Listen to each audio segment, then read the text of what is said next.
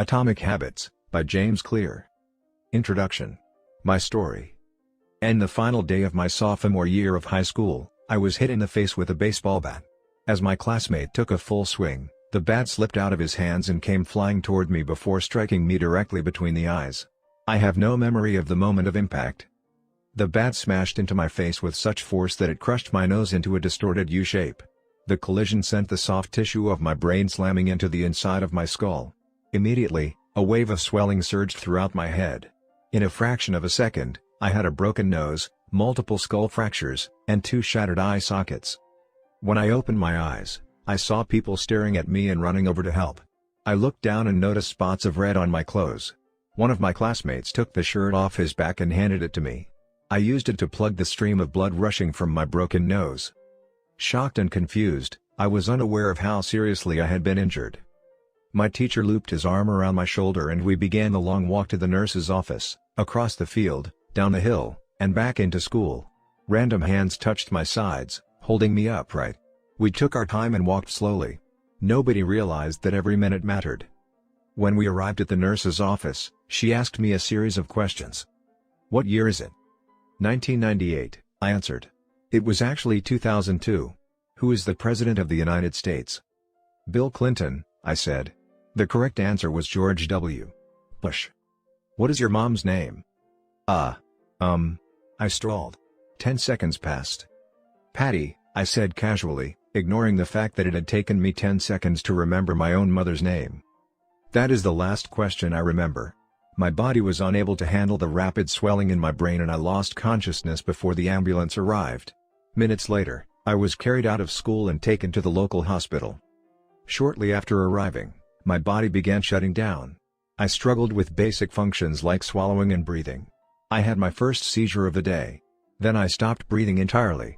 As the doctors hurried to supply me with oxygen, they also decided the local hospital was unequipped to handle the situation and ordered a helicopter to fly me to a larger hospital in Cincinnati.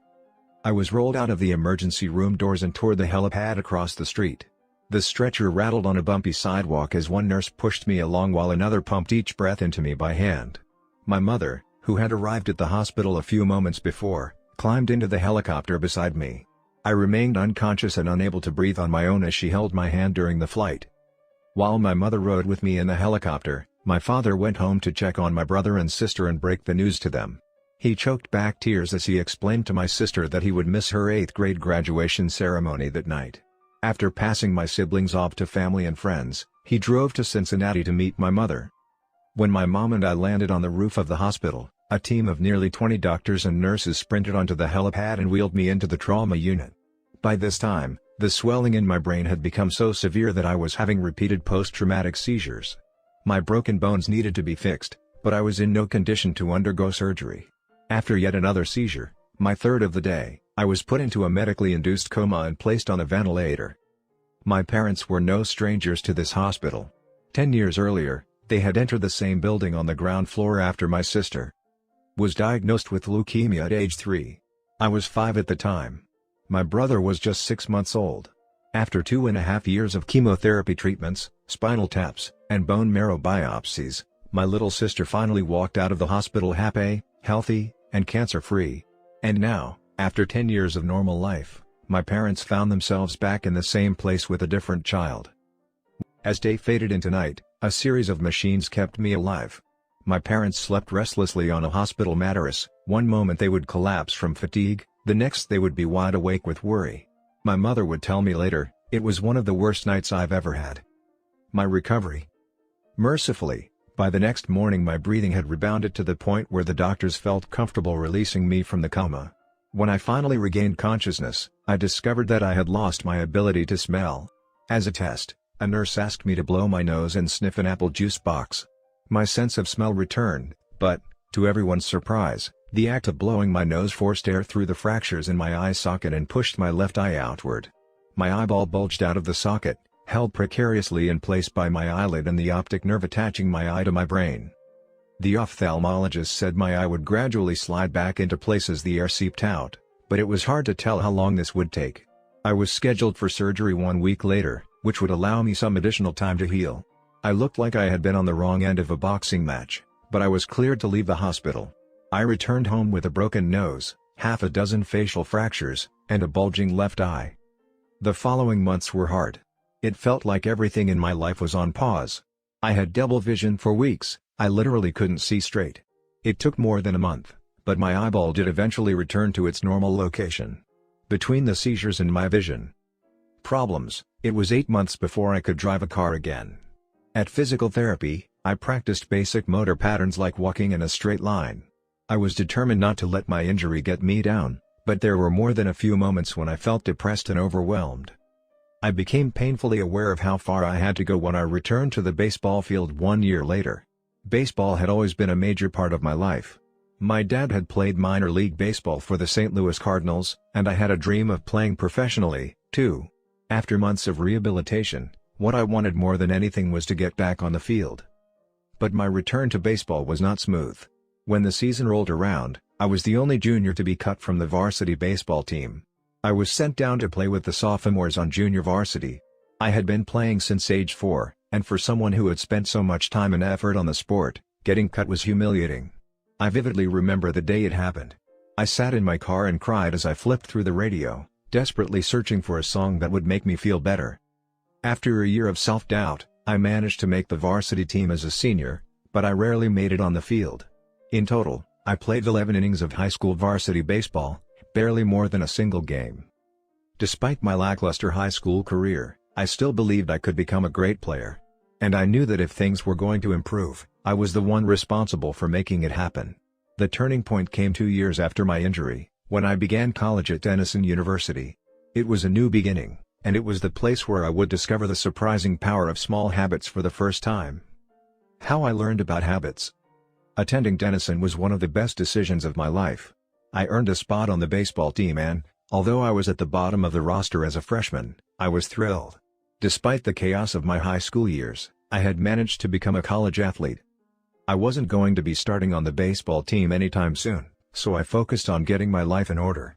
While my peers stayed up late and played video games, I built good sleep habits and went to bed early each night. In the messy world of a college dorm, I made a point to keep my room neat and tidy. These improvements were minor, but they gave me a sense of control over my life. I started to feel confident again. And this growing belief in myself rippled into the classroom as I improved my study habits and managed to earn straight A's during my first year. A habit is a routine or behavior that is performed regularly, and, in many cases, automatically. As each semester passed, I accumulated small but consistent habits that ultimately led to results that were unimaginable to me when I started. For example, for the first time in my life, I made it a habit to lift weights multiple times per week, and in the years that followed, my 6'4" frame bulked up from a featherweight 170 to a lean 200 pounds. When my sophomore season arrived, I earned a starting role on the pitching staff. By my junior year, I was voted team captain, and at the end of the season, I was selected for the all-conference team. But it was not until my senior season that my sleep habits, study habits, and strength training habits really began to pay off. 6 years after I had been hit in the face with a baseball bat, flown to the hospital, and placed into a coma, I was selected as the top male athlete at Denison University and named to the ESPN Academic All-America team, an honor given to just 33 players across the country. By the time I graduated, I was listed in the school record books in 8 different categories. That same year, I was awarded the university's highest academic honor, the President's Medal. I hope you'll forgive me if this sounds boastful. To be honest, there was nothing legendary or historic about my athletic career. I never ended up playing professionally. However, looking back on those years, I believe I accomplished something just as rare. I fulfilled my potential. And I believe the concepts in this book can help you fulfill your potential as well. We all face challenges in life. This injury was one of mine, and the experience taught me a critical lesson: changes that seem small and unimportant at first will compound into remarkable results if you're willing to stick with them for years. We all deal with setbacks, but in the long run, the quality of our lives often depends on the quality of our habits. With the same habits, you'll end up with the same results. But with better habits, anything is possible. Maybe there are people who can achieve incredible success overnight. I don't know any of them, and I'm certainly not one of them. There wasn't one defining moment on my journey from medically induced coma to academic All-American. There were many. It was a gradual evolution, a long series of small wins and tiny breakthroughs. The only way I made progress, The only choice I had was to start small. And I employed this same strategy a few years later when I started my own business and began working on this book. How and why I wrote this book. In November 2012, I began publishing articles at jamesclear.com. For years, I had been keeping notes about my personal experiments with habits, and I was finally ready to share some of them publicly. I began by publishing a new article every Monday and Thursday. Within a few months, this simple writing habit led to my first 1,000 email subscribers, and by the end of 2013 that number had grown to more than 30,000 people. In 2014, my email list expanded to over 100,000 subscribers, which made it one of the fastest growing newsletters on the internet. I had felt like an imposter when I began writing 2 years earlier, but now I was becoming known as an expert on habits, a new label that excited me but also felt uncomfortable. I had never considered myself a master of the topic, but rather someone who was experimenting alongside my readers. In 2015, I reached 200,000 email subscribers and signed a book deal with Penguin Random House to begin writing the book you are reading now. As my audience grew, so did my business opportunities. I was increasingly asked to speak at top companies about the science of habit formation, behavior change, and continuous improvement. I found myself delivering keynote speeches at conferences in the United States and Europe. In 2016, my articles began to appear regularly in major publications like Time, Entrepreneur, and Forbes. Incredibly, my writing was read by over 8 million people that year. Coaches in the NFL, NBA, and MLB began reading my work and sharing it with their teams. At the start of 2017, I launched the Habits Academy, which became the premier training platform for organizations and individuals interested in building better habits in life and work. Fortune 500 companies and growing startups began to enroll their leaders and train their staff. In total, over 10,000 leaders, managers, coaches, and teachers have graduated from the Habits Academy, and my work with them has taught me an incredible amount about what it takes to make habits work in the real world. As I put the finishing touches on this book in 2018, jamesclear.com is receiving millions of visitors per month and nearly 500,000 people subscribe to my weekly email newsletter, a number that is so far beyond my expectations when I began that I'm not even sure what to think of it. How this book will benefit you. The entrepreneur and investor Naval Ravikant has said, "To write a great book, you must first become the book." I originally learned about the ideas mentioned here because I had to live them. I had to rely on small habits to rebound from my injury, to get stronger in the gym, to perform at a high level on the field, to become a writer, to build a successful business, and simply to develop into a responsible adult.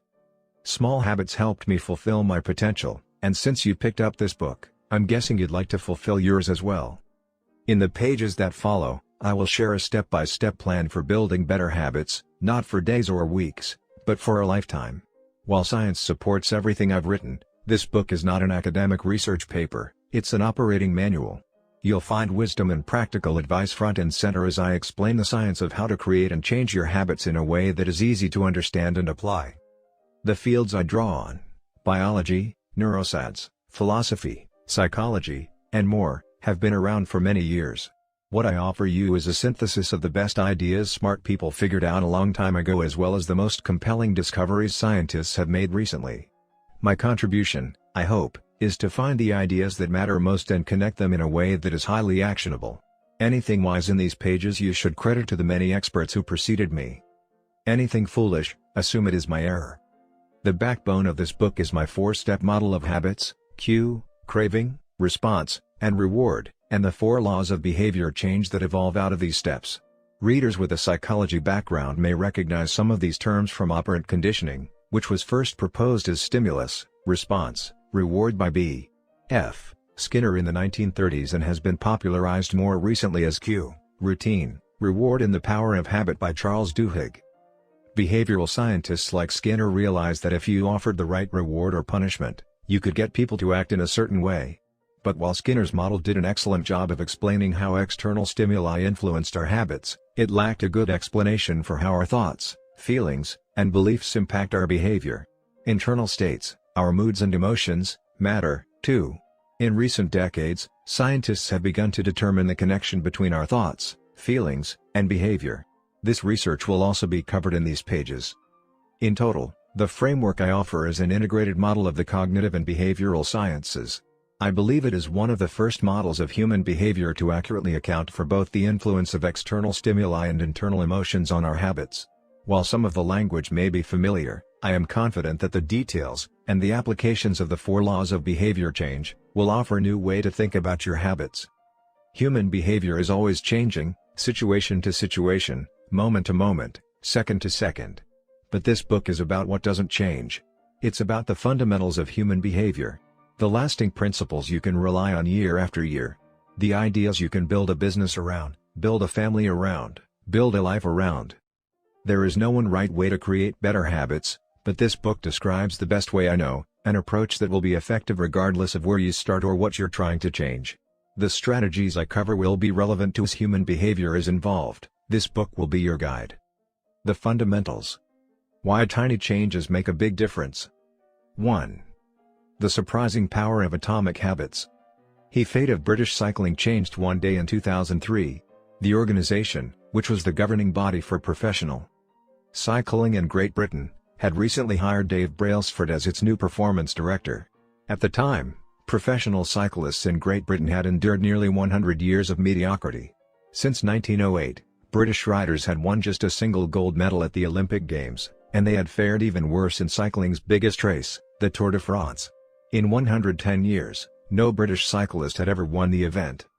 In fact, the performance of British riders had been so underwhelming that one of the top bike manufacturers in Europe refused to sell bikes to the team because they were afraid that it would hurt sales if other professionals saw the Brits using their gear. Brailsford had been hired to put British cycling on a new trajectory. What made him different from previous coaches was his relentless commitment to a strategy that he referred to as the aggregation of marginal gains, which was the philosophy of searching for a tiny margin of improvement in everything you do.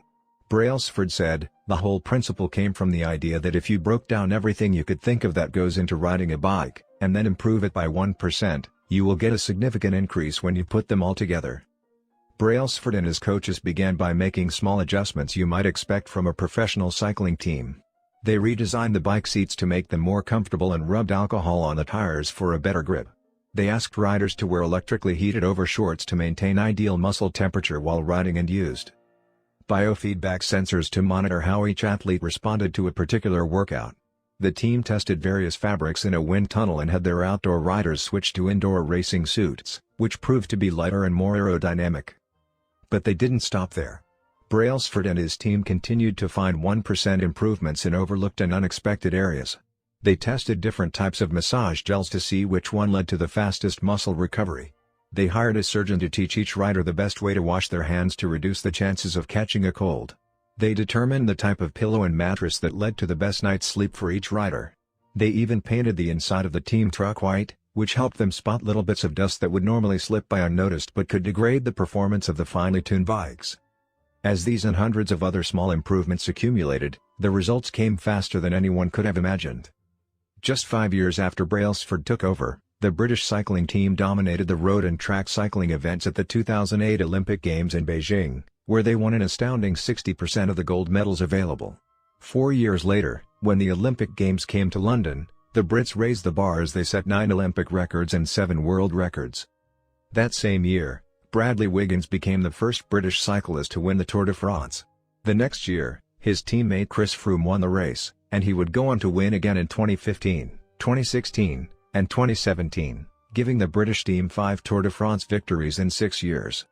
During the 10-year span from 2007 to 2017, British cyclists won 178 World Championships and 66 Olympic or Paralympic gold medals and captured 5 Tour de France victories in what is widely regarded as the most successful run in cycling history. How does this happen? How does a team of previously ordinary athletes transform into world champions with tiny changes that, at first glance, would seem to make a modest difference at best? Why do small improvements accumulate into such remarkable results, and how can you replicate this approach in your own life? Why small habits make a big difference? It is so easy to overestimate the importance of one defining moment and underestimate the value of making small improvements on a daily basis. Too often, we convince ourselves that massive success requires massive action. Whether it is losing weight, building a business, writing a book, winning a championship, or achieving any other goal, we put pressure on ourselves to make some earth-shattering improvement that everyone will talk about. Meanwhile, Improving by 1% isn't particularly notable, sometimes it isn't even noticeable, but it can be far more meaningful, especially in the long run. The difference a tiny improvement can make over time is astounding. Here's how the math works out: if you can get 1% better each day for 1 year, you'll end up 37 times better by the time you're done. Conversely, if you get 1% worse each day for 1 year, you'll decline nearly down to zero. What starts as a small win or a minor setback accumulates into something much more. 1% better every day. 1% worse every day for 1 year. 0.99 to the power of 365 equals 0.03. 1% better every day for 1 year. 1.01 to the power of 365 equals 37.78. Figure 1. The effects of small habits compound over time. For example, if you can get just 1% better each day, you'll end up with results that are nearly 37 times better after 1 year. Habits are the compound interest of self-improvement. The same way that money multiplies through compound interest, the effects of your habits multiply as you repeat them. They seem to make little difference on any given day, and yet the impact they deliver over the months and years can be enormous. It is only when looking back 2, 5, or perhaps 10 years later that the value of good habits and the cost of bad ones becomes strikingly apparent. This can be a difficult concept to appreciate in daily life. We often dismiss small changes because they don't seem to matter very much in the moment. If you save a little money now, you're still not a millionaire. If you go to the gym 3 days in a row, you're still out of shape. If you study Mandarin for an hour tonight, you still haven't learned the language. We make a few changes, but the results never seem to come quickly, and so we slide back into our previous routines. Unfortunately, the slow pace of transformation also makes it easy to let a bad habit slide. If you eat an unhealthy meal today, the scale doesn't move much. If you work late tonight and ignore your family, they will forgive you. If you procrastinate and put your project off until tomorrow, there will usually be time to finish it later. A single decision is easy to dismiss. But when we repeat 1% errors, day after day, by replicating poor decisions, duplicating tiny mistakes, and rationalizing little excuses, our small choices compound into toxic results. It's the accumulation of many missteps, a 1% decline here and there, that eventually leads to a problem. The impact created by a change in your habits is similar to the effect of shifting the route of an airplane by just a few degrees. Imagine you are flying from Los Angeles to New York City. If a pilot leaving from LAX adjusts the heading just 3.5 degrees south, you will land in Washington, D.C., instead of New York. Such a small change is barely noticeable at takeoff. The nose of the airplane moves just a few feet, but when magnified across the entire United States, you end up hundreds of miles apart. Similarly, a slight change in your daily habits can guide your life to a very different destination. Making a choice that is 1% better or 1% worse seems insignificant in the moment, but over the span of moments that make up a lifetime, these choices determine the difference between who you are and who you could be. Success is the product of daily habits, not once-in-a-lifetime transformations. That said, it doesn't matter how successful or unsuccessful you are right now. What matters is whether your habits are putting you on the path toward success. You should be far more concerned with your current trajectory than with your current results. If you're a millionaire but you spend more than you earn each month, then you're on a bad trajectory. If your spending habits don't change, it's not going to end well. Conversely, if you're broke, but you save a little bit every month, then you're on the path toward financial freedom, even if you're moving slower than you'd like. Your outcomes are a lagging measure of your habits. Your net worth is a lagging measure of your financial habits. Your weight is a lagging measure of your eating habits. Your knowledge is a lagging measure of your learning habits. Your clutter is a lagging measure of your cleaning habits. You get what you repeat. If you want to predict where you'll end up in life, all you have to do is follow the curve of tiny gains or tiny losses, and see how your daily choices will compound 10 or 20 years down the line. Are you spending less than you earn each month? Are you making it into the gym each week? Are you reading books and learning something new each day? Tiny battles like these are the ones that will define your future self. Time magnifies the margin between success and failure. It will multiply whatever you feed it. Good habits make time your ally. Bad habits make time your enemy. Habits are a double-edged sword. Bad habits can cut you down just as easily as good habits can build you up, which is why understanding the details is crucial. You need to know how habits work and how to design them to your liking, so you can avoid the dangerous half of the blade. Your habits can compound for you or against you. Positive compounding. Productivity compounds. Accomplishing one extra task is a small feat on any given day, but it counts for a lot over an entire career. The effect of automating an old task or mastering a new skill can be even greater. The more tasks you can handle without thinking, the more your brain is free to focus on other areas. Knowledge compounds. Learning one new idea won't make you a genius, but a commitment to lifelong learning can be transformative. Furthermore, each book you read not only teaches you something new but also opens up different ways of thinking about old ideas. As Warren Buffett says, that's how knowledge works. It builds up, like compound interest. Relationships compound. People reflect your behavior back to you. The more you help others, the more others want to help you. Being a little bit nicer in each interaction can result in a network of broad and strong connections over time. Negative compounding. Stress compounds. The frustration of a traffic jam. The weight of parenting responsibilities. The worry of making ends meet. The strain of slightly high blood pressure. By themselves, these common causes of stress are manageable. But when they persist for years, little stresses compound into serious health issues. Negative thoughts compound. The more you think of yourself as worthless, stupid, or ugly, the more you condition yourself to interpret life that way. You get trapped in a thought loop. The same is true for how you think about others. Once you fall into the habit of seeing people as angry, unjust, or selfish, you see those kind of people everywhere. Outrage compounds. Riots, protests, and mass movements are rarely the result of a single event. Instead, a long series of microaggressions and daily aggravations slowly multiply until one event tips the scales and outrage spreads like wildfire. What progress is really like? Imagine that you have an ice cube sitting on the table in front of you. The room is cold and you can see your breath. It is currently 25 degrees. Ever so slowly, the room begins to heat up. 26 degrees. 27. 28. The ice cube is still sitting on the table in front of you. 29 degrees. 30. 31. Still, nothing has happened. Then, 32 degrees. The ice begins to melt. A 1-degree shift, seemingly no different from the temperature increases before it, has unlocked a huge change. Breakthrough moments are often the result of many previous actions, which build up the potential required to unleash a major change. This pattern shows up everywhere. Cancer spends 80% of its life undetectable, then takes over the body in months. Bamboo can barely be seen for the first 5 years as it builds extensive root systems underground before exploding 90 feet into the air within 6 weeks. Similarly, habits often appear to make no difference until you cross a critical threshold and unlock a new level of performance. In the early and middle stages of any quest, there is often a valley of disappointment. You expect to make progress in a linear fashion and it's frustrating how ineffective changes can seem during the first days, weeks, and even months. It doesn't feel like you are going anywhere. It's a hallmark of any compounding process, the most powerful outcomes are delayed. This is one of the core reasons why it is so hard to build habits that last. People make a few small changes, fail to see a tangible result, and decide to stop. You think, I've been running every day for a month, so why can't I see any change in my body? Once this kind of thinking takes over, it's easy to let good habits fall by the wayside. But in order to make a meaningful difference, habits need to persist long enough to break through this plateau, what I call the plateau of latent potential.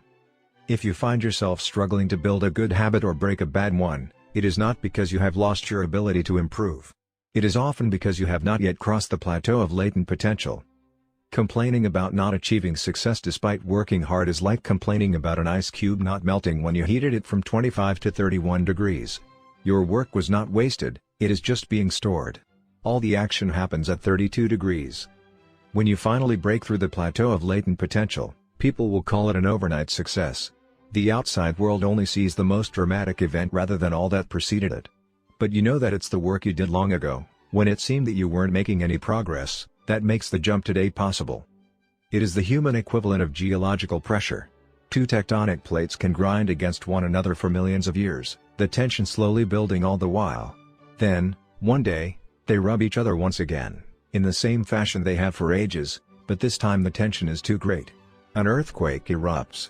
Change can take years, before it happens all at once. Mastery requires patience. The San Antonio Spurs, one of the most successful teams in NBA history, have a quote from social reformer Jacob Riis hanging in their locker room: "When nothing seems to help, I go and look at a stonecutter hammering away at his rock. perhaps 100 times without as much as a crack showing in it. Yet at the 101st blow it will split in two, and I know it was not that last blow that did it, but all that had gone before. The plateau of latent potential. Figure 2, we often expect progress to be linear. At the very least, we hope it will come quickly. In reality, the results of our efforts are often delayed. It is not until months or years later that we realize the true value of the previous work we have done. This can result in a valley of disappointment where people feel discouraged after putting in weeks or months of hard work without experiencing any results. However, this work was not wasted. It was simply being stored. It is not until much later that the full value of previous efforts is revealed. All big things come from small beginnings. The seed of every habit is a single, tiny decision. But as that decision is repeated, a habit sprouts and grows stronger. Roots entrench themselves and branches grow. The task of breaking a bad habit is like uprooting a powerful oak within us. And the task of building a good habit is like cultivating a delicate flower one day at a time. But what determines whether we stick with a habit long enough to survive the plateau of latent potential and break through to the other side? What is it that causes some people to slide into unwanted habits and enables others to enjoy the compounding effects of good ones? Forget about goals, focus on systems instead. Prevailing wisdom claims that the best way to achieve what we want in life, getting into better shape, building a successful business, relaxing more and worrying less, spending more time with friends and family, is to set specific, actionable goals. For many years, this was how I approached my habits, too. Each one was a goal to be reached. I set goals for the grades I wanted to get in school, for the weights I wanted to lift in the gym, for the profits I wanted to earn in business. I succeeded at a few, but I failed at a lot of them. Eventually, I began to realize that my results had very little to do with the goals I set and nearly everything to do with the systems I followed. What's the difference between systems and goals? It's a distinction I first learned from Scott Adams, the cartoonist behind the Dilbert comic. Goals are about the results you want to achieve. Systems are about the processes that lead to those results. If you're a coach, your goal might be to win a championship. Your system is the way you recruit players, manage your assistant coaches, and conduct practice. If you're an entrepreneur, your goal might be to build $1 million business. Your system is how you test product ideas, hire employees, and run marketing campaigns. If you're a musician, your goal might be to play a new piece. Your system is how often you practice, how you break down and tackle difficult measures, and your method for receiving feedback from your instructor. Now for the interesting question, if you completely ignored your goals and focused only on your system, would you still succeed? For example, if you were a basketball coach and you ignored your goal to win a championship and focused only on what your team does at practice each day, would you still get results? I think you would. The goal in any sport is to finish with the best score, but it would be ridiculous to spend the whole game staring at the scoreboard. The only way to actually win is to get better each day. In the words of three-time Super Bowl winner Bill Walsh, the score takes care of itself. The same is true for other areas of life. If you want better results, then forget about setting goals. Focus on your system instead. What do I mean by this? Are goals completely useless? Of course not. Goals are good for setting a direction, but systems are best for making progress.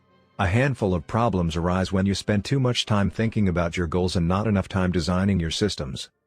Problem number 1, winners and losers have the same goals. Goal setting suffers from a serious case of survivorship bias. We concentrate on the people who end up winning, the survivors, and mistakenly assume that ambitious goals led to their success while overlooking all of the people who had the same objective but didn't succeed. Every Olympian wants to win a gold medal.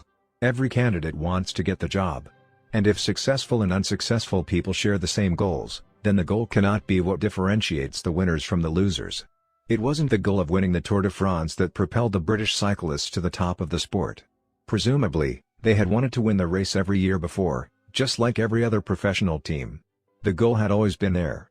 It was only when they implemented a system of continuous small improvements that they achieved a different outcome. Problem number 2, achieving a goal is only a momentary change. Imagine you have a messy room and you set a goal to clean it. If you summon the energy to tidy up, then you will have a clean room, for now. But if you maintain the same sloppy, pack-rat habits that led to a messy room in the first place, soon you'll be looking at a new pile of clutter and hoping for another burst of motivation. You're left chasing the same outcome because you never changed the system behind it.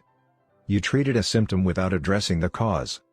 Achieving a goal only changes your life for the moment. That's the counterintuitive thing about improvement. We think we need to change our results, but the results are not the problem. What we really need to change are the systems that cause those results.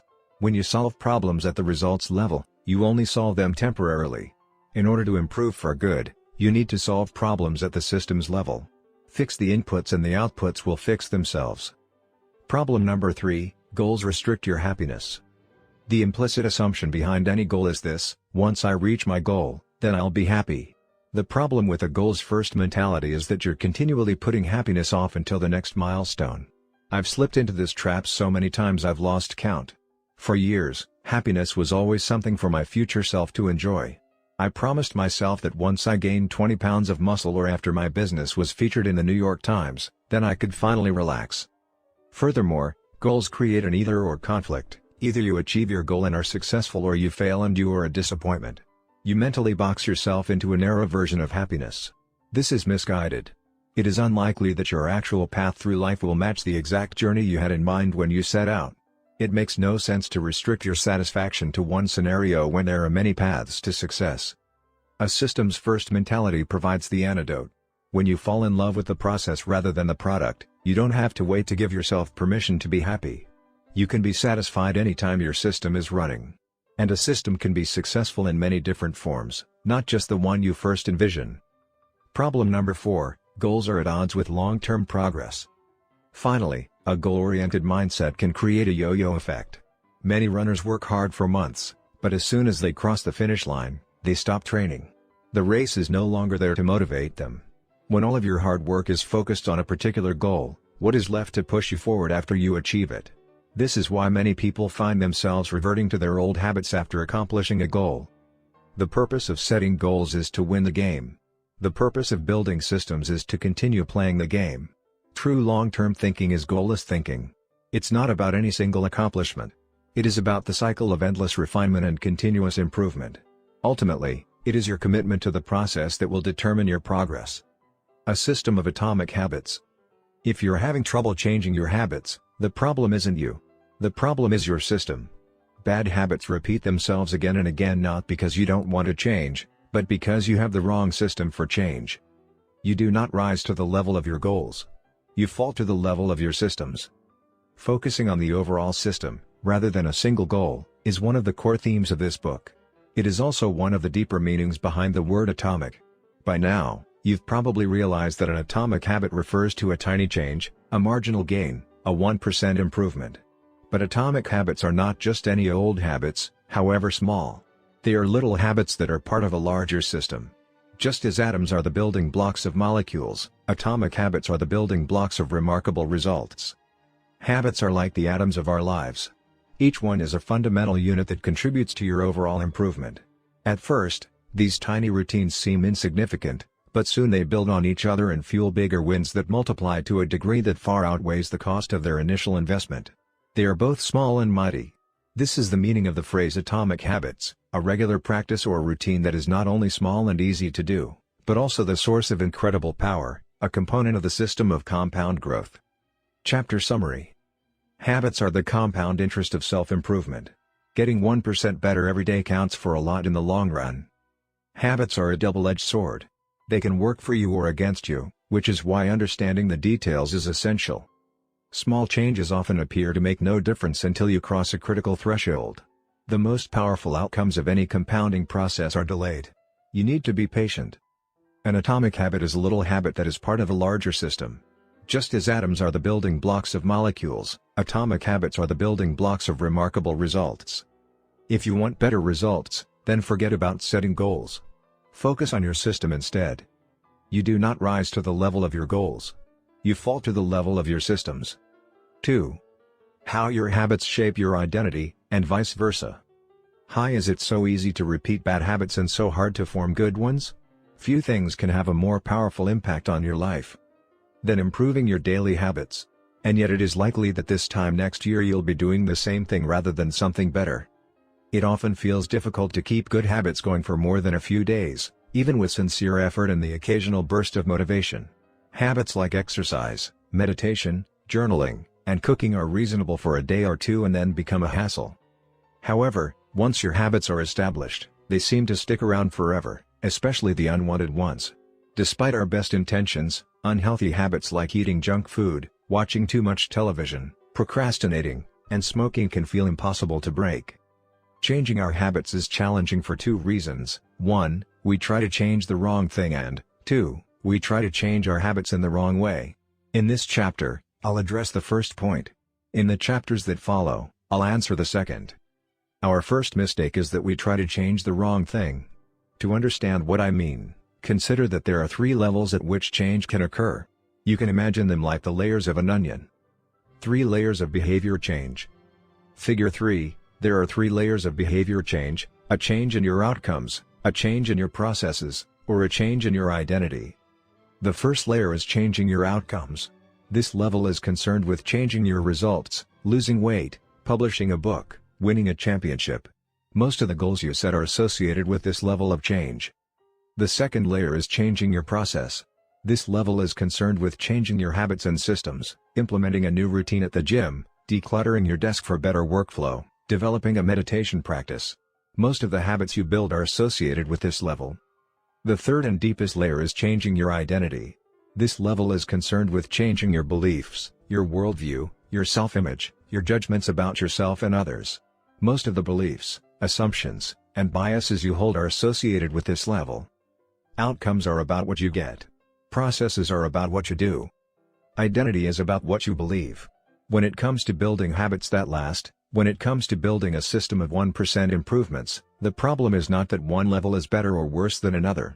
All levels of change are useful in their own way. The problem is the direction of change. Many people begin the process of changing their habits by focusing on what they want to achieve. This leads us to outcome-based habits. The alternative is to build identity-based habits. With this approach, we start by focusing on who we wish to become. Outcome-based habits. Identity-based habits. Figure 4, with outcome-based habits, the focus is on what you want to achieve. With identity-based habits, the focus is on who you wish to become. Imagine 2 people resisting a cigarette. When offered a smoke, the first person says, "No thanks. I'm trying to quit." It sounds like a reasonable response, but this person still believes they are a smoker who is trying to be something else. They are hoping their behavior will change while carrying around the same beliefs. The second person declines by saying, "No thanks. I'm not a smoker." It's a small difference, but this statement signals a shift in identity. Smoking was part of their former life, not their current one. They no longer identify as someone who smokes. Most people don't even consider identity change when they set out to improve. They just think, "I want to be skinny," outcome, and "if I stick to this diet, then I'll be skinny," process. They set goals and determine the actions they should take to achieve those goals without considering the beliefs that drive their actions. They never shift the way they look at themselves, and they don't realize that their old identity can sabotage their new plans for change. Behind every system of actions are a system of beliefs. The system of a democracy is founded on beliefs like freedom, majority rule, and social equality. The system of a dictatorship has a very different set of beliefs like absolute authority and strict obedience. You can imagine many ways to try to get more people to vote in a democracy, but such behavior change would never get off the ground in a dictatorship. That's not the identity of the system. Voting is a behavior that is impossible under a certain set of beliefs. A similar pattern exists whether we are discussing individuals, organizations, or societies. There are a set of beliefs and assumptions that shape the system, an identity behind the habits. Behavior that is incongruent with the self will not last. You may want more money, but if your identity is someone who consumes rather than creates, then you'll continue to be pulled toward spending rather than earning. You may want better health, but if you continue to prioritize comfort over accomplishment, you'll be drawn to relaxing rather than training. It's hard to change your habits if you never change the underlying beliefs that led to your past behavior. You have a new goal and a new plan, but you haven't changed who you are. The story of Brian Clark, an entrepreneur from Boulder, Colorado, provides a good example. "For as long as I can remember, I've chewed my fingernails," Clark told me. "It started as a nervous habit when I was young, and then morphed into an undesirable grooming ritual. One day, I resolved to stop chewing my nails until they grew out a bit. Through mindful willpower alone, I managed to do it." Then, Clark did something surprising. "I asked my wife to schedule my first ever manicure," he said. "My thought was that if I started paying to maintain my nails, I wouldn't chew them. And it worked, but not for the monetary reason. What happened was the manicure made my fingers look really nice for the first time. The manicurist even said that, other than the chewing, I had really healthy, attractive nails. Suddenly, I was proud of my fingernails. And even though that's something I had never aspired to, it made all the difference. I've never chewed my nails since, not even a single close call. And it's because I now take pride in properly caring for them. The ultimate form of intrinsic motivation is when a habit becomes part of your identity. It's one thing to say I'm the type of person who wants this. It's something very different to say I'm the type of person who is this. The more pride you have in a particular aspect of your identity, the more motivated you'll be to maintain the habits associated with it. If you're proud of how your hair looks, you'll develop all sorts of habits to care for and maintain it. If you're proud of the size of your biceps, you'll make sure you never skip an upper body workout. If you're proud of the scarves you knit, you'll be more likely to spend hours knitting each week. Once your pride gets involved, you'll fight tooth and nail to maintain your habits. True behavior change is identity change.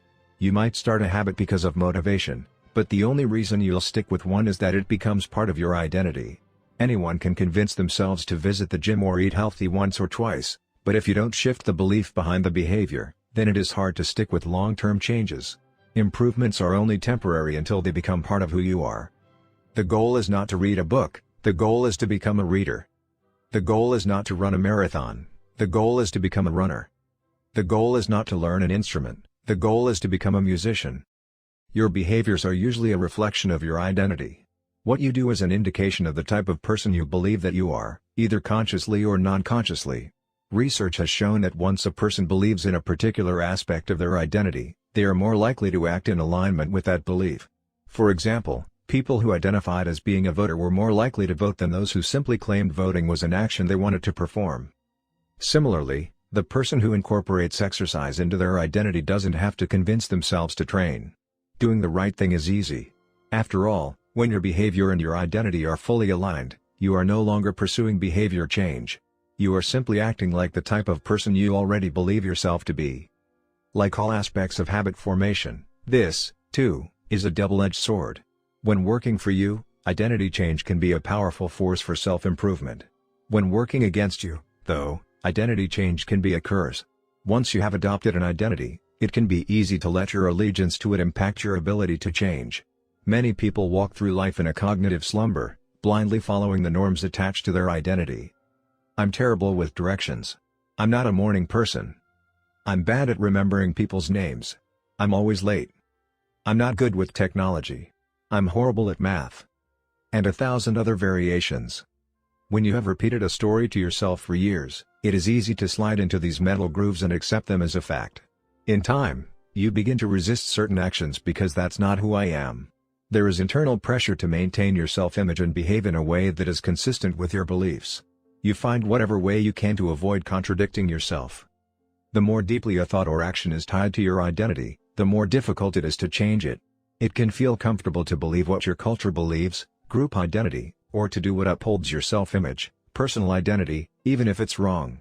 The biggest barrier to positive change at any level, individual, team, society, is identity conflict. Good habits can make rational sense, but if they conflict with your identity, you will fail to put them into action. On any given day, you may struggle with your habits because you're too busy or too tired or too overwhelmed or hundreds of other reasons. Over the long run, however, the real reason you fail to stick with habits is that your self-image gets in the way.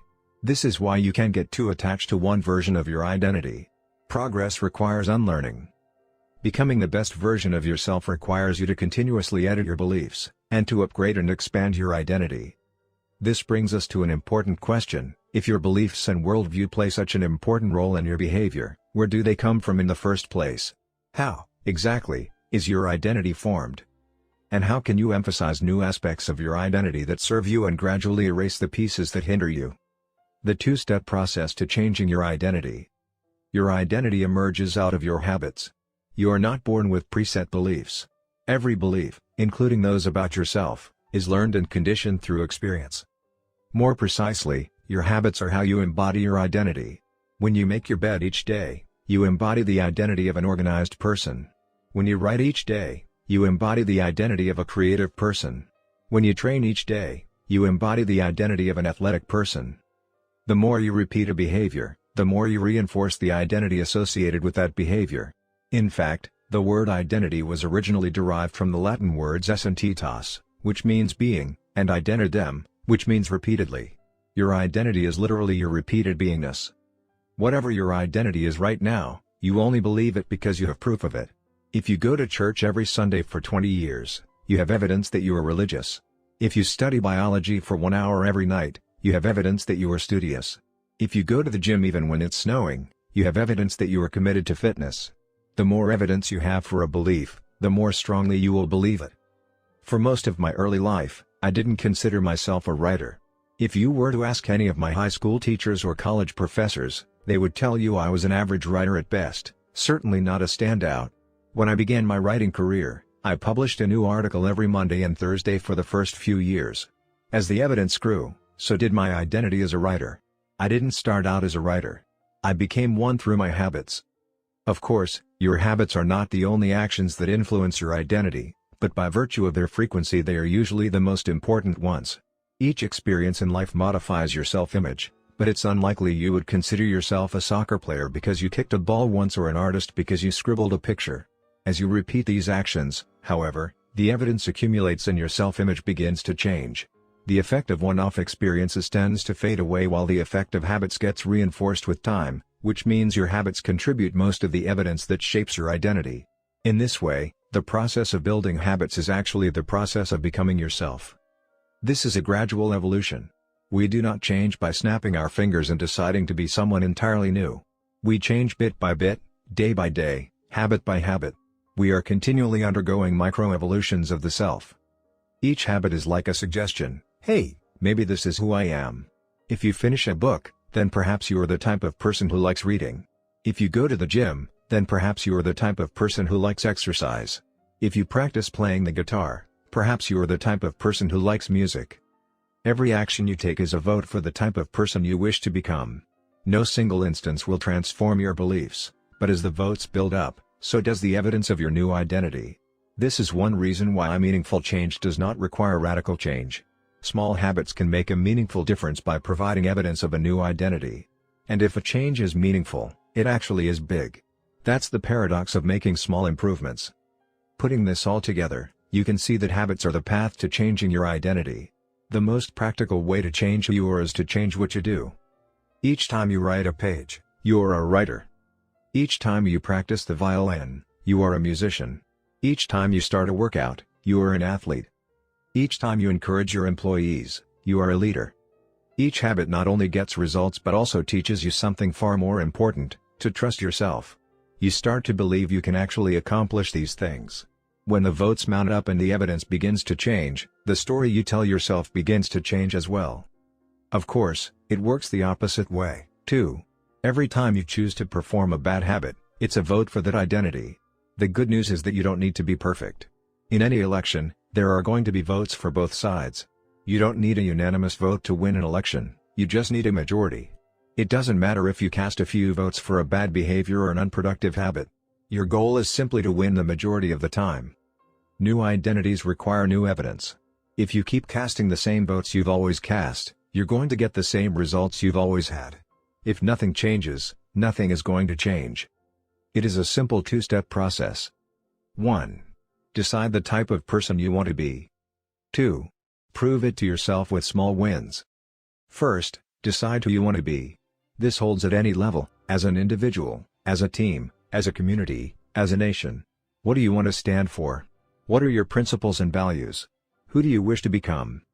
These are big questions, and many people aren't sure where to begin. But they do know what kind of results they want, to get six-pack abs or to feel less anxious or to double their salary. That's fine. Start there and work backward from the results you want to the type of person who could get those results. Ask yourself, who is the type of person that could get the outcome I want? Who is the type of person that could lose 40 pounds?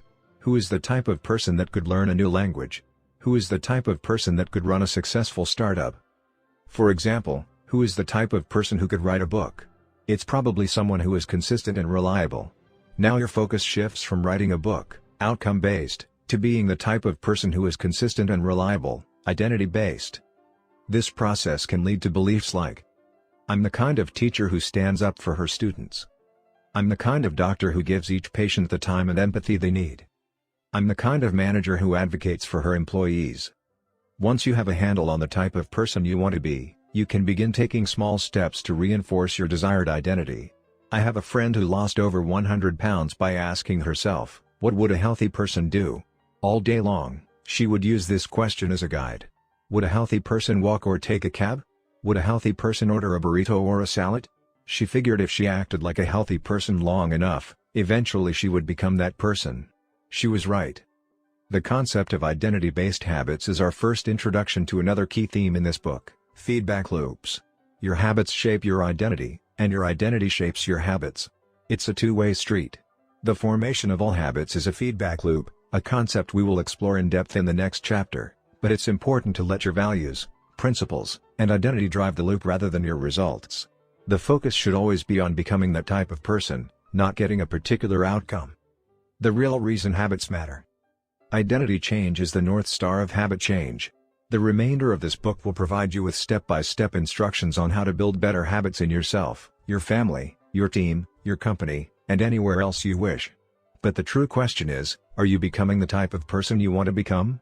The first step is not what or how, but who. You need to know who you want to be. Otherwise, your quest for change is like a boat without a rudder. And that's why we are starting here. You have the power to change your beliefs about yourself. Your identity is not set in stone. You have a choice in every moment. You can choose the identity you want to reinforce today with the habits you choose today. And this brings us to the deeper purpose of this book and the real reason habits matter. Building better habits isn't about littering your day with life hacks. It's not about flossing one tooth each night or taking a cold shower each morning or wearing the same outfit each day. It's not about achieving external measures of success like earning more money, losing weight, or reducing stress. Habits can help you achieve all of these things, but fundamentally they are not about having something. They are about becoming someone. Ultimately, your habits matter because they help you become the type of person you wish to be. They are the channel through which you develop your deepest beliefs about yourself. Quite literally, you become your habits. Chapter Summary. There are 3 levels of change: outcome change, process change, and identity change. The most effective way to change your habits is to focus not on what you want to achieve, but on who you wish to become. Your identity emerges out of your habits. Every action is a vote for the type of person you wish to become. Becoming the best version of yourself requires you to continuously edit your beliefs, and to upgrade and expand your identity. The real reason habits matter is not because they can get you better results, although they can do that, but because they can change your beliefs about yourself. 3. How to build better habits in 4 simple steps. In 1898, a psychologist named Edward Thorndike conducted an experiment that would lay the foundation for our understanding of how habits form and the rules that guide our behavior. Thorndike was interested in studying the behavior of animals, and he started by working with cats. He would place each cat inside a device known as a puzzle box. The box was designed so that the cat could escape through a door by some simple act, such as pulling at a loop of cord, pressing a lever, or stepping on a platform. For example, one box contained a lever that, when pressed, would open a door on the side of the box. Once the door had been opened, the cat could dart out and run over to a bowl of food. Most cats wanted to escape as soon as they were placed inside the box. They would poke their nose into the corners, stick their paws through openings, and claw at loose objects. After a few minutes of exploration, the cats would happen to press the magical lever, the door would open, and they would escape. Thorndike tracked the behavior of each cat across many trials. In the beginning, the animals moved around the box at random. But as soon as the lever had been pressed and the door opened, the process of learning began. Gradually, each cat learned to associate the action of pressing the lever with the reward of escaping the box and getting to their food. After 20 to 30 trials, this behavior became so automatic and habitual that the cat could escape within a few seconds. For example, Thorndike noted, Cat 12 took the following times to perform the act: 160 seconds, 30 seconds, 90 seconds, 60, 15, 28, 20, 30, 22, 11, 15, 20, 12, 10, 14, 10, 8, 8, 5, 10, 8, 6, 6, 7. During the first 3 trials, the cat escaped in an average of 1.5 minutes. During the last 3 trials, It escaped in an average of 6.3 seconds. With practice, each cat made fewer errors and their actions became quicker and more automatic. Rather than repeat the same mistakes, the cat began to cut straight to the solution. From his studies, Thorndike described the learning process by stating, "Behaviors followed by satisfying consequences tend to be repeated, and those that produce unpleasant consequences are less likely to be repeated." His work provides the perfect starting point for discussing how habits form in our own lives. It also provides answers to some fundamental questions like, what are habits? And why does the brain bother building them at all? Why your brain builds habits. A habit is a behavior that has been repeated enough times to become automatic. The process of habit formation begins with trial and error. Whenever you encounter a new situation in life, your brain has to make a decision. How do I respond to this? The first time you come across a problem, you're not sure how to solve it. Like Thorndike's cat, you're just trying things out to see what works. Neurological activity in the brain is high during this period. You are carefully analyzing the situation and making conscious decisions about how to act. You're taking in tons of new information and trying to make sense of it all. The brain is busy learning the most effective course of action. Occasionally, like a cat pressing on a lever, you stumble across a solution. You're feeling anxious, and you discover that going for a run calms you down. You're mentally exhausted from a long day of work, and you learn that playing video games relaxes you. You're exploring, and then, bam, a reward. After you stumble upon an unexpected reward, you alter your strategy for next time. Your brain immediately begins to catalog the events that preceded the reward. Wait a minute, that felt good. What did I do right before that? This is the feedback loop behind all human behavior. Try, fail, learn, try differently. With practice, the useless movements fade away and the useful actions get reinforced. That's a habit forming. Whenever you face a problem repeatedly, your brain begins to automate the process of solving it. Your habits are just a series of automatic solutions that solve the problems and stresses you face regularly. As behavioral scientist Jason Creha writes, habits are, simply, reliable solutions to recurring problems in our environment. As habits are created, the level of activity in the brain decreases. You learn to lock in on the cues that predict success and tune out everything else. When a similar situation arises in the future, you know exactly what to look for. There is no longer a need to analyze every angle of a situation. Your brain skips the process of trial and error and creates a mental rule: if this, then that. These cognitive scripts can be followed automatically whenever the situation is appropriate. Now, whenever you feel stressed, you get the itch to run. As soon as you walk in the door from work, you grab the video game controller. A choice that once required effort is now automatic. A habit has been created. Habits are mental shortcuts learned from experience. In a sense, a habit is just a memory of the steps you previously followed to solve a problem in the past. Whenever the conditions are right, you can draw on this memory and automatically apply the same solution. The primary reason the brain remembers the past is to better predict what will work in the future. Habit formation is incredibly useful because the conscious mind is the bottleneck of the brain. It can only pay attention to one problem at a time. As a result, your brain is always working to preserve your conscious attention for whatever task is most essential. Whenever possible, the conscious mind likes to pawn off tasks to the non-conscious mind to do automatically. This is precisely what happens when a habit is formed. Habits reduce cognitive load and free up mental capacity, so you can allocate your attention to other tasks. Despite their efficiency, some people still wonder about the benefits of habits. The argument goes like this: will habits make my life dull? I don't want to pigeonhole myself into a lifestyle I don't enjoy. Doesn't so much routine take away the vibrancy and spontaneity of life? Hardly. Such questions set up a false dichotomy. They make you think that you have to choose between building habits and attaining freedom. In reality, the two complement each other. Habits do not restrict freedom. They create it. In fact, the people who don't have their habits handled are often the ones with the least amount of freedom. Without good financial habits, you will always be struggling for the next dollar. Without good health habits, you will always seem to be short on energy. Without good learning habits, you will always feel like you're behind the curve.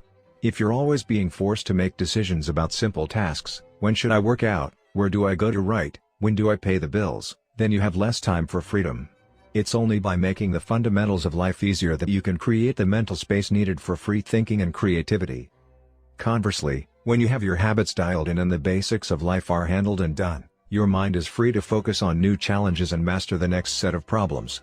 Building habits in the present allows you to do more of what you want in the future. The science of how habits work. The process of building a habit can be divided into 4 simple steps: cue, craving, response, and reward. Breaking it down into these fundamental parts can help us understand what a habit is, how it works, and how to improve it. Figure 5. All habits proceed through 4 stages in the same order: cue, craving, response, and reward. This 4-step pattern is the backbone of every habit, and your brain runs through these steps in the same order each time. First, there is the cue. The cue triggers your brain to initiate a behavior. It is a bit of information that predicts a reward. Our prehistoric ancestors were paying attention to cues that signaled the location of primary rewards like food, water, and sex. Today, we spend most of our time learning cues that predict secondary rewards like money and fame, power and status, praise and approval, love and friendship, or a sense of personal satisfaction. Of course, these pursuits also indirectly improve our odds of survival and reproduction, which is the deeper motive behind everything we do. Your mind is continuously analyzing your internal and external environment for hints of where rewards are located. Because the cue is the first indication that we are close to a reward, it naturally leads to a craving. Cravings are the second step, and they are the motivational force behind every habit. Without some level of motivation or desire, without craving a change, we have no reason to act. What you crave is not the habit itself but the change and state it delivers. You do not crave smoking a cigarette, you crave the feeling of relief it provides. You are not motivated by brushing your teeth but rather by the feeling of a clean mouth. You do not want to turn on the television, you want to be entertained. Every craving is linked to a desire to change your internal state. This is an important point that we will discuss in detail later. Cravings differ from person to person. In theory, any piece of information could trigger a craving, but in practice, people are not motivated by the same cues. For a gambler, the sound of slot machines can be a potent trigger that sparks an intense wave of desire. For someone who rarely gambles, the jingles and chimes of the casino are just background noise. Cues are meaningless until they are interpreted. The thoughts, feelings, and emotions of the observer are what transform a cue into a craving. The third step is the response. The response is the actual habit you perform, which can take the form of a thought or an action. Whether a response occurs depends on how motivated you are and how much friction is associated with the behavior. If a particular action requires more physical or mental effort than you are willing to expend, then you won't do it. Your response also depends on your ability. It sounds simple, but a habit can occur only if you are capable of doing it. If you want to dunk a basketball but can't jump high enough to reach the hoop, well, you're out of luck. Finally, the response delivers a reward. Rewards are the end goal of every habit. The cue is about noticing the reward. The craving is about wanting the reward. The response is about obtaining the reward. We chase rewards because they serve 2 purposes: 1, they satisfy us, and 2, they teach us. The first purpose of rewards is to satisfy your craving. Yes, rewards provide benefits on their own. Food and water deliver the energy you need to survive. Getting a promotion brings more money and respect. Getting in shape improves your health and your dating prospects. But the more immediate benefit is that rewards satisfy your craving to eat or to gain status or to win approval. At least for a moment, rewards deliver contentment and relief from craving. Second, rewards teach us which actions are worth remembering in the future. Your brain is a reward detector. As you go about your life, your sensory nervous system is continuously monitoring which actions satisfy your desires and deliver pleasure. Feelings of pleasure and disappointment are part of the feedback mechanism that helps your brain distinguish useful actions from useless ones. Rewards close the feedback loop and complete the habit cycle. If a behavior is insufficient in any of the 4 stages, it will not become a habit. Eliminate the cue and your habit will never start. Reduce the craving and you won't experience enough motivation to act. Make the behavior difficult and you won't be able to do it. And if the reward fails to satisfy your desire, then you'll have no reason to do it again in the future. Without the first 3 steps, a behavior will not occur. Without all 4, a behavior will not be repeated. The habit loop. Figure 6, the 4 stages of habit are best described as a feedback loop.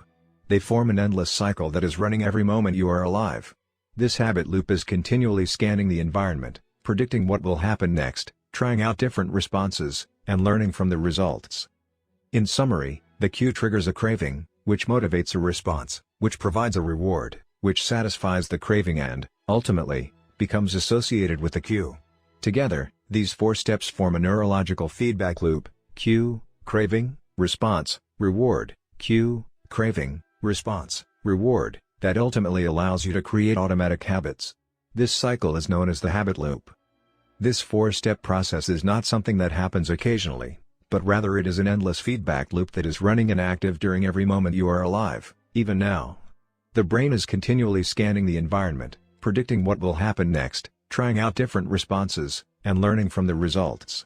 The entire process is completed in a split second, and we use it again and again without realizing everything that has been packed into the previous moment. We can split these 4 steps into 2 phases, the problem phase and the solution phase. The problem phase includes the cue and the craving, and it is when you realize that something needs to change. The solution phase includes the response and the reward, and it is when you take action and achieve the change you desire. Problem phase. 1. Cue. 2. Craving. Solution phase. 3. Response. 4. Reward. All behavior is driven by the desire to solve a problem. Sometimes the problem is that you notice something good and you want to obtain it. Sometimes the problem is that you are experiencing pain and you want to relieve it. Either way, the purpose of every habit is to solve the problems you face. In the table on the following page, you can see a few examples of what this looks like in real life. Imagine walking into a dark room and flipping on the light switch. You have performed this simple habit so many times that it occurs without thinking. You proceed through all 4 stages in the fraction of a second. The urge to act strikes you without thinking. Problem phase. 1. Cue, your phone buzzes with a new text message. 2. Craving, you want to learn the contents of the message. Solution phase. 3. Response, you grab your phone and read the text. 4. Reward, you satisfy your craving to read the message. Grabbing your phone becomes associated with your phone buzzing. Problem phase. 1. Cue, you are answering emails. 2. Craving, you begin to feel stressed and overwhelmed by work. You want to feel in control. Solution phase. 3. Response, you bite your nails. 4. Reward, you satisfy your craving to reduce stress. Biting your nails becomes associated with answering email. Problem phase. 1. Cue, you wake up. 2. Craving, you want to feel alert. Solution phase. 3. Response, you drink a cup of coffee. 4. Reward, you satisfy your craving to feel alert.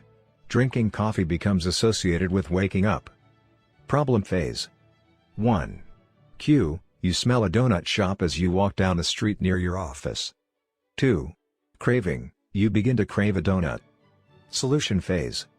3. Response, you buy a donut and eat it. 4.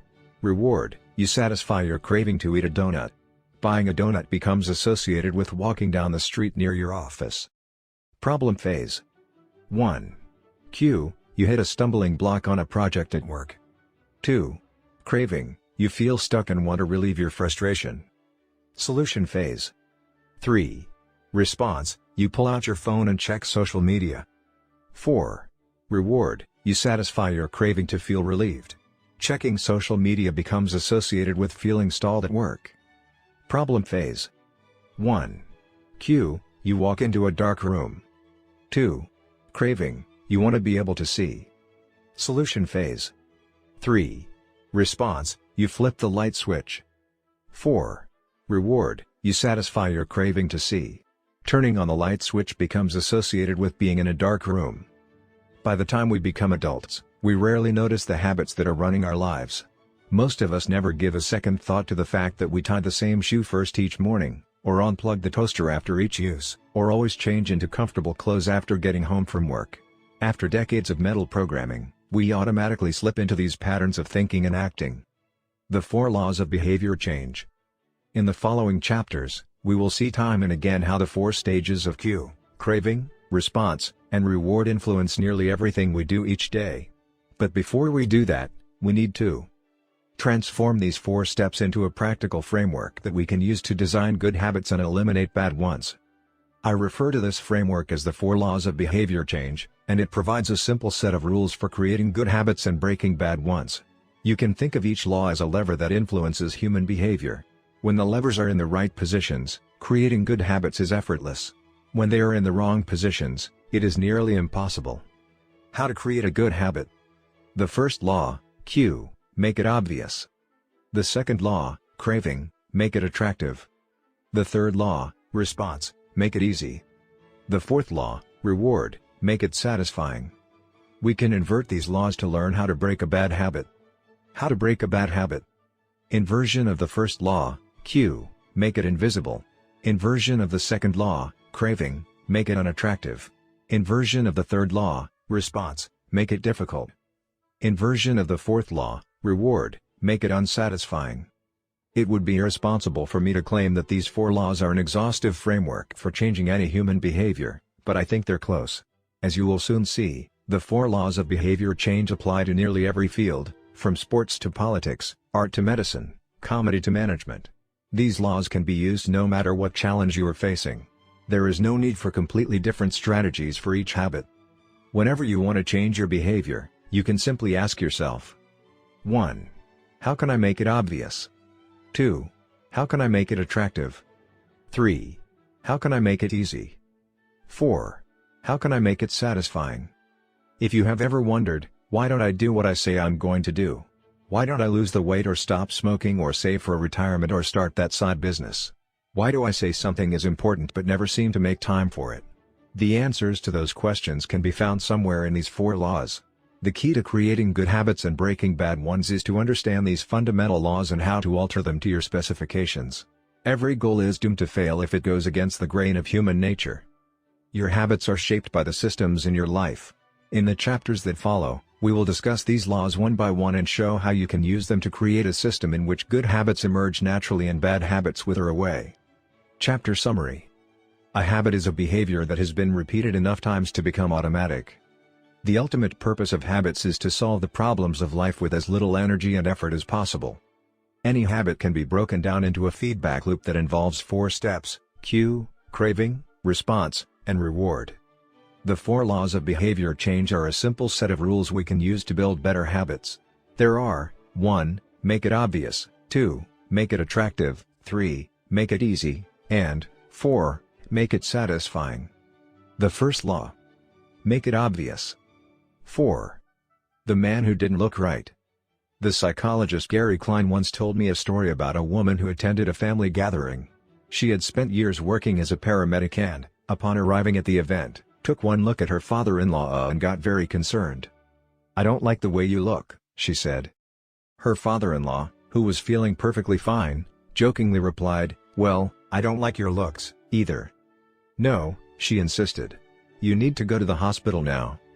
A few hours later, the man was undergoing life-saving surgery after an examination had revealed that he had a blockage to a major artery and was at immediate risk of a heart attack. Without his daughter-in-law's intuition, he could have died. What did the paramedic see? How did she predict his impending heart attack? When major arteries are obstructed, the body focuses on sending blood to critical organs and away from peripheral locations near the surface of the skin. The result is a change in the pattern of distribution of blood in the face. After many years of working with people with heart failure, the woman had unknowingly developed the ability to recognize this pattern on sight. She couldn't explain what it was that she noticed in her father-in-law's face, but she knew something was wrong. Similar stories exist in other fields. For example, military analysts can identify which blip on a radar screen is an enemy missile and which one is a plane from their own fleet, even though they are traveling at the same speed, flying at the same altitude, and look identical on radar in nearly every respect.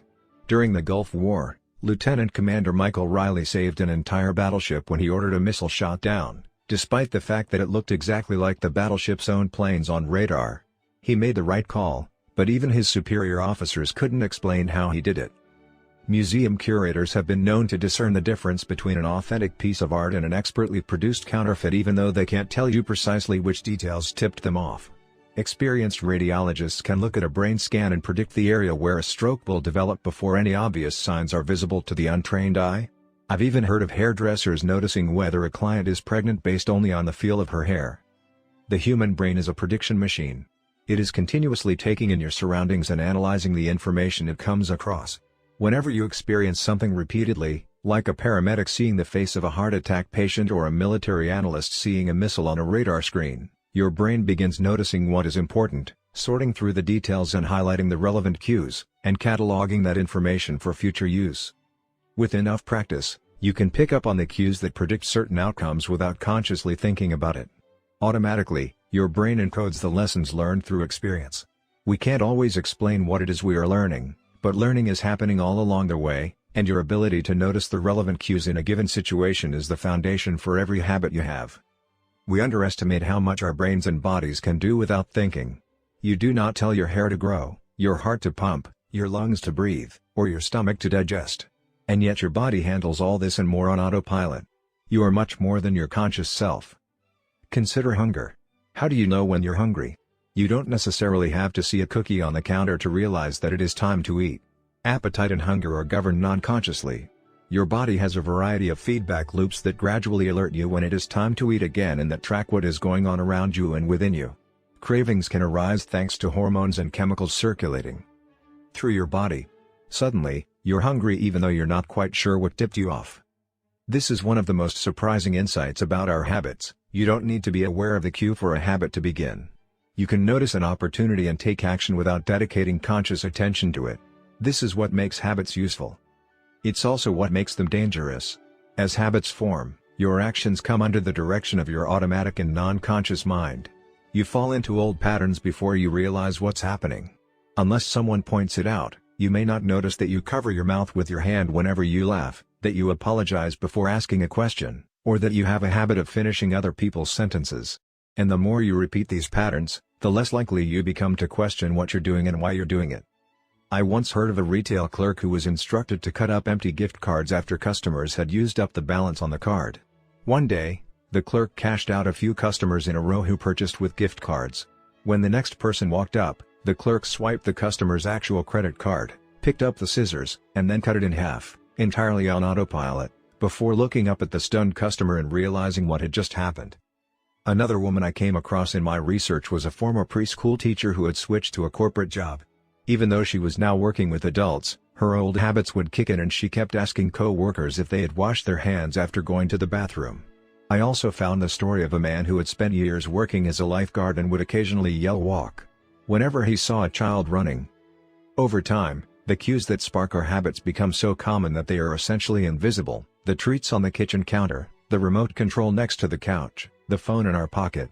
Our responses to these cues are so deeply encoded that it may feel like the urge to act comes from nowhere. For this reason, we must begin the process of behavior change with awareness. Before we can effectively build new habits, we need to get a handle on our current ones. This can be more challenging than it sounds because once a habit is firmly rooted in your life, it is mostly non-conscious and automatic. If a habit remains mindless, you can't expect to improve it. As the psychologist Carl Jung said, until you make the unconscious conscious, it will direct your life and you will call it fate. The Habits Scorecard.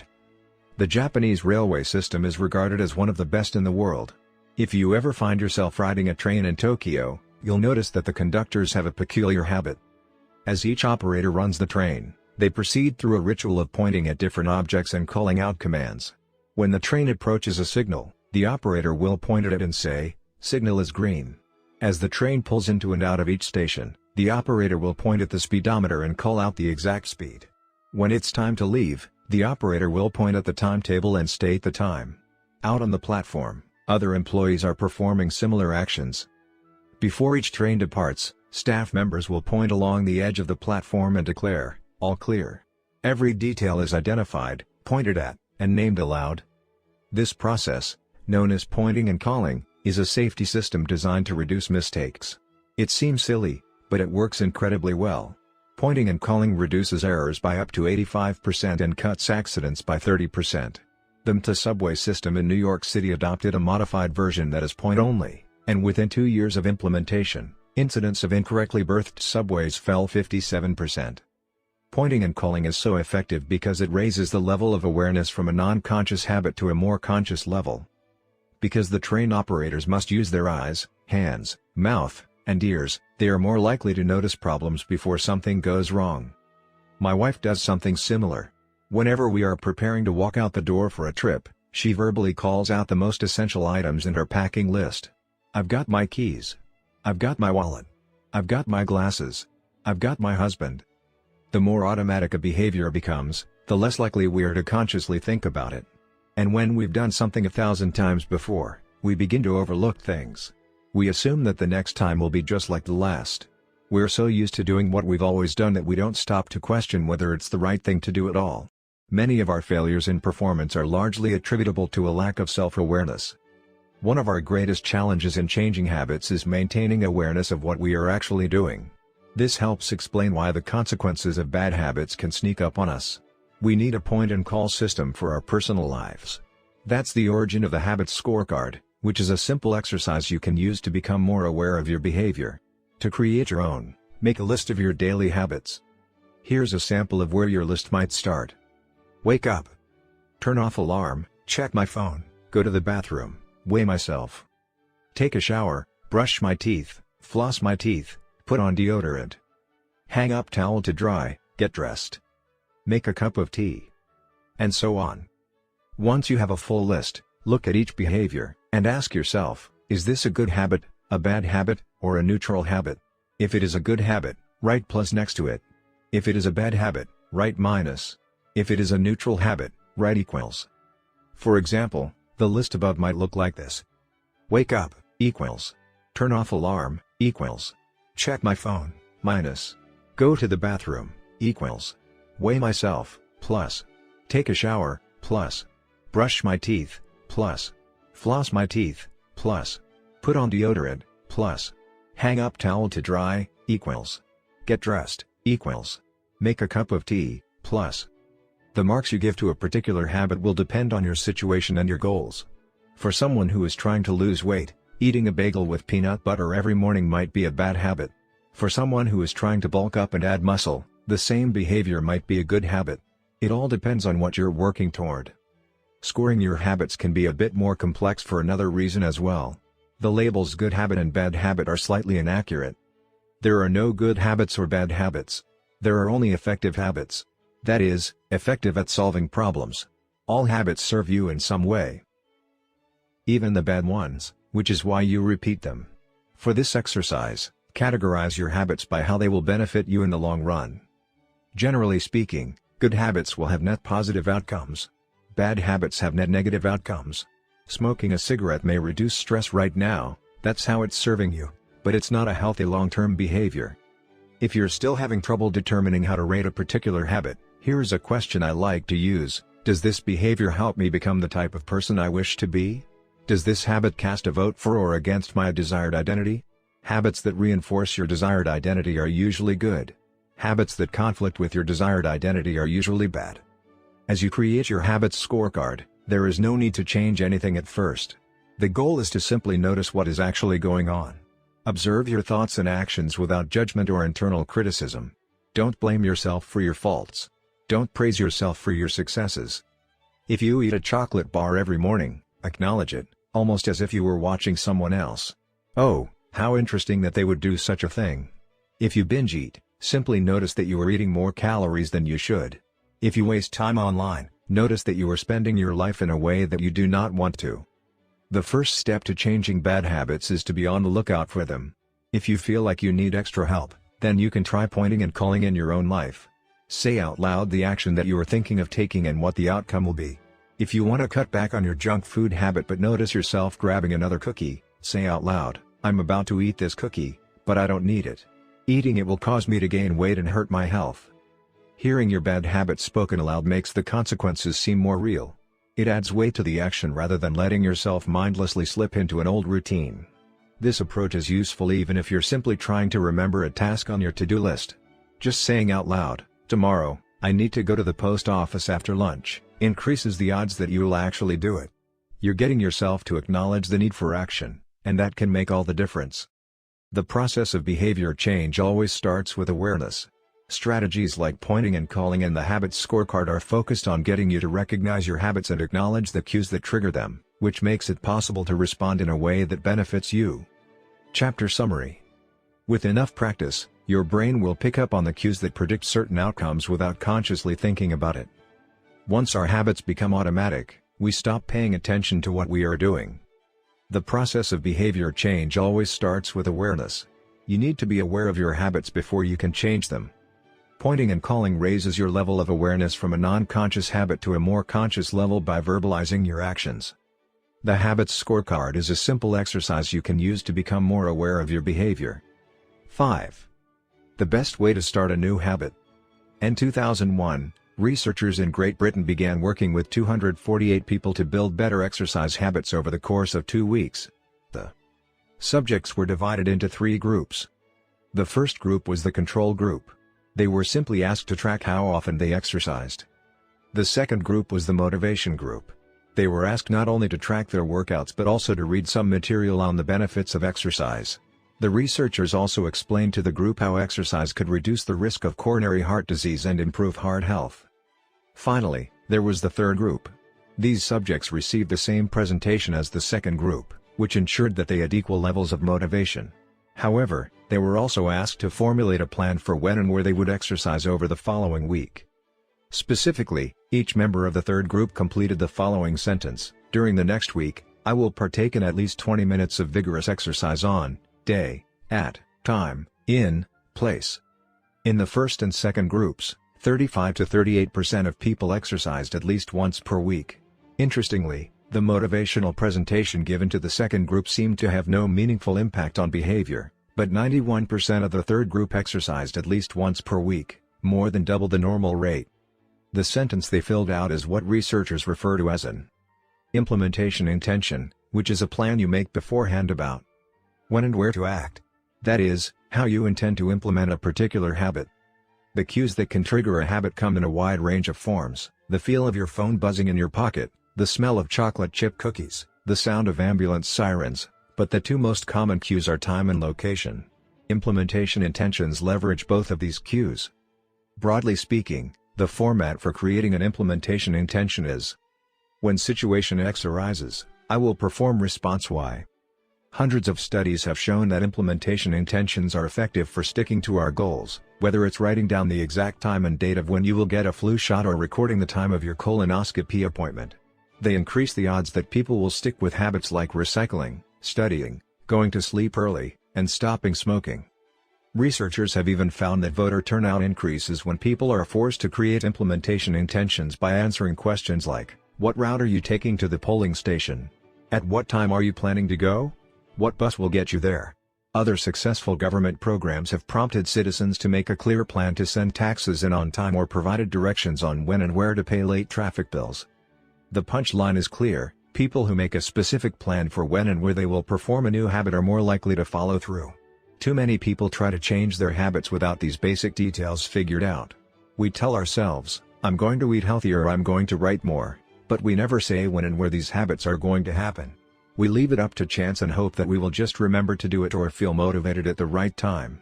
An implementation intention sweeps away foggy notions like "I want to work out more" or "I want to be more productive" or "I should vote" and transforms them into a concrete plan of action.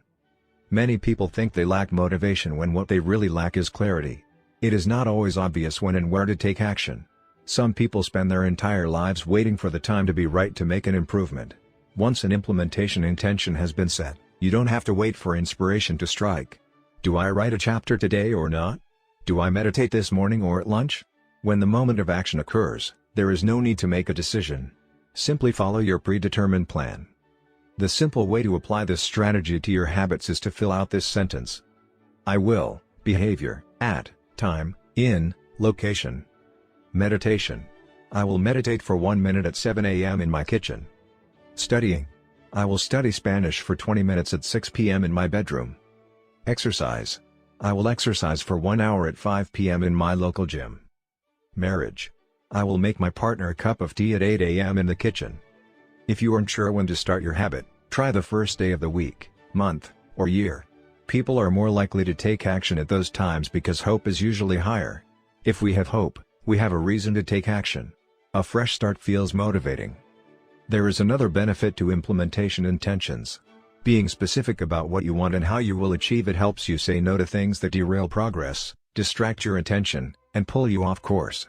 We often say yes to little requests because we are not clear enough about what we need to be doing instead. When your dreams are vague, it's easy to rationalize little exceptions all day long and never get around to the specific things you need to do to succeed. Give your habits a time and a space to live in the world. The goal is to make the time and location so obvious that, with enough repetition, you get an urge to do the right thing at the right time, even if you can't say why. As the writer Jason Zweig noted, obviously you're never going to just work out without conscious thought. But like a dog salivating at a bell, maybe you start to get antsy around the time of day you normally work out. There are many ways to use implementation intentions in your life and work. My favorite approach is one I learned from Stanford professor B.J. Fogg, and it is a strategy I refer to as habit stacking. Habit stacking, a simple plan to overhaul your habits. The French philosopher Denis Diderot lived nearly his entire life in poverty, but that all changed one day in 1765. Diderot's daughter was about to be married and he could not afford to pay for the wedding. Despite his lack of wealth, Diderot was well known for his role as the co-founder and writer of Encyclopédie, one of the most comprehensive encyclopedias of the time. When Catherine the Great, the Empress of Russia, heard of Diderot's financial troubles, her heart went out to him. She was a book lover and greatly enjoyed his encyclopedia. She offered to buy Diderot's personal library for £1,000. More than $150,000 today. Suddenly, Diderot had money to spare. With his new wealth, he not only paid for the wedding but also acquired a scarlet robe for himself. Diderot's scarlet robe was beautiful. So beautiful, in fact, that he immediately noticed how out of place it seemed when surrounded by his more common possessions. He wrote that there was no more coordination, no more unity, no more beauty between his elegant robe and the rest of his stuff. Diderot soon felt the urge to upgrade his possessions. He replaced his rug with one from Damascus. He decorated his home with expensive sculptures. He bought a mirror to place above the mantel, and a better kitchen table. He tossed aside his old straw chair for a leather one. Like falling dominoes, one purchase led to the next. Diderot's behavior is not uncommon. In fact, the tendency for one purchase to lead to another one has a name: the Diderot effect. The Diderot effect states that obtaining a new possession often creates a spiral of consumption that leads to additional purchases. You can spot this pattern everywhere. You buy a dress and have to get new shoes and earrings to match. You buy a couch and suddenly question the layout of your entire living room. You buy a toy for your child and soon find yourself purchasing all of the accessories that go with it. It's a chain reaction of purchases. Many human behaviors follow this cycle. You often decide what to do next based on what you have just finished doing. Going to the bathroom leads to washing and drying your hands, which reminds you that you need to put the dirty towels in the laundry, so you add laundry detergent to the shopping list, and so on.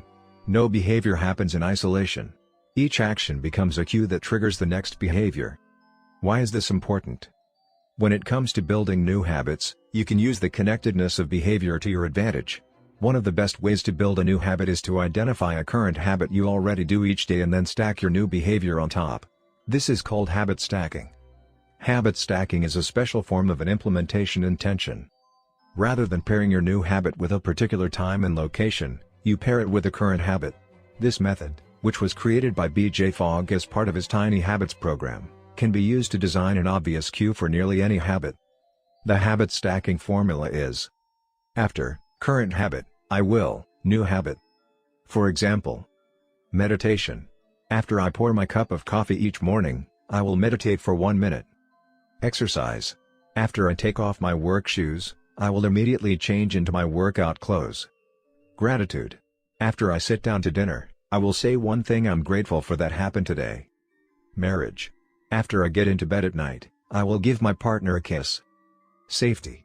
After I put on my running shoes, I will text a friend or family member where I am running and how long it will take. The key is to tie your desired behavior into something you already do each day. Once you have mastered this basic structure, you can begin to create larger stacks by chaining small habits together. This allows you to take advantage of the natural momentum that comes from one behavior leading into the next, a positive version of the Diderot effect. Habit stacking. Figure 7. Habit stacking increases the likelihood that you'll stick with a habit by stacking your new behavior on top of an old one. This process can be repeated to chain numerous habits together, each one acting as the cue for the next. Your morning routine habit stack might look like this. 1. After I pour my morning cup of coffee, I will meditate for 60 seconds. 2. After I meditate for 60 seconds, I will write my to-do list for the day. 3. After I write my to-do list for the day, I will immediately begin my first task. Or, consider this habit stack in the evening. 1. After I finish eating dinner, I will put my plate directly into the dishwasher. 2. After I put my dishes away, I will immediately wipe down the counter. 3. After I wipe down the counter, I will set out my coffee mug for tomorrow morning. You can also insert new behaviors into the middle of your current routines. For example, you may already have a morning routine that looks like this: wake up greater than make my bed more than take a shower. Let's say you want to develop the habit of reading more each night. You can expand your habit stack and try something like, wake up greater than make my bed more than place a book on my pillow greater than take a shower. Now, when you climb into bed each night, a book will be sitting there waiting for you to enjoy. Overall, habit stacking allows you to create a set of simple rules that guide your future behavior. It's like you always have a game plan for which action should come next. Once you get comfortable with this approach, you can develop general habit stacks to guide you whenever the situation is appropriate. Exercise. When I see a set of stairs, I will take them instead of using the elevator. Social skills. When I walk into a party, I will introduce myself to someone I don't know yet. Finances. When I want to buy something over $100, I will wait 24 hours before purchasing. Healthy eating. When I serve myself a meal, I will always put veggies on my plate first. Minimalism. When I buy a new item, I will give something away. One in, one out. Mood. When the phone rings, I will take one deep breath and smile before answering. Forgetfulness. When I leave a public place, I will check the table and chairs to make sure I don't leave anything behind. No matter how you use this strategy, the secret to creating a successful habit stack is selecting the right cue to kick things off. Unlike an implementation intention, which specifically states the time and location for a given behavior, habit stacking implicitly has the time and location built into it. When and where you choose to insert a habit into your daily routine can make a big difference. If you're trying to add meditation into your morning routine but mornings are chaotic and your kids keep running into the room, then that may be the wrong place and time. Consider when you are most likely to be successful. Don't ask yourself to do a habit when you're likely to be occupied with something else. Your cue should also have the same frequency as your desired habit. If you want to do a habit every day, but you stack it on top of a habit that only happens on Mondays, that's not a good choice. One way to find the right trigger for your habit stack is by brainstorming a list of your current habits. You can use your habits scorecard from the last chapter as a starting point. Alternatively, you can create a list with 2 columns. In the first column, write down the habits you do each day without fail. For example, get out of bed, take a shower, brush your teeth, get dressed, brew a cup of coffee, eat breakfast, take the kids to school, start the work day, eat lunch, end the work day, change out of work clothes, sit down for dinner, turn off the lights, get into bed. Your list can be much longer, but you get the idea. In the second column, write down all of the things that happen to you each day without fail. For example, the sun rises. You get a text message. The song you are listening to ends. The sun sets. Armed with these 2 lists, you can begin searching for the best place to layer your new habit into your lifestyle. Habit stacking works best when the cue is highly specific and immediately actionable. Many people select cues that are too vague. I made this mistake myself. When I wanted to start a push-up habit, my habit stack was when I take a break for lunch, I will do 10 push-ups. At first glance, this sounded reasonable. But soon, I realized the trigger was unclear. Would I do my push-ups before I ate lunch? After I ate lunch? Where would I do them? After a few inconsistent days, I changed my habit stack to, when I close my laptop for lunch, I will do 10 push-ups next to my desk. Ambiguity gone. Habits like read more or eat better are worthy causes, but these goals do not provide instruction on how and when to act. Be specific and clear: after I close the door, after I brush my teeth, after I sit down at the table. The specificity is important. The more tightly bound your new habit is to a specific cue, the better the odds are that you will notice when the time comes to act. The first law of behavior change is to make it obvious. Strategies like implementation intentions and habit stacking are among the most practical ways to create obvious cues for your habits and design a clear plan for when and where to take action. Chapter Summary. The first law of behavior change is make it obvious. The 2 most common cues are time and location. Creating an implementation intention is a strategy you can use to pair a new habit with a specific time and location.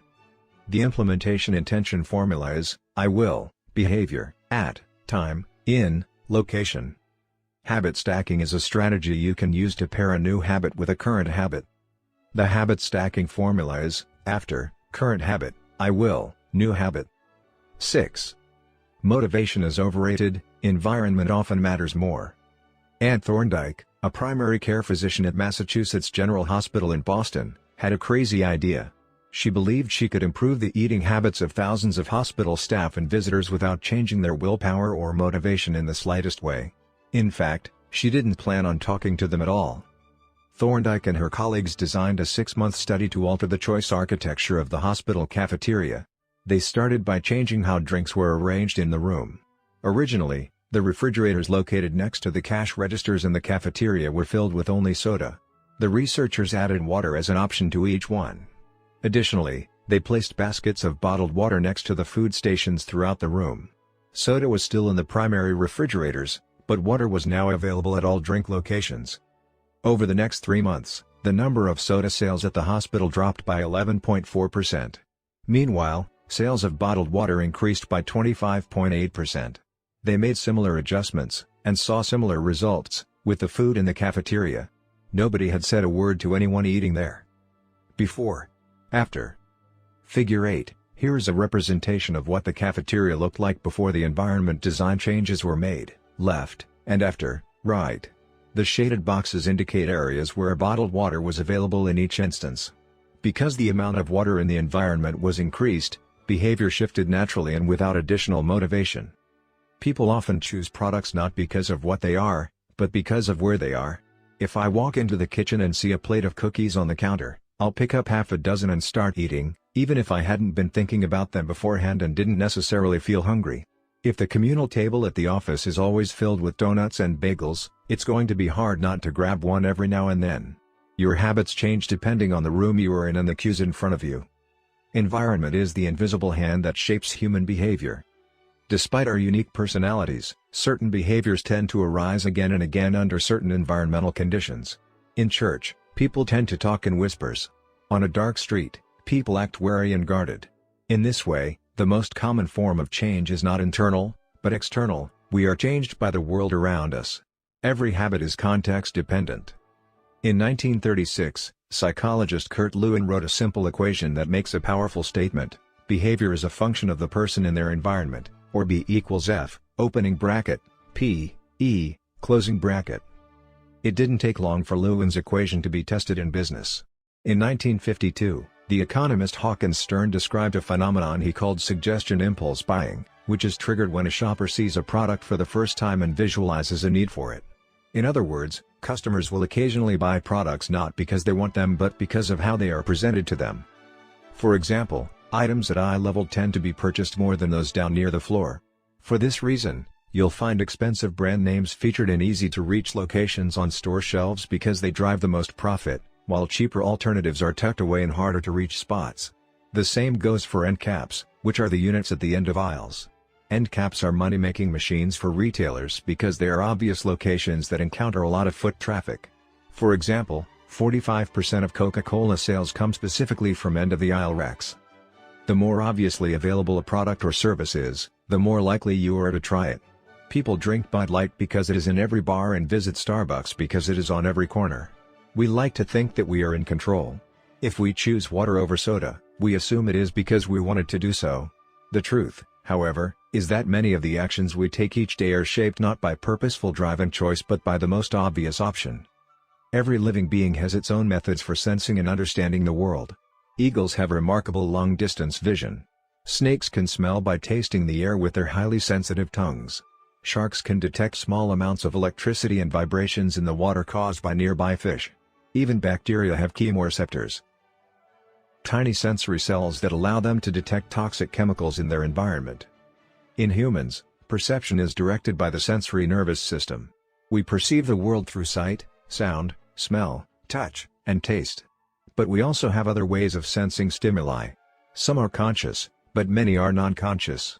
For instance, you can notice when the temperature drops before a storm, or when the pain in your gut rises during a stomachache, or when you fall off balance while walking on rocky ground. Receptors in your body pick up on a wide range of internal stimuli, such as the amount of salt in your blood or the need to drink when thirsty. The most powerful of all human sensory abilities, however, is vision. The human body has about 11 million sensory receptors. Approximately 10 million of those are dedicated to sight. Some experts estimate that half of the brain's resources are used on vision. Given that we are more dependent on vision than on any other sense, it should come as no surprise that visual cues are the greatest catalyst of our behavior. For this reason, a small change in what you see can lead to a big shift in what you do. As a result, you can imagine how important it is to live and work in environments that are filled with productive cues and devoid of unproductive ones. Thankfully, there is good news in this respect. You don't have to be the victim of your environment. You can also be the architect of it. How to design your environment for success. During the energy crisis and oil embargo of the 1970s, Dutch researchers began to pay close attention to the country's energy usage. In one suburb near Amsterdam, they found that some homeowners use 30% less energy than their neighbors, despite the homes being of similar size and getting electricity for the same price. It turned out the houses in this neighborhood were nearly identical except for one feature, the location of the electrical meter. Some had one in the basement. Others had the electrical meter upstairs in the main hallway. As you may guess, the homes with the meters located in the main hallway use less electricity.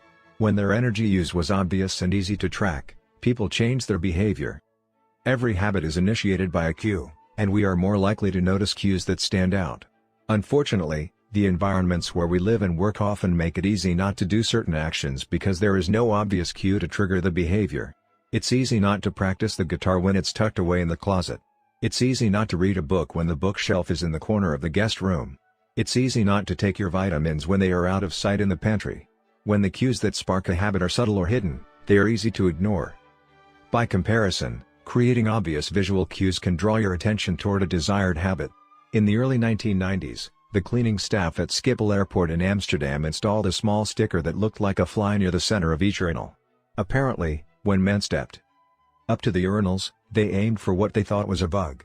The stickers improved their aim and significantly reduced spillage around the urinals. Further analysis determined that the stickers cut bathroom cleaning costs by 8% per year. I've experienced the power of obvious cues in my own life. I used to buy apples from the store, put them in the crisper in the bottom of the refrigerator, and forget all about them. By the time I remembered, the apples would have gone bad. I never saw them, so I never ate them. Eventually, I took my own advice and redesigned my environment. I bought a large display bowl and placed it in the middle of the kitchen counter. The next time I bought apples, that was where they went, out in the open where I could see them. Almost like magic, I began eating a few apples each day simply because they were obvious rather than out of sight. Here are a few ways you can redesign your environment and make the cues for your preferred habits more obvious. If you want to remember to take your medication each night, put your pill bottle directly next to the faucet on the bathroom counter. If you want to practice guitar more frequently, place your guitar stand in the middle of the living room. If you want to remember to send more thank you notes, keep a stack of stationery on your desk. If you want to drink more water, fill up a few water bottles each morning and place them in common locations around the house. If you want to make a habit a big part of your life, make the cue a big part of your environment. The most persistent behaviors usually have multiple cues. Consider how many different ways a smoker could be prompted to pull out a cigarette, driving in the car, seeing a friend smoke, feeling stressed at work, and so on. The same strategy can be employed for good habits. By sprinkling triggers throughout your surroundings, you increase the odds that you'll think about your habit throughout the day. Make sure the best choice is the most obvious one. Making a better decision is easy and natural when the cues for good habits are right in front of you. Environment design is powerful not only because it influences how we engage with the world but also because we rarely do it. Most people live in a world others have created for them. But you can alter the spaces where you live and work to increase your exposure to positive cues and reduce your exposure to negative ones. Environment design allows you to take back control and become the architect of your life. Be the designer of your world and not merely the consumer of it. The context is the cue. The cues that trigger a habit can start out very specific, but over time your habits become associated not with a single trigger but with the entire context surrounding the behavior. For example, many people drink more in social situations than they would ever drink alone. The trigger is rarely a single cue, but rather the whole situation, watching your friends order drinks, hearing the music at the bar, seeing the beers on tap. We mentally assign our habits to the locations in which they occur, the home, the office, the gym. Each location develops a connection to certain habits and routines. You establish a particular relationship with the objects on your desk, the items on your kitchen counter, the things in your bedroom. Our behavior is not defined by the objects in the environment but by our relationship to them. In fact, this is a useful way to think about the influence of the environment on your behavior. Stop thinking about your environment as filled with objects. Start thinking about it as filled with relationships. Think in terms of how you interact with the spaces around you. For one person, her couch is the place where she reads for an hour each night. For someone else, the couch is where he watches television and eats a bowl of ice cream after work. Different people can have different memories, and thus different habits, associated with the same place. The good news? You can train yourself to link a particular habit with a particular context. In one study, scientists instructed insomniacs to get into bed only when they were tired. If they couldn't fall asleep, they were told to sit in a different room until they became sleepy. Over time, subjects began to associate the context of their bed with the action of sleeping, and it became easier to quickly fall asleep when they climbed in bed. Their brains learned that sleeping, not browsing on their phones, not watching television, not staring at the clock, was the only action that happened in that room. The power of context also reveals an important strategy: habits can be easier to change in a new environment. It helps to escape the subtle triggers and cues that nudge you toward your current habits. Go to a new place, a different coffee shop, a bench in the park, a corner of your room you seldom use, and create a new routine there. It is easier to associate a new habit with a new context than to build a new habit in the face of competing cues. It can be difficult to go to bed early if you watch television in your bedroom each night. It can be hard to study in the living room without getting distracted if that's where you always play video games. But when you step outside your normal environment, you leave your behavioral biases behind. You aren't battling old environmental cues, which allows new habits to form without interruption. Want to think more creatively? Move to a bigger room, a rooftop patio, or a building with expansive architecture. Take a break from the space where you do your daily work, which is also linked to your current thought patterns. Trying to eat healthier? It is likely that you shop on autopilot at your regular supermarket. Try a new grocery store. You may find it easier to avoid unhealthy food when your brain doesn't automatically know where it is located in the store. When you can't manage to get to an entirely new environment, redefine or rearrange your current one. Create a separate space for work, study, exercise, entertainment, and cooking. The mantra I find useful is one space, one use. When I started my career as an entrepreneur, I would often work from my couch or at the kitchen table. In the evenings, I found it very difficult to stop working. There was no clear division between the end of work time and the beginning of personal time. Was the kitchen table my office or the space where I ate meals? Was the couch where I relaxed or where I sent emails? Everything happened in the same place. A few years later, I could finally afford to move to a home with a separate room for my office. Suddenly, work was something that happened in here and personal life was something that happened out there. It was easier for me to turn off the professional side of my brain when there was a clear dividing line between work life and home life. Each room had one primary use. The kitchen was for cooking. The office was for working. Whenever possible, avoid mixing the context of one habit with another. When you start mixing contexts, you'll start mixing habits, and the easier ones will usually win out. This is one reason why the versatility of modern technology is both a strength and a weakness. You can use your phone for all sorts of tasks, which makes it a powerful device. But when you can use your phone to do nearly anything, it becomes hard to associate it with one task. You want to be productive, but you're also conditioned to browse social media, check email, and play video games whenever you open your phone. It's a mishmash of cues. You may be thinking, you don't understand. I live in New York City. My apartment is the size of a smartphone. I need each room to play multiple roles. Fair enough. If your space is limited, divide your room into activity zones, a chair for reading, a desk for writing, a table for eating. You can do the same with your digital spaces. I know a writer who uses his computer only for writing, his tablet only for reading, and his phone only for social media and texting. Every habit should have a home. If you can manage to stick with this strategy, each context will become associated with a particular habit and mode of thought. Habits thrive under predictable circumstances like these. Focus comes automatically when you are sitting at your work desk. Relaxation is easier when you are in a space designed for that purpose. Sleep comes quickly when it is the only thing that happens in your bedroom. If you want behaviors that are stable and predictable, you need an environment that is stable and predictable. A stable environment where everything has a place and a purpose is an environment where habits can easily form. Chapter Summary. Small changes in context can lead to large changes in behavior over time. Every habit is initiated by a cue. We are more likely to notice cues that stand out. Make the cues of good habits obvious in your environment. Gradually, your habits become associated not with a single trigger but with the entire context surrounding the behavior. The context becomes the cue. It is easier to build new habits in a new environment because you are not fighting against old cues. Hope you enjoy your listening.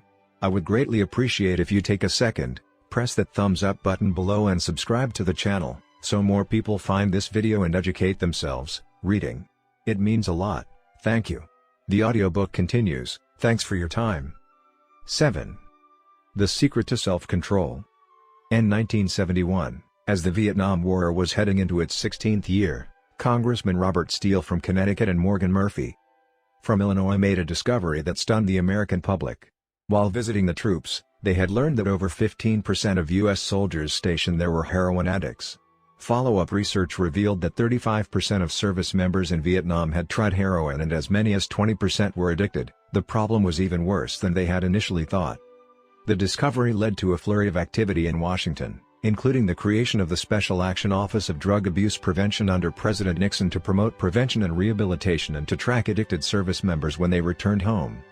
Lee Robbins was one of the researchers in charge.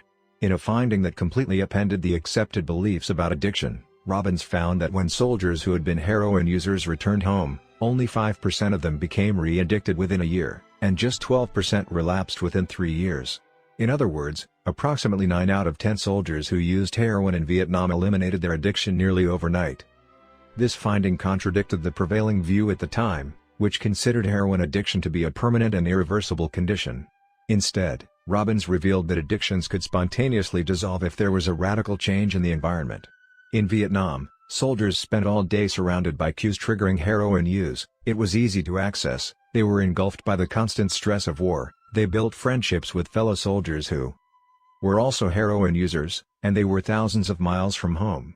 Once a soldier returned to the United States, though, he found himself in an environment devoid of those triggers. When the context changed, so did the habit. Compare this situation to that of a typical drug user. Someone becomes addicted at home or with friends, goes to a clinic to get clean, which is devoid of all the environmental stimuli that prompt their habit, then returns to their old neighborhood with all of their previous cues that caused them to get addicted in the first place. It's no wonder that usually you see numbers that are the exact opposite of those in the Vietnam study. Typically, 90% of heroin users become re-addicted once they return home from rehab. The Vietnam studies ran counter to many of our cultural beliefs about bad habits because it challenged the conventional association of unhealthy behavior as a moral weakness. If you're overweight, a smoker, or an addict, you've been told your entire life that it is because you lack self-control, maybe even that you're a bad person.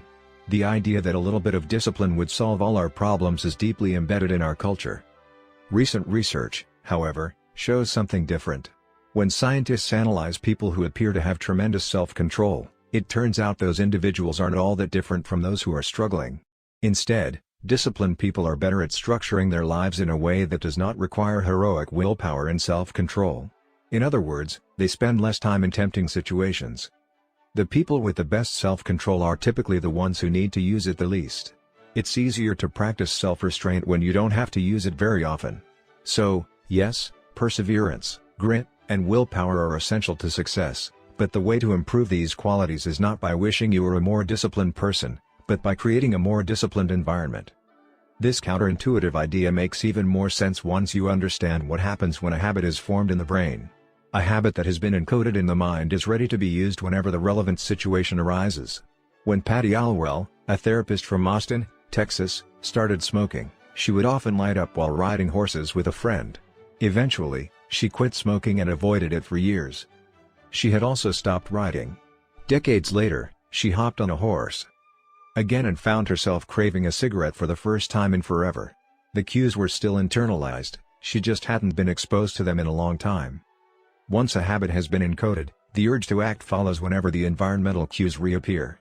This is one reason behavior change techniques can backfire. Shaming obese people with weight loss presentations can make them feel stressed, And as a result many people return to their favorite coping strategy, overeating.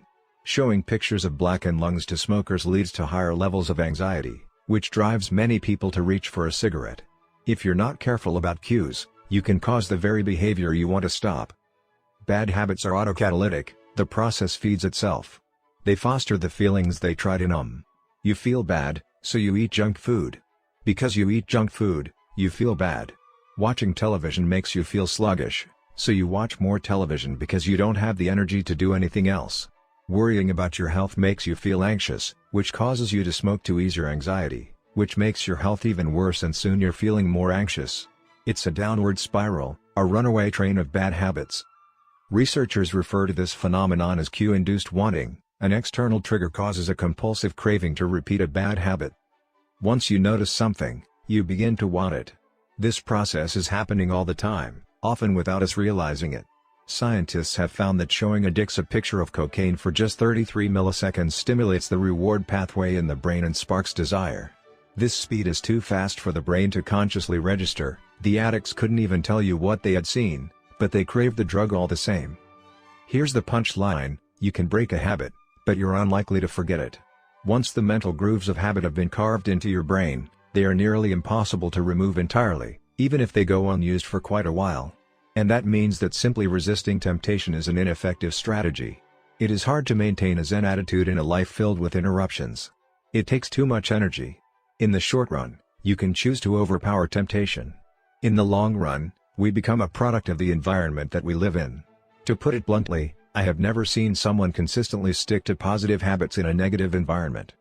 A more reliable approach is to cut bad habits off at the source. One of the most practical ways to eliminate a bad habit is to reduce exposure to the cue that causes it. If you can't seem to get any work done, leave your phone in another room for a few hours. If you're continually feeling like you're not enough, stop following social media accounts that trigger jealousy and envy.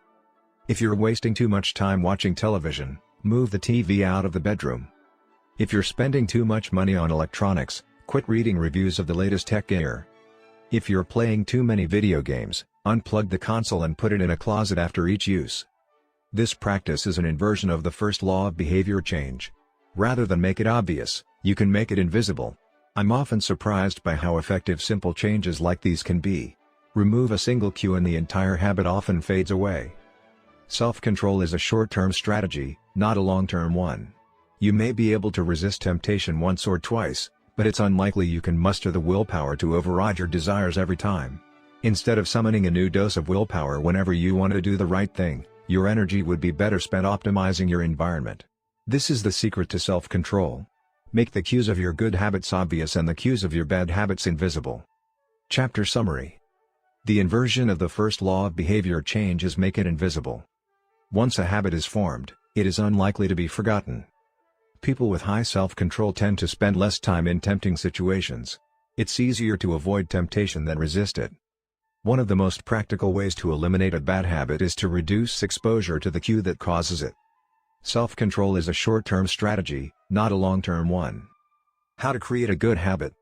The first law: make it obvious. 1.1.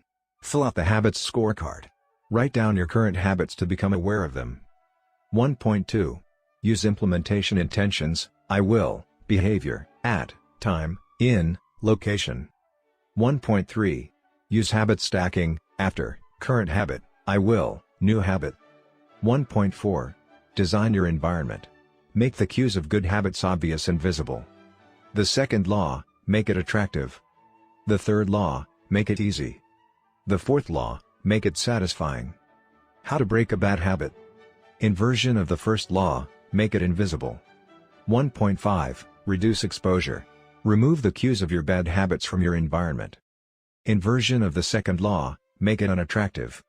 Inversion of the third law: make it difficult. Inversion of the fourth law: make it unsatisfying. You can download a printable version of this habits cheat sheet at atomichabits.com/cheat sheet. The second law: make it attractive. 8. How to make a habit irresistible. In the 1940s, a Dutch scientist named Nico Tinbergen performed a series of experiments that transformed our understanding of what motivates us. Tinbergen, who eventually won a Nobel Prize for his work, was investigating herring gulls, the gray and white birds often seen flying along the seashores of North America. Adult herring gulls have a small red dot on their beak, and Tinbergen noticed that newly hatched chicks would peck this spot whenever they wanted food. To begin one experiment, he created a collection of fake cardboard beaks, just a head without a body. When the parents had flown away, he went over to the nest and offered these dummy beaks to the chicks. The beaks were obvious fakes, and he assumed the baby birds would reject them altogether. However, when the tiny gulls saw the red spot on the cardboard beak, they pecked away just as if it were attached to their own mother. They had a clear preference for those red spots, as if they had been genetically programmed at birth. Soon Tinbergen discovered that the bigger the red spot, the faster the chicks pecked. Eventually, he created a beak with 3 large red dots on it. When he placed it over the nest, the baby birds went crazy with delight. They pecked at the little red patches as if it was the greatest beak they had ever seen. Tinbergen and his colleagues discovered similar behavior in other animals. For example, the greylag goose is a ground nesting bird. Occasionally, as the mother moves around on the nest, one of the eggs will roll out and settle on the grass nearby. Whenever this happens, the goose will waddle over to the egg and use its beak and neck to pull it back into the nest. Tinbergen discovered that the goose will pull any nearby round object, such as a billiard ball or a light bulb, back into the nest. The bigger the object, the greater their response. One goose even made a tremendous effort to roll a volleyball back and sit on top. Like the baby gulls automatically pecking at red dots, the greylag goose was following an instinctive rule: when I see a round object nearby, I must roll it back into the nest. The bigger the round object, the harder I should try to get it. It's like the brain of each animal is preloaded with certain rules for behavior, and when it comes across an exaggerated version of that rule, it lights up like a Christmas tree. Scientists refer to these exaggerated cues as supernormal stimuli. A supernormal stimulus is a heightened version of reality, like a beak with 3 red dots or an egg the size of a volleyball, and it elicits a stronger response than usual. Humans are also prone to fall for exaggerated versions of reality. Junk food, for example, drives our reward systems into a frenzy. After spending hundreds of thousands of years hunting and foraging for food in the wild, the human brain has evolved to place a high value on salt, sugar, and fat. Such foods are often calorie-dense, and they were quite rare when our ancient ancestors were roaming the savannah. When you don't know where your next meal is coming from, eating as much as possible is an excellent strategy for survival. Today, however, we live in a calorie-rich environment. Food is abundant, but your brain continues to crave it like it is scarce. Placing a high value on salt, sugar, and fat is no longer advantageous to our health, but the craving persists because the brain's reward centers have not changed for approximately 50,000 years. The modern food industry relies on stretching our Paleolithic instincts beyond their evolutionary purpose. A primary goal of food science is to create products that are more attractive to consumers. Nearly every food in a bag, box, or jar has been enhanced in some way, if only with additional flavoring. Companies spend millions of dollars to discover the most satisfying level of crunch in a potato chip or the perfect amount of fizz in a soda. Entire departments are dedicated to optimizing how a product feels in your mouth, a quality known as aura sensation. French fries, for example, are a potent combination, golden brown and crunchy on the outside, light and smooth on the inside. Other processed foods enhance dynamic contrast, which refers to items with a combination of sensations, like crunchy and creamy. Imagine the gooiness of melted cheese on top of a crispy pizza crust, or the crunch of an Oreo cookie combined with its smooth center. With natural, unprocessed foods, you tend to experience the same sensations over and over. How's that 17th bite of kale taste? After a few minutes, your brain loses interest and you begin to feel full. But foods that are high in dynamic contrast keep the experience novel and interesting, encouraging you to eat more. Ultimately, such strategies enable food scientists to find the bliss point for each product, the precise combination of salt, sugar, and fat that excites your brain and keeps you coming back for more. The result, of course, is that you overeat because hyperpalatable foods are more attractive to the human brain. As Stephan Guyenet, a neuroscientist who specializes in eating behavior and obesity, says, "We've gotten too good at pushing our own buttons." The modern food industry, and the overeating habits it has spawned, is just one example of the second law of behavior change: make it attractive. The more attractive an opportunity is, the more likely it is to become habit-forming. Look around. Society is filled with highly engineered versions of reality that are more attractive than the world our ancestors evolved in. Stores feature mannequins with exaggerated hips and breasts to sell clothes. Social media delivers more likes and praise in a few minutes than we could ever get in the office or at home. Online porn splices together stimulating scenes at a rate that would be impossible to replicate in real life. Advertisements are created with a combination of ideal lighting, professional makeup, and photoshopped edits. Even the model doesn't look like the person in the final image. These are the supernormal stimuli of our modern world. They exaggerate features that are naturally attractive to us, and our instincts go wild as a result, driving us into excessive shopping habits, social media habits, porn habits, eating habits, and many others. If history serves as a guide, the opportunities of the future will be more attractive than those of today. The trend is for rewards to become more concentrated and stimuli to become more enticing. Junk food is a more concentrated form of calories than natural foods. Hard liquor is a more concentrated form of alcohol than beer. Video games are a more concentrated form of play than board games. Compared to nature, these pleasure-packed experiences are hard to resist. We have the brains of our ancestors but temptations they never had to face. If you want to increase the odds that a behavior will occur, then you need to make it attractive. Throughout our discussion of the second law, our goal is to learn how to make our habits irresistible. While it is not possible to transform every habit into a supernormal stimulus, we can make any habit more enticing. To do this, we must start by understanding what a craving is and how it works. We begin by examining a biological signature that all habits share, the dopamine spike. The dopamine-driven feedback loop. Scientists can track the precise moment a craving occurs by measuring a neurotransmitter called dopamine. The importance of dopamine became apparent in 1954 when the neuroscientists James Olds and Peter Milner ran an experiment that revealed the neurological processes behind craving and desire. By implanting electrodes in the brains of rats, the researchers blocked the release of dopamine. To the surprise of the scientists, the rats lost all will to live. They wouldn't eat. They wouldn't have sex. They didn't crave anything. Within a few days, the animals died of thirst. In follow-up studies, other scientists also inhibited the dopamine-releasing parts of the brain, but this time, they squirted little droplets of sugar into the mouths of the dopamine-depleted rats. Their little rat faces lit up with pleasurable grins from the tasty substance. Even though dopamine was blocked, they liked the sugar just as much as before, they just didn't want it anymore. The ability to experience pleasure remained, but without dopamine, desire died. And without desire, action stopped. When other researchers reversed this process and flooded the reward system of the brain with dopamine, animals performed habits at breakneck speed. In one study, mice received a powerful hit of dopamine each time they poked their nose in a box. Within minutes, the mice developed a craving so strong they began poking their nose into the box 800 times per hour.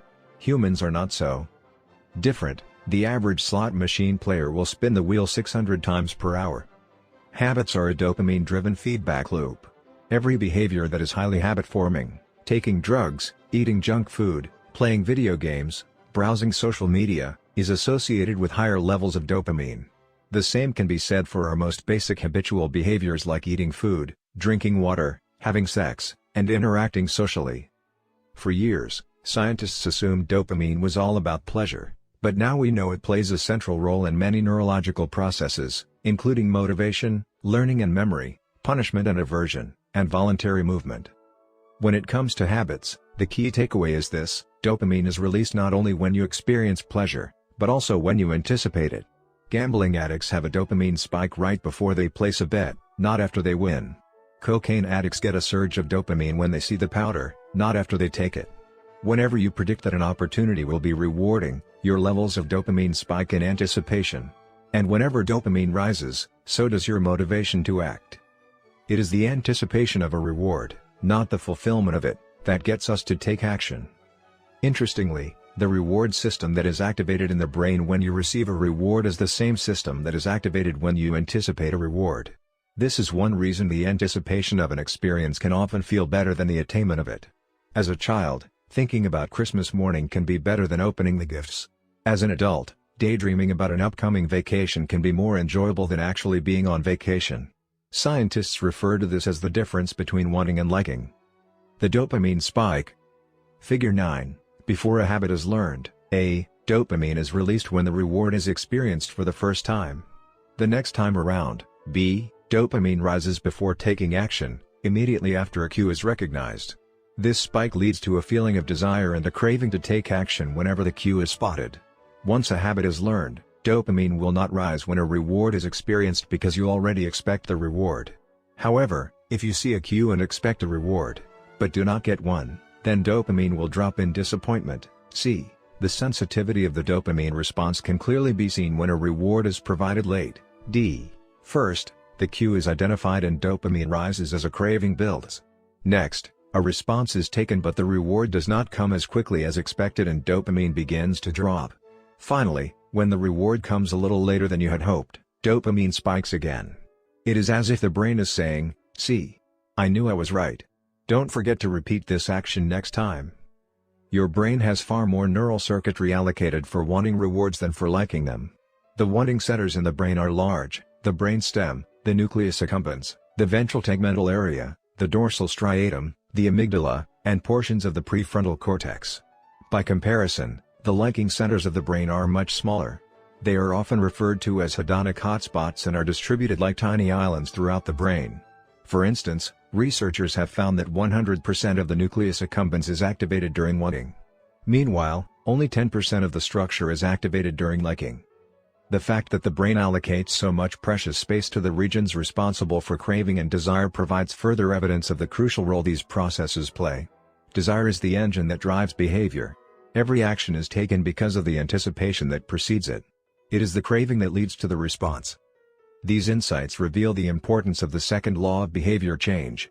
We need to make our habits attractive because it is the expectation of a rewarding experience that motivates us to act in the first place.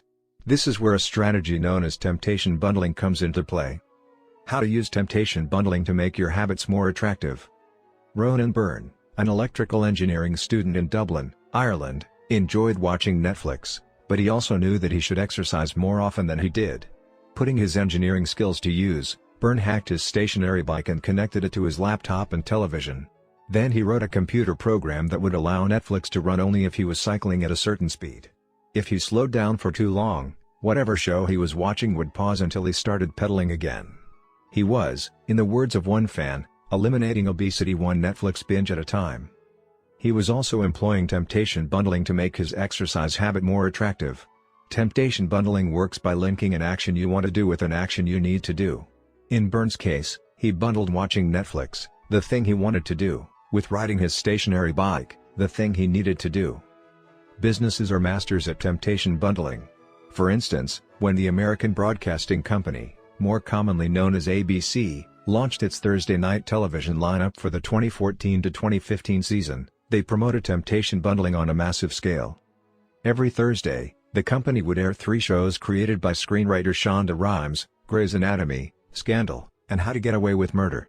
They branded it as TGI'd on ABC. TGI'd stands for Thank God It's Thursday.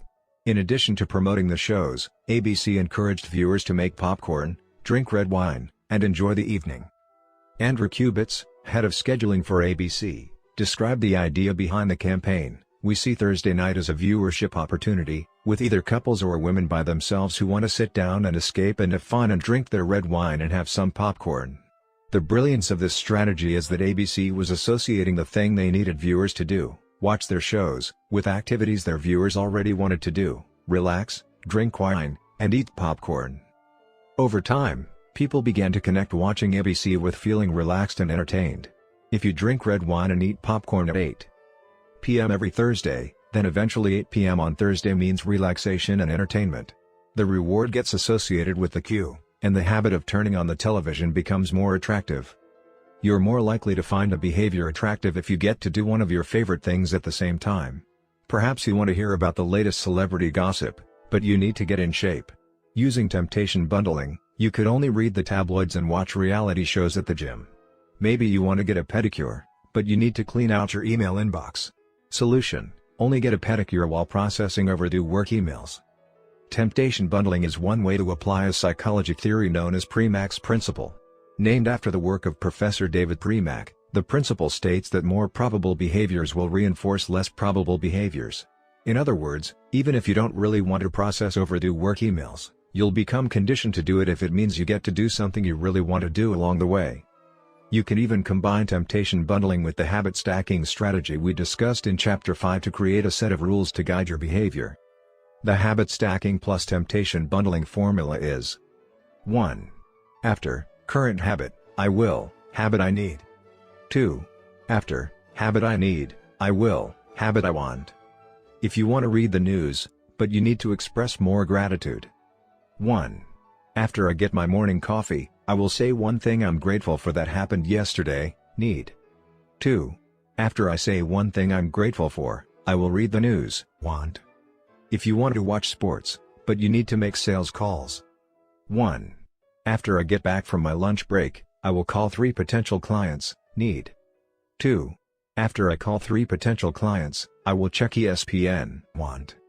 If you want to check Facebook, but you need to exercise more. 1. After I pull out my phone, I will do 10 burpees, need. 2. After I do 10 burpees, I will check Facebook, want. The hope is that eventually you'll look forward to calling 3 clients or doing 10 burpees because it means you get to read the latest sports news or check Facebook. Doing the thing you need to do means you get to do the thing you want to do. We began this chapter by discussing supernormal stimuli, which are heightened versions of reality that increase our desire to take action. Temptation bundling is one way to create a heightened version of any habit by connecting it with something you already want. Engineering a truly irresistible habit is a hard task, but this simple strategy can be employed to make nearly any habit more attractive than it would be otherwise. Chapter Summary. The second law of behavior changes make it attractive. The more attractive an opportunity is, the more likely it is to become habit-forming. Habits are a dopamine-driven feedback loop. When dopamine rises, so does our motivation to act. It is the anticipation of a reward, not the fulfillment of it, that gets us to take action. The greater the anticipation, the greater the dopamine spike. Temptation bundling is one way to make your habits more attractive. The strategy is to pair an action you want to do with an action you need to do. 9. The role of family and friends in shaping your habits. In 1965, a Hungarian man named Laszlo Polgar wrote a series of strange letters to a woman named Clara. Laszlo was a firm believer in hard work. In fact, it was all he believed in. He completely rejected the idea of innate talent. He claimed that with deliberate practice and the development of good habits, a child could become a genius in any field. His mantra was, a genius is not born, but is educated and trained. Laszlo believed in this idea so strongly that he wanted to test it with his own children, and he was writing to Clara because he needed a wife willing to jump on board. Clara was a teacher and, although she may not have been as adamant as Laszlo, she also believed that with proper instruction, anyone could advance their skills. Laszlo decided chess would be a suitable field for the experiment, and he laid out a plan to raise his children to become chess prodigies. The kids would be homeschooled, a rarity in Hungary at the time. The house would be filled with chess books and pictures of famous chess players. The children would play against each other constantly and compete in the best tournaments they could find. The family would keep a meticulous file system of the tournament history of every competitor the children faced. Their lives would be dedicated to chess. Laszlo successfully courted Clara, and within a few years, the Polgars were parents to 3 young girls, Susan, Sophia, and Judith. Susan, the oldest, began playing chess when she was 4 years old. Within 6 months, she was defeating adults. Sophia, the middle child, did even better. By 14, she was a world champion, and a few years later, she became a grandmaster. Judith, the youngest, was the best of all. By age 5, she could beat her father. At 12, she was the youngest player ever listed among the top 100 chess players in the world. At 15 years and 4 months old, she became the youngest grandmaster of all time, younger than Bobby Fischer, the previous record holder. For 27 years, she was the #1 ranked female chess player in the world. The childhood of the Polgar sisters was atypical, to say the least. And yet, if you ask them about it, they claim their lifestyle was attractive, even enjoyable. In interviews, the sisters talk about their childhood as entertaining rather than grueling. They loved playing chess. They couldn't get enough of it. Once, Laszlo reportedly found Sophia playing chess in the bathroom in the middle of the night. Encouraging her to go back to sleep, he said, "Sophia, leave the pieces alone." To which she replied, "Daddy, they won't leave me alone." The Polgar sisters grew up in a culture that prioritized chess above all else, praised them for it, rewarded them for it. In their world, an obsession with chess was normal. And as we are about to see, whatever habits are normal in your culture are among the most attractive behaviors you'll find. The seductive pull of social norms. Humans are herd animals. We want to fit in, to bond with others, and to earn the respect and approval of our peers. Such inclinations are essential to our survival. For most of our evolutionary history, our ancestors lived in tribes. Becoming separated from the tribe, or worse, being cast out, was a death sentence. The lone wolf dies, but the pack survives. Meanwhile, those who collaborated and bonded with others enjoyed increased safety, mating opportunities, and access to resources. As Charles Darwin noted, in the long history of humankind, those who learn to collaborate and improvise most effectively have prevailed. As a result, one of the deepest human desires is to belong. And this ancient preference exerts a powerful influence on our modern behavior. We don't choose our earliest habits, we imitate them. We follow the script handed down by our friends and family, our church or school, our local community and society at large. Each of these cultures and groups comes with its own set of expectations and standards, when and whether to get married, how many children to have, which holidays to celebrate, how much money to spend on your child's birthday party. In many ways, these social norms are the invisible rules that guide your behavior each day. You're always keeping them in mind, even if they are at the not top of your mind. Often, you follow the habits of your culture without thinking, without questioning, and sometimes without remembering. As the French philosopher Michel de Montaigne wrote, the customs and practices of life and society sweep us along. Most of the time, going along with the group does not feel like a burden. Everyone wants to belong. If you grow up in a family that rewards you for your chess skills, playing chess will seem like a very attractive thing to do. If you work in a job where everyone wears expensive suits, then you'll be inclined to splurge on one as well. If all of your friends are sharing an inside joke or using a new phrase, you'll want to do it, too, so they know that you get it. Behaviors are attractive when they help us fit in. We imitate the habits of three groups in particular. 1. The close. 2. The many. 3. The powerful. Each group offers an opportunity to leverage the second law of behavior change and make our habits more attractive. 1. Imitating the close. Proximity has a powerful effect on our behavior. This is true of the physical environment, as we discussed in Chapter 6, but it is also true of the social environment. We pick up habits from the people around us. We copy the way our parents handle arguments, the way our peers flirt with one another, the way our coworkers get results. When your friends smoke pot, you give it a try, too. When your wife has a habit of double-checking that the door is locked before going to bed, you pick it up as well. I find that I often imitate the behavior of those around me without realizing it. In conversation, I'll automatically assume the body posture of the other person. In college, I began to talk like my roommates. When traveling to other countries, I unconsciously imitate the local accent despite reminding myself to stop. As a general rule, the closer we are to someone, the more likely we are to imitate some of their habits. One groundbreaking study tracked 12,000 people for 32 years and found that a person's chances of becoming obese increased by 57% if he or she had a friend who became obese. It works the other way, too. Another study found that if one person in a relationship lost weight, the other partner would also slim down about 1/3 of the time. Our friends and family provide a sort of invisible peer pressure that pulls us in their direction. Of course, peer pressure is bad only if you're surrounded by bad influences. When astronaut Mike Massimino was a graduate student at MIT, he took a small robotics class.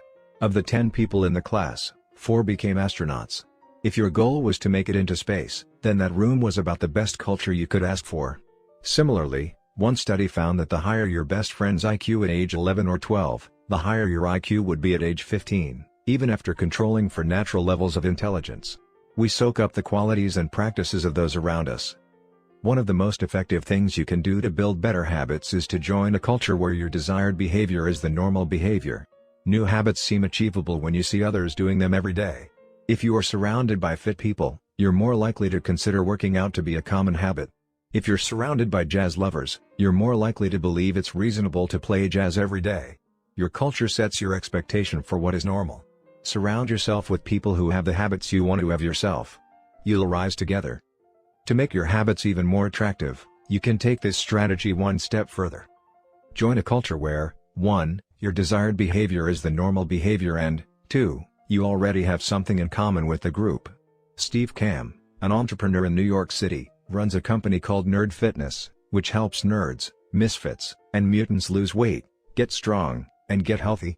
His clients include video game lovers, movie fanatics, and average Joes who want to get in shape. Many people feel out of place the first time they go to the gym or try to change their diet, but if you are already similar to the other members of the group in some way, say, your mutual love of Star Wars, change becomes more appealing because it feels like something people like you already do. Nothing sustains motivation better than belonging to the tribe. It transforms a personal quest into a shared one. Previously, you were on your own. Your identity was singular. You are a reader. You are a musician. You are an athlete. When you join a book club or a band or a cycling group, your identity becomes linked to those around you. Growth and change is no longer an individual pursuit. We are readers. We are musicians. We are cyclists. The shared identity begins to reinforce your personal identity. This is why remaining part of a group after achieving a goal is crucial to maintaining your habits. It's friendship and community that embed a new identity and help behaviors last over the long run. 2. Imitating the many. In the 1950s, psychologist Solomon Asch conducted a series of experiments that are now taught to legions of undergrads each year. To begin each experiment, the subject entered the room with a group of strangers. Unbeknownst to them, the other participants were actors planted by the researcher and instructed to deliver scripted answers to certain questions. The group would be shown one card with a line on it and then a second card with a series of lines. Each person was asked to select the line on the second card that was similar in length to the line on the first card. It was a very simple task. Here is an example of two cards used in the experiment. Conforming to social norms. Figure 10. This is a representation of two cards used by Solomon Asch in his famous social conformity experiments. The length of the line on the first card, left, is obviously the same as line C, but when a group of actors claimed it was a different length, the research subjects would often change their minds and go with the crowd rather than believe their own eyes. The experiment always began the same. First, there would be some easy trials where everyone agreed on the correct line. After a few rounds, the participants were shown a test that was just as obvious as the previous ones, except the actors in the room would select an intentionally incorrect answer. For example, they would respond A to the comparison shown in Figure 10. Everyone would agree that the lines were the same even though they were clearly different. The subject, who was unaware of the ruse, would immediately become bewildered. Their eyes would open wide. They would laugh nervously to themselves. They would double-check the reactions of other participants. Their agitation would grow as one person after another delivered the same incorrect response. Soon, the subject began to doubt their own eyes. Eventually, they delivered the answer they knew in their heart to be incorrect. Asch ran this experiment many times and in many different ways. What he discovered was that as the number of actors increased, so did the conformity of the subject. If it was just the subject and one actor, then there was no effect on the person's choice. They just assumed they were in the room with a dummy. When two actors were in the room with the subject, there was still little impact. But as the number of people increased to 3 actors and 4 and all the way to 8, the subject became more likely to second-guess themselves. By the end of the experiment, nearly 75% of the subjects had agreed with the group answer even though it was obviously incorrect. Whenever we are unsure how to act, we look to the group to guide our behavior. We are constantly scanning our environment and wondering, what is everyone else doing? We check reviews on Amazon or Yelp or TripAdvisor because we want to imitate the best buying, eating, and travel habits. It's usually a smart strategy. There is evidence in numbers. But there can be a downside. The normal behavior of the tribe often overpowers the desired behavior of the individual. For example, one study found that when a chimpanzee learns an effective way to crack nuts open as a member of one group and then switches to a new group that uses a less effective strategy, it will avoid using the superior nut cracking method just to blend in with the rest of the chimps. Humans are similar. There is tremendous internal pressure to comply with the norms of the group. The reward of being accepted is often greater than the reward of winning an argument, looking smart, or finding truth. Most days, we'd rather be wrong with the crowd than be right by ourselves. The human mind knows how to get along with others. It wants to get along with others. This is our natural mode. You can override it, you can choose to ignore the group or to stop caring what other people think, but it takes work. Running against the grain of your culture requires extra effort. When changing your habits means challenging the tribe, change is unattractive. When changing your habits means fitting in with the tribe, change is very attractive. 3. Imitating the powerful. Humans everywhere pursue power, prestige, and status. We want pins and medallions on our jackets. We want president or partner in our titles. We want to be acknowledged, recognized, and praised. This tendency can seem vain, but overall, it's a smart move. Historically, a person with greater power and status has access to more resources, worries less about survival, and proves to be a more attractive mate. We are drawn to behaviors that earn us respect, approval, admiration, and status. We want to be the one in the gym who can do muscle-ups, or the musician who can play the hardest chord progressions, or the parent with the most accomplished children, because these things separate us from the crowd. Once we fit in, we start looking for ways to stand out. This is one reason we care so much about the habits of highly effective people. We try to copy the behavior of successful people because we desire success ourselves. Many of our daily habits are imitations of people we admire. You replicate the marketing strategies of the most successful firms in your industry. You make a recipe from your favorite baker. You borrow the storytelling strategies of your favorite writer. You mimic the communication style of your boss. We imitate people we envy. High-status people enjoy the approval, respect, and praise of others. And that means if a behavior can get us approval, respect, and praise, we find it attractive. We are also motivated to avoid behaviors that would lower our status. We trim our hedges and mow our lawn because we don't want to be the slob of the neighborhood. When our mother comes to visit, we clean up the house because we don't want to be judged. We are continually wondering, what will others think of me? And altering our behavior based on the answer. The Polgar sisters, the chess prodigies mentioned at the beginning of this chapter, are evidence of the powerful and lasting impact social influences can have on our behavior. The sisters practiced chess for many hours each day and continued this remarkable effort for decades. But these habits and behaviors maintained their attractiveness, in part, because they were valued by their culture. From the praise of their parents to the achievement of different status markers like becoming a grandmaster, they had many reasons to continue their effort. Chapter Summary. The culture we live in determines which behaviors are attractive to us. We tend to adopt habits that are praised and approved of by our culture because we have a strong desire to fit in and belong to the tribe. We tend to imitate the habits of three social groups: the close, family and friends; the many, the tribe; and the powerful, those with status and prestige. One of the most effective things you can do to build better habits is to join a culture where, 1. Your desired behavior is the normal behavior, and 2. You already have something in common with the group. The normal behavior of the tribe often overpowers the desired behavior of the individual. Most days, we'd rather be wrong with the crowd than be right by ourselves. If a behavior can get us approval, respect, and praise, we find it attractive. 10.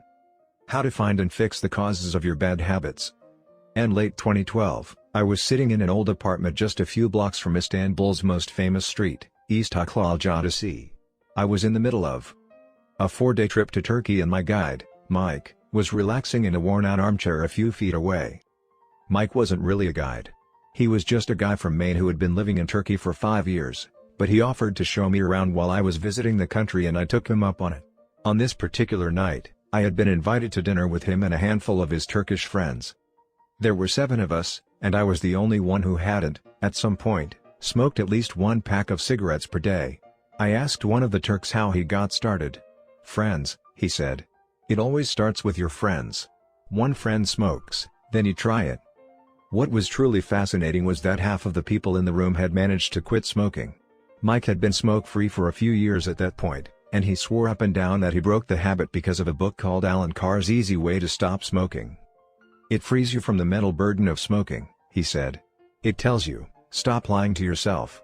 You know you don't actually want to smoke. You know you don't really enjoy this. It helps you feel like you're not the victim anymore. You start to realize that you don't need to smoke." I had never tried a cigarette, but I took a look at the book afterward out of curiosity.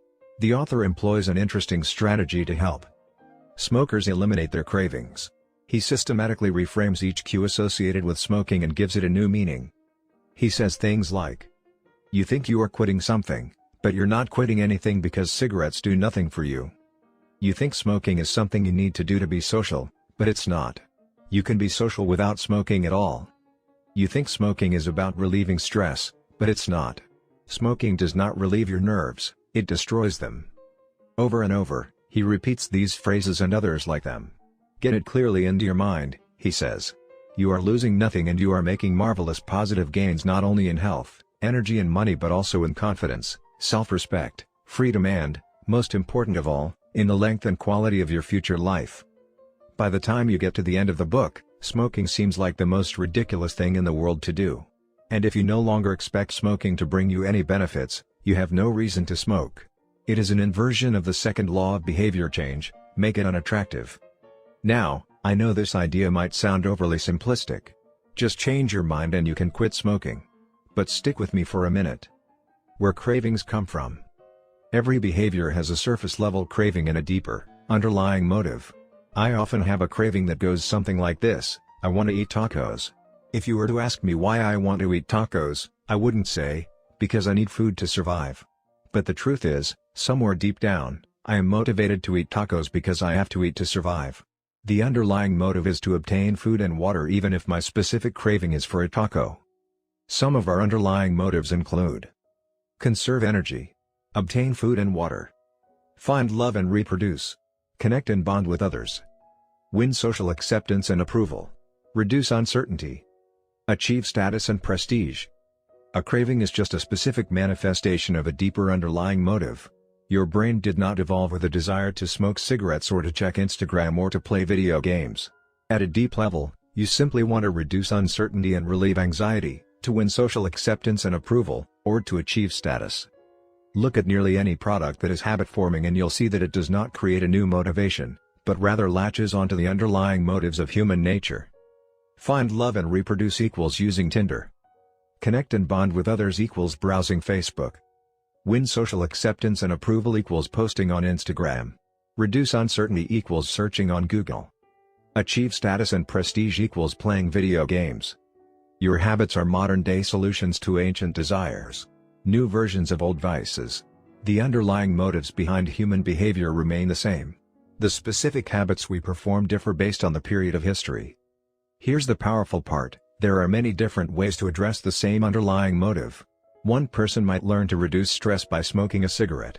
Another person learns to ease their anxiety by going for a run. Your current habits are not necessarily the best way to solve the problems you face, they are just the methods you learn to use. Once you associate a solution with the problem you need to solve, you keep coming back to it. Habits are all about associations. These associations determine whether we predict a habit to be worth repeating or not.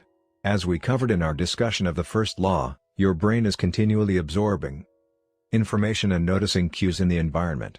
Every time you perceive a cue, your brain runs a simulation and makes a prediction about what to do in the next moment. Cue: you notice that the stove is hot.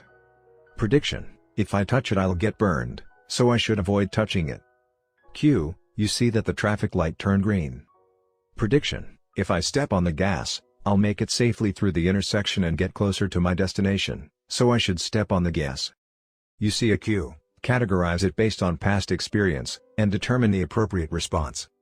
This all happens in an instant, but it plays a crucial role in your habits because every action is preceded by a prediction. Life feels reactive, but it is actually predictive. All day long, you are making your best guess of how to act given what you've just seen and what has worked for you in the past. You are endlessly predicting what will happen in the next moment. Our behavior is heavily dependent on these predictions. Put another way, our behavior is heavily dependent on how we interpret the events that happen to us, not necessarily the objective reality of the events themselves. Two people can look at the same cigarette, and one feels the urge to smoke while the other is repulsed by the smell. The same cue can spark a good habit or a bad habit depending on your prediction.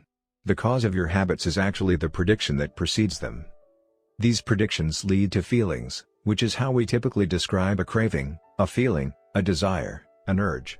Feelings and emotions transform the cues we perceive and the predictions we make into a signal that we can apply. They help explain what we are currently sensing. For instance, whether or not you realize it, you are noticing how warm or cold you feel right now. If the temperature drops by 1 degree, you probably won't do anything.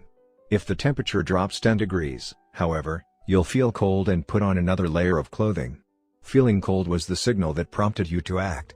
You have been sensing the cues the entire time, but it is only when you predict that you would be better off in a different state that you take action. A craving is the sense that something is missing. It is the desire to change your internal state. When the temperature falls, there is a gap between what your body is currently sensing and what it wants to be sensing. This gap between your current state and your desired state provides a reason to act. Desire is the difference between where you are now and where you want to be in the future. Even the tiniest action is tinged with the motivation to feel differently than you do in the moment. When you binge eat or light up or browse social media, What you really want is not a potato chip or a cigarette or a bunch of likes. What you really want is to feel different. Our feelings and emotions tell us whether to hold steady in our current state or to make a change. They help us decide the best course of action. Neurologists have discovered that when emotions and feelings are impaired, we actually lose the ability to make decisions. We have no signal of what to pursue and what to avoid. As the neuroscientist Antonio Damasio explains, it is emotion that allows you to mark things as good, bad, or indifferent. To summarize, the specific cravings you feel and habits you perform are really an attempt to address your fundamental underlying motives. Whenever a habit successfully addresses a motive, you develop a craving to do it again. In time, you learn to predict that checking social media will help you feel loved or that watching YouTube will allow you to forget your fears. Habits are attractive when we associate them with positive feelings, and we can use this insight to our advantage rather than to our detriment. How to reprogram your brain to enjoy hard habits. You can make hard habits more attractive if you can learn to associate them with a positive experience. Sometimes, all you need is a slight mindset shift. For instance, we often talk about everything we have to do in a given day. You have to wake up early for work. You have to make another sales call for your business. You have to cook dinner for your family. Now, imagine changing just one word. You don't have to. You get to. You get to wake up early for work. You get to make another sales call for your business. You get to cook dinner for your family. By simply changing one word, you shift the way you view each event. You transition from seeing these behaviors as burdens and turn them into opportunities. The key point is that both versions of reality are true. You have to do those things, and you also get to do them. We can find evidence for whatever mindset we choose. I once heard a story about a man who uses a wheelchair.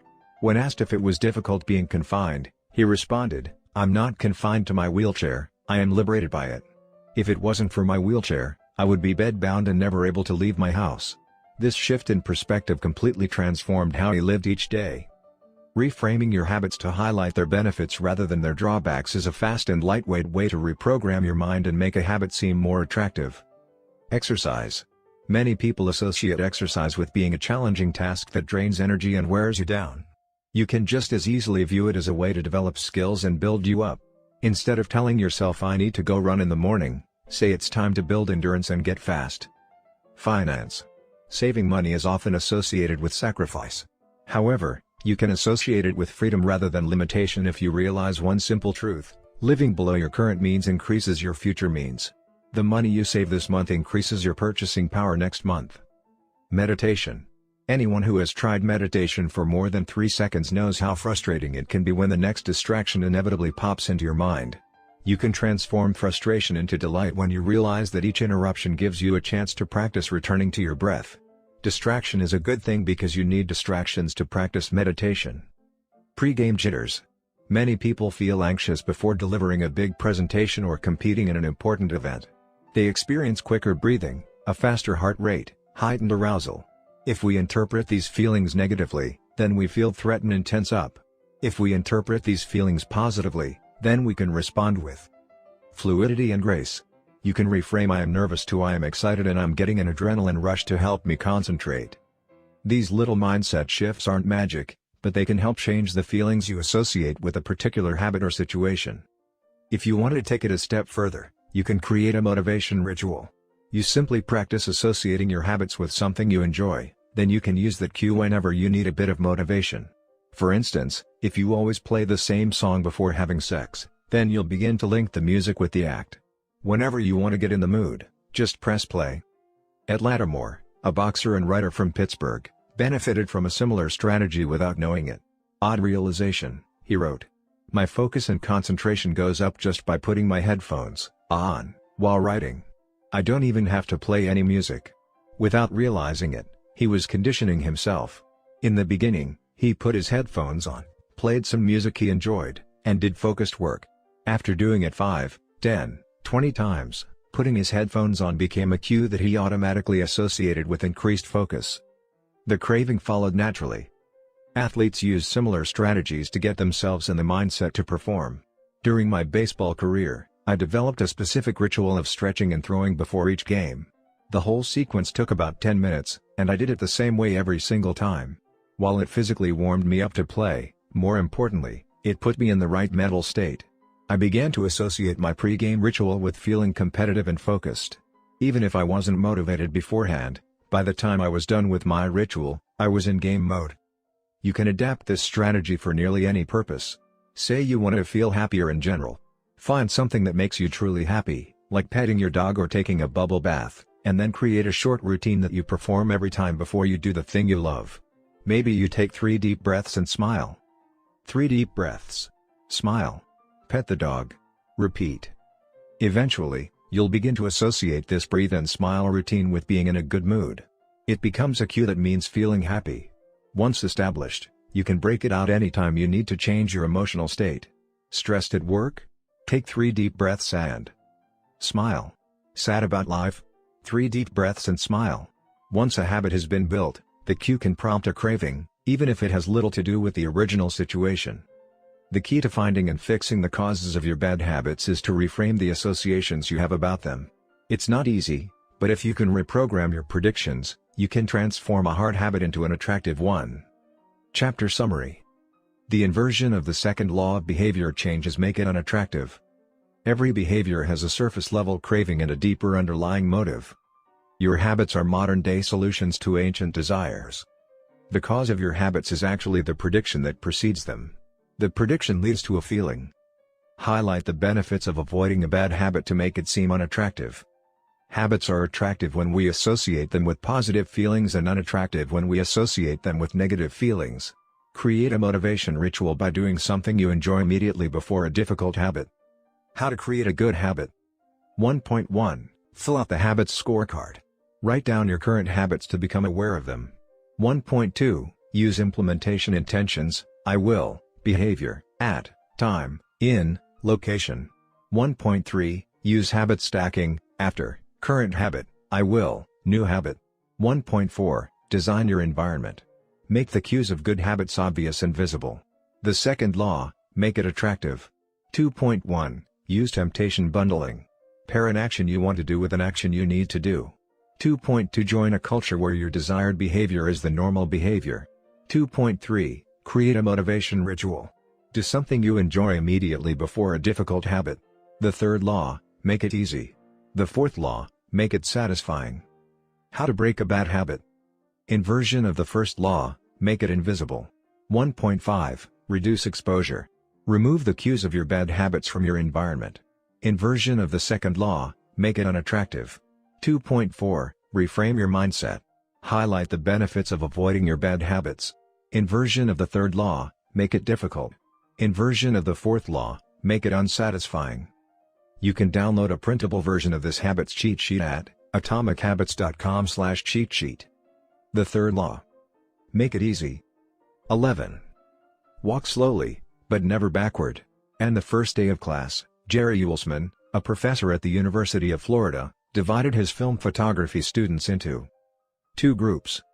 Everyone on the left side of the classroom, he explained, would be in the quantity group. They would be graded solely on the amount of work they produced. On the final day of class, he would tally the number of photos submitted by each student. 100 photos would rate an A, 90 photos a B, 80 photos a C, and so on.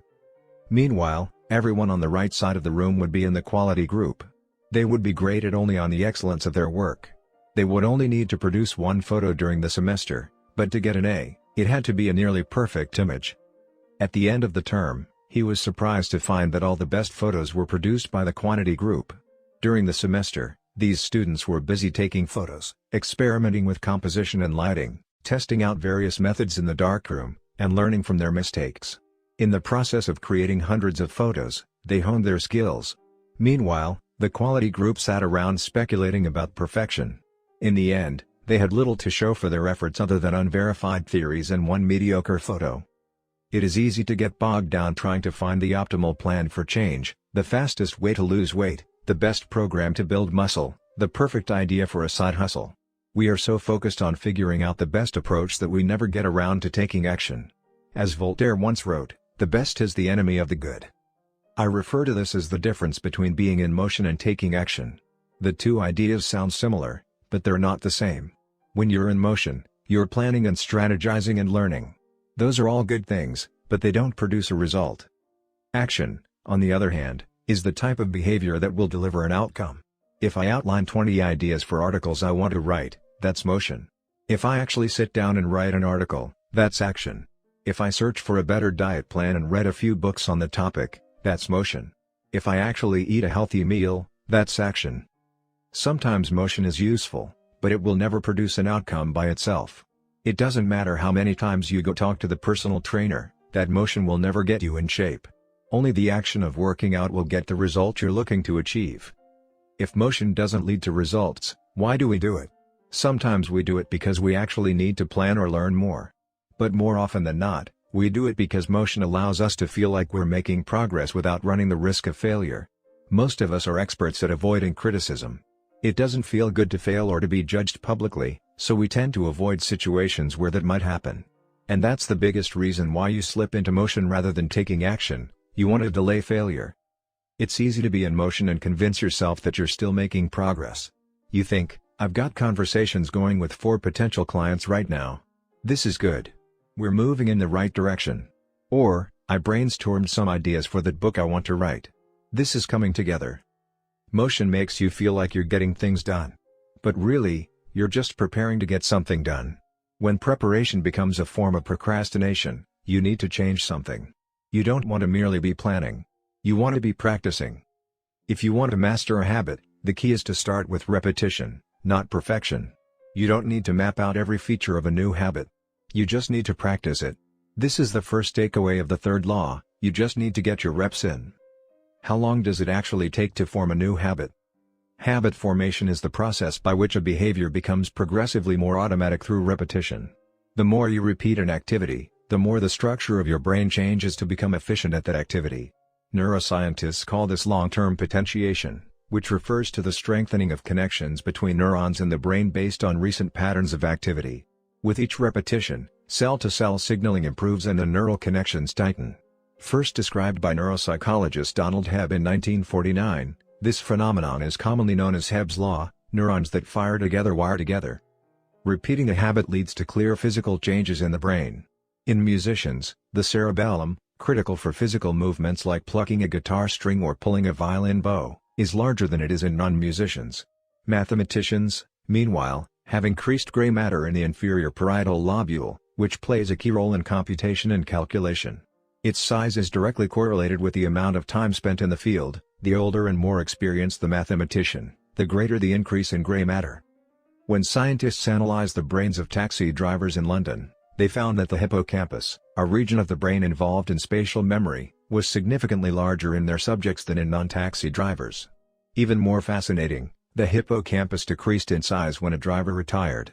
Like the muscles of the body responding to regular weight training, particular regions of the brain adapt as they are used and atrophy as they are abandoned. Of course, the importance of repetition in establishing habits was recognized long before neuroscientists began poking around. In 1860, the English philosopher George H. Lewis noted, in learning to speak a new language, to play on a musical instrument, or to perform unaccustomed movements, great difficulty is felt, because the channels through which each sensation has to pass have not become established. But no sooner has frequent repetition cut a pathway, than this difficulty vanishes. The actions become so automatic that they can be performed while the mind is otherwise engaged. Both common sense and scientific evidence agree, repetition is a form of change. Each time you repeat an action, you are activating a particular neural circuit associated with that habit.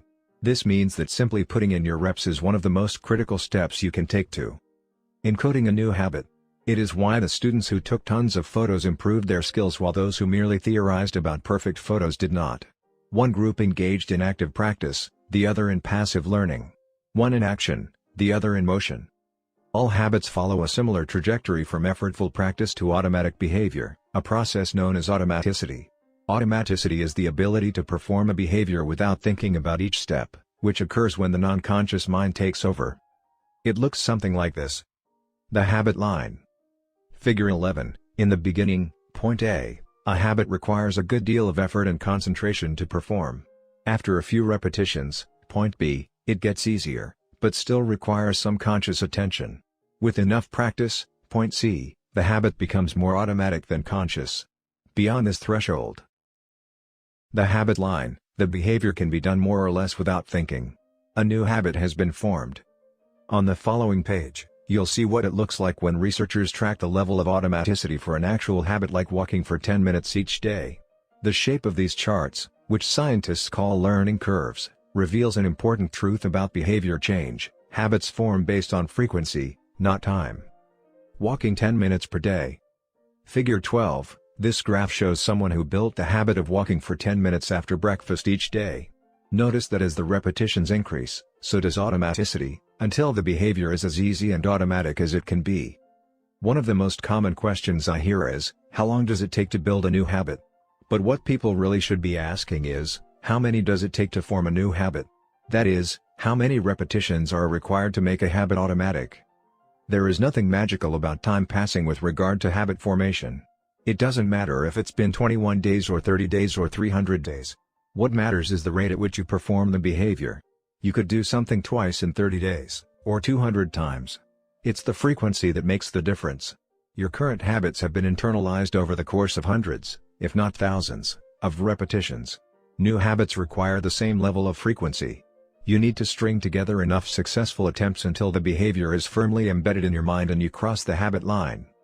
In practice, it doesn't really matter how long it takes for a habit to become automatic. What matters is that you take the actions you need to take to make progress. Whether an action is fully automatic is of less importance. To build a habit, you need to practice it. And the most effective way to make practice happen is to adhere to the third law of behavior change: make it easy. The chapters that follow will show you how to do exactly that. Chapter Summary. The third law of behavior change is make it easy. The most effective form of learning is practice, not planning. Focus on taking action, not being in motion. Habit formation is the process by which a behavior becomes progressively more automatic through repetition. The amount of time you have been performing a habit is not as important as the number of times you have performed it. 12. The Law of Least Effort. In his award-winning book, Guns, Germs, and Steel, anthropologist and biologist Jared Diamond points out a simple fact: different continents have different shapes. At first glance, this statement seems rather obvious and unimportant, but it turns out to have a profound impact on human behavior. The primary axis of the Americas runs from north to south. That is, the landmass of North and South America tends to be tall and thin rather than wide and fat. The same is generally true for Africa. Meanwhile, the landmass that makes up Europe, Asia, and the Middle East is the opposite. This massive stretch of land tends to be more east-west in shape. According to Diamond, this difference in shape played a significant role in the spread of agriculture over the centuries. When agriculture began to spread around the globe, farmers had an easier time expanding along east-west routes than along north-south ones. This is because locations along the same latitude generally share similar climates, amounts of sunlight and rainfall, and changes in season. These factors allowed farmers in Europe and Asia to domesticate a few crops and grow them along the entire stretch of land from France to China. The shape of human behavior. Figure 13, the primary axis of Europe and Asia is east-west. The primary axis of the Americas and Africa is north-south. This leads to a wider range of climates up and down the Americas than across Europe and Asia. As a result, agriculture spread nearly twice as fast across Europe and Asia than it did elsewhere. The behavior of farmers, even across hundreds or thousands of years, was constrained by the amount of friction in the work. For example, expanding your farm to the east where you can grow the same crops rather than heading north where the climate is different. Out of all the possible actions we could take, the one that is realized is the one that delivers the most value for the least effort. We are motivated to do what is easy. Every action requires a certain amount of energy. The more energy required, the less likely it is to occur. If your goal is to do 100 push-ups per day, that's a lot of energy.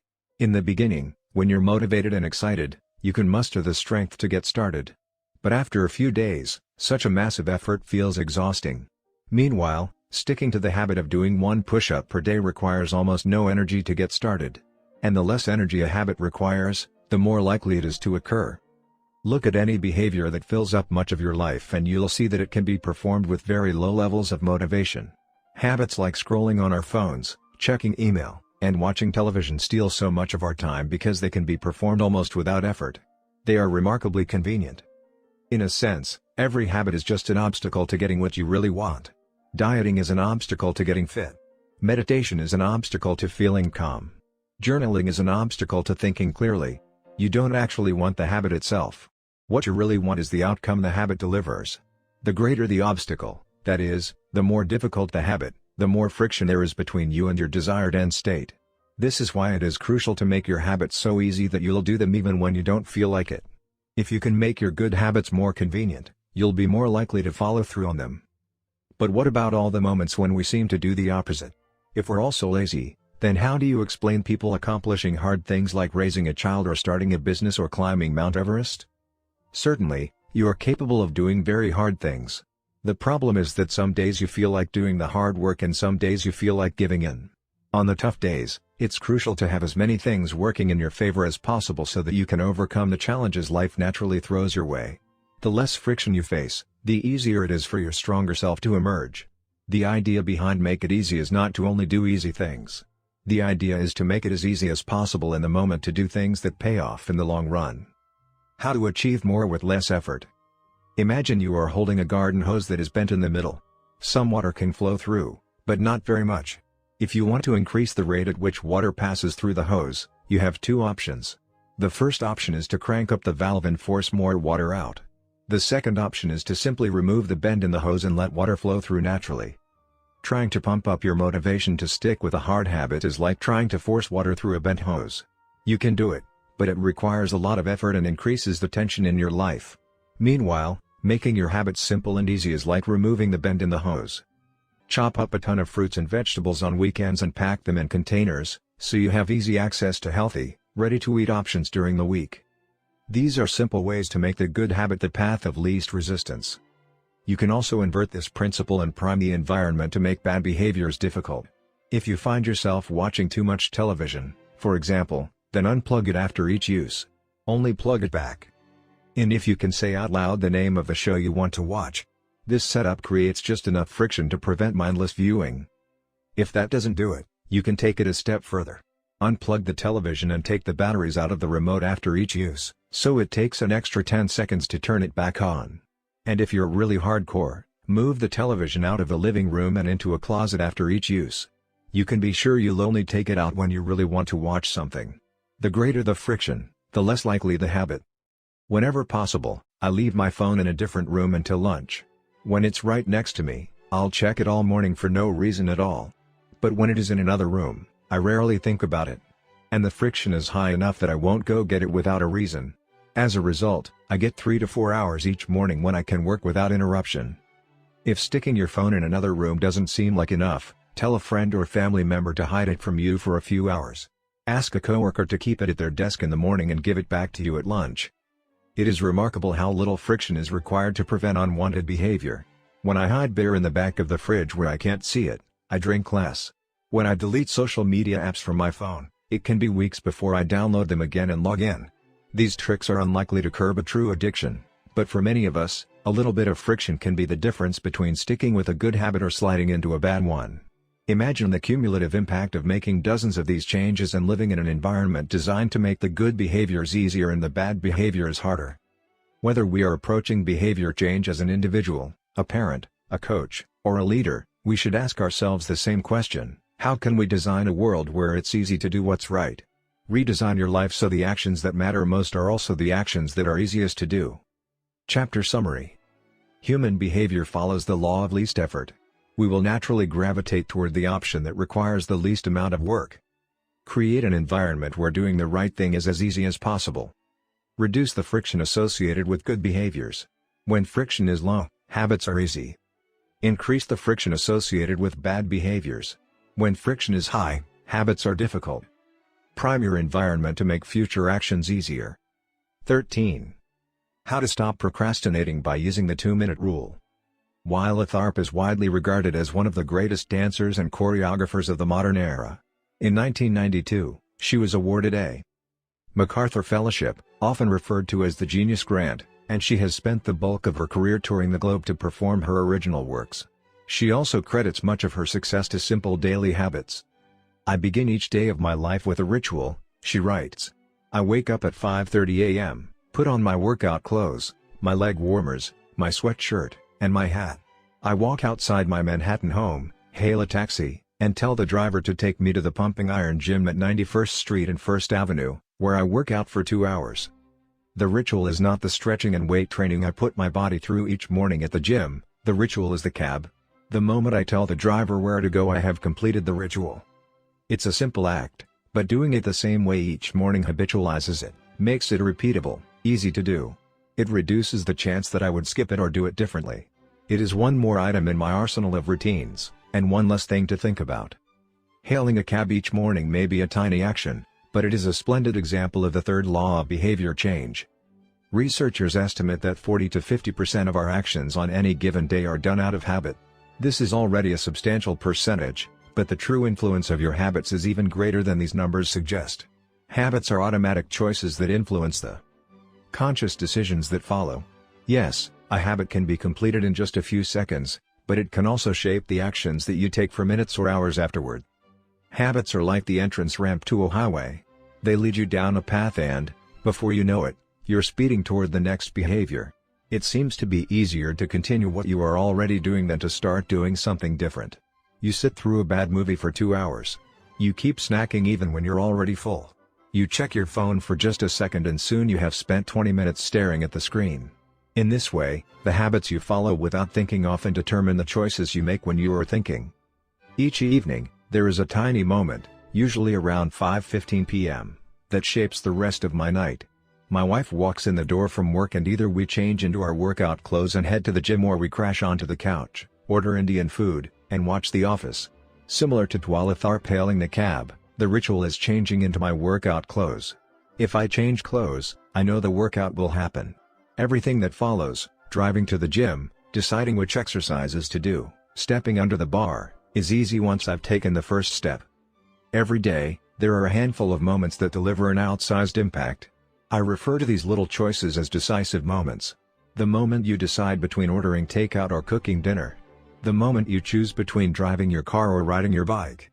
The moment you decide between starting your homework or grabbing the video game controller.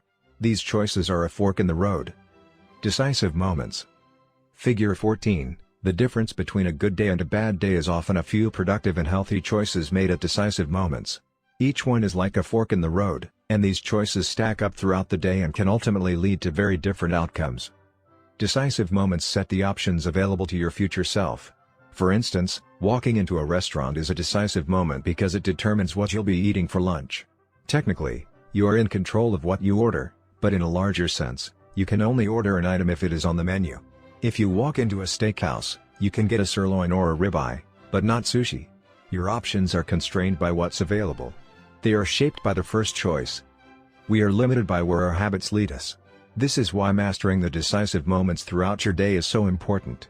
Each day is made up of many moments, but it is really a few habitual choices that determine the path you take. These little choices stack up, each one setting the trajectory for how you spend the next chunk of time. Habits are the entry point, not the end point. They are the cab, not the gym. The 2-minute rule. Even when you know you should start small, it's easy to start too big. When you dream about making a change, excitement inevitably takes over and you end up trying to do too much too soon. The most effective way I know to counteract this tendency is to use the 2-minute rule, which states, when you start a new habit, it should take less than 2 minutes to do. You'll find that nearly any habit can be scaled down into a 2-minute version. Read before bed each night becomes read one page. Do 30 minutes of yoga becomes take out my yoga mat. Study for class becomes open my notes. Fold the laundry becomes fold one pair of socks. Run 3 miles becomes tie my running shoes. The idea is to make your habits as easy as possible to start. Anyone can meditate for 1 minute, read 1 page, or put 1 item of clothing away. And, as we have just discussed, this is a powerful strategy because once you've started doing the right thing, it is much easier to continue doing it. A new habit should not feel like a challenge. The actions that follow can be challenging, but the first 2 minutes should be easy. What you want is a gateway habit that naturally leads you down a more productive path. You can usually figure out the gateway habits that will lead to your desired outcome by mapping out your goals on a scale from very easy to very hard. For instance, running a marathon is very hard. Running a 5K is hard. Walking 10,000 steps is moderately difficult. Walking 10 minutes is easy. And putting on your running shoes is very easy. Your goal might be to run a marathon, but your gateway habit is to put on your running shoes. That's how you follow the 2-minute rule. Very easy, easy, moderate, hard, Very hard. Put on your running shoes, walk 10 minutes, walk 10,000 steps. Run a 5K, run a marathon. Write one sentence, write one paragraph, write 1,000 words, write a 5,000-word article, write a book. Open your notes, study for 10 minutes, study for 3 hours. Get straight A's. Earn a PhD.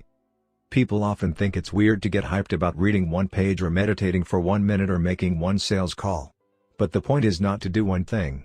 The point is to master the habit of showing up. The truth is, a habit must be established before it can be improved. If you can't learn the basic skill of showing up, then you have little hope of mastering the finer details. Instead of trying to engineer a perfect habit from the start, do the easy thing on a more consistent basis. You have to standardize before you can optimize. As you master the art of showing up, the first 2 minutes simply become a ritual at the beginning of a larger routine. This is not merely a hack to make habits easier but actually the ideal way to master a difficult skill. The more you ritualize the beginning of a process, the more likely it becomes that you can slip into the state of deep focus that is required to do great things. By doing the same warm-up before every workout, you make it easier to get into a state of peak performance. By following the same creative ritual, you make it easier to get into the hard work of creating. By developing a consistent power-down habit, you make it easier to get to bed at a reasonable time each night. You may not be able to automate the whole process, but you can make the first action mindless. Make it easy to start and the rest will follow. The 2-minute rule can seem like a trick to some people. You know that the real goal is to do more than just 2 minutes, so it may feel like you're trying to fool yourself. Nobody is actually aspiring to read one page or do one push-up or open their notes. And if you know it's a mental trick, why would you fall for it? If the 2-minute rule feels forced, try this: do it for 2 minutes and then stop. Go for a run, but you must stop after 2 minutes. Start meditating, but you must stop after 2 minutes. Study Arabic, but you must stop after 2 minutes. It's not a strategy for starting, it's the whole thing. Your habit can only last 120 seconds. One of my readers used this strategy to lose over 100 pounds. In the beginning, he went to the gym each day, but he told himself he wasn't allowed to stay for more than 5 minutes. He would go to the gym, exercise for 5 minutes, and leave as soon as his time was up. After a few weeks, he looked around and thought, well, I'm always coming here anyway. I might as well start staying a little longer. A few years later, the weight was gone. Journaling provides another example. Nearly everyone can benefit from getting their thoughts out of their head and onto paper, but most people give up after a few days or avoid it entirely because journaling feels like a chore. The secret is to always stay below the point where it feels like work. Greg McEwen, a leadership consultant from the United Kingdom, built a daily journaling habit by specifically writing less than he felt like. He always stopped journaling before it seemed like a hassle. Ernest Hemingway believed in similar advice for any kind of writing. The best way is to always stop when you are going good, he said. Strategies like this work for another reason, too. They reinforce the identity you want to build. If you show up at the gym 5 days in a row, even if it's just for 2 minutes, you are casting votes for your new identity. You're not worried about getting in shape. You're focused on becoming the type of person who doesn't miss workouts. You're taking the smallest action that confirms the type of person you want to be. We rarely think about change this way because everyone is consumed by the end goal. But one push-up is better than not exercising. 1 minute of guitar practice is better than none at all. 1 minute of reading is better than never picking up a book. It's better to do less than you hoped than to do nothing at all. At some point, once you've established the habit and you're showing up each day, you can combine the 2-minute rule with a technique we call habit shaping to scale your habit back up toward your ultimate goal. Start by mastering the first 2 minutes of the smallest version of the behavior. Then, advance to an intermediate step and repeat the process, focusing on just the first 2 minutes and mastering that stage before moving on to the next level. Eventually, you'll end up with the habit you had originally hoped to build while still keeping your focus where it should be, on the first 2 minutes of the behavior. Examples of habit shaping. Becoming an early riser. Phase 1. Be home by 10 p.m. every night. Phase 2. Have all devices, TV, phone, etc., turned off by 10 p.m. every night. Phase 3. Be in bed by 10 p.m. every night, reading a book, talking with your partner. Phase 4. Lights off by 10 p.m. every night. Phase 5. Wake up at 6 a.m. every day. Becoming vegan. Phase 1. Start eating vegetables at each meal. Phase 2, stop eating animals with 4 legs, cow, pig, lamb, etc. Phase 3, stop eating animals with 2 legs, chicken, turkey, etc. Phase 4, stop eating animals with no legs, fish, clams, scallops, etc. Phase 5, stop eating all animal products, eggs, milk, cheese. Starting to exercise. Phase 1, change into workout clothes. Phase 2, step out the door, try taking a walk. Phase 3, drive to the gym, exercise for 5 minutes, and leave. Phase 4, exercise for 15 minutes at least once per week. Phase 5, exercise 3 times per week. Nearly any larger life goal can be transformed into a 2-minute behavior. I want to live a healthy and long life greater than I need to stay in shape. Greater than I need to exercise, greater than I need to change into my workout clothes. I want to have a happy marriage, greater than I need to be a good partner, greater than I should do something each day to make my partner's life easier, greater than I should meal plan for next week. Whenever you are struggling to stick with a habit, you can employ the 2-minute rule. It's a simple way to make your habits easy. Chapter Summary. Habits can be completed in a few seconds but continue to impact your behavior for minutes or hours afterward. Many habits occur at decisive moments, choices that are like a fork in the road, and either send you in the direction of a productive day or an unproductive one. The 2-minute rule states, when you start a new habit, it should take less than 2 minutes to do. The more you ritualize the beginning of a process, the more likely it becomes that you can slip into the state of deep focus that is required to do great things. Standardize before you optimize. You can't improve a habit that doesn't exist. 14. How to make good habits inevitable and bad habits impossible. In the summer of 1830, Victor Hugo was facing an impossible deadline. 12 months earlier, the French author had promised his publisher a new book. But instead of writing, he spent that year pursuing other projects, entertaining guests, and delaying his work. Frustrated, Hugo's publisher responded by setting a deadline less than 6 months away. The book had to be finished by February 1831. Hugo concocted a strange plan to beat his procrastination. He collected all of his clothes and asked an assistant to lock them away in a large chest. He was left with nothing to wear except a large shawl. Lacking any suitable clothing to go outdoors, he remained in his study and wrote furiously during the fall and winter of 1830. The Hunchback of Notre Dame was published 2 weeks early on January 14, 1831. Sometimes success is less about making good habits easy and more about making bad habits hard. This is an inversion of the third law of behavior change: make it difficult. If you find yourself continually struggling to follow through on your plans, then you can take a page from Victor Hugo and make your bad habits more difficult by creating what psychologists call a commitment device. A commitment device is a choice you make in the present that controls your actions in the future. It is a way to lock in future behavior, bind you to good habits, and restrict you from bad ones. When Victor Hugo shut his clothes away so he could focus on writing, he was creating a commitment device. There are many ways to create a commitment device. You can reduce overeating by purchasing food in individual packages rather than in bulk size. You can voluntarily ask to be added to the ban list at casinos and online poker sites to prevent future gambling sprees. I've even heard of athletes who have to make weight for a competition choosing to leave their wallets at home during the week before weigh-in so they won't be tempted to buy fast food. As another example, my friend and fellow habits expert Nirial purchased an outlet timer, which is an adapter that he plugged in between his internet router and the power outlet. At 10 p.m. each night, the outlet timer cuts off the power to the router. When the internet goes off, everyone knows it is time to go to bed. Commitment devices are useful because they enable you to take advantage of good intentions before you can fall victim to temptation. Whenever I'm looking to cut calories, for example, I will ask the waiter to split my meal and box half of it to go before the meal is served. If I waited until the meal came out and told myself I'll just eat half, it would never work. The key is to change the task such that it requires more work to get out of the good habit than to get started on it. If you're feeling motivated to get in shape, schedule a yoga session and pay ahead of time. If you're excited about the business you want to start, email an entrepreneur you respect and set up a consulting call. When the time comes to act, the only way to bail is to cancel the meeting, which requires effort and may cost money.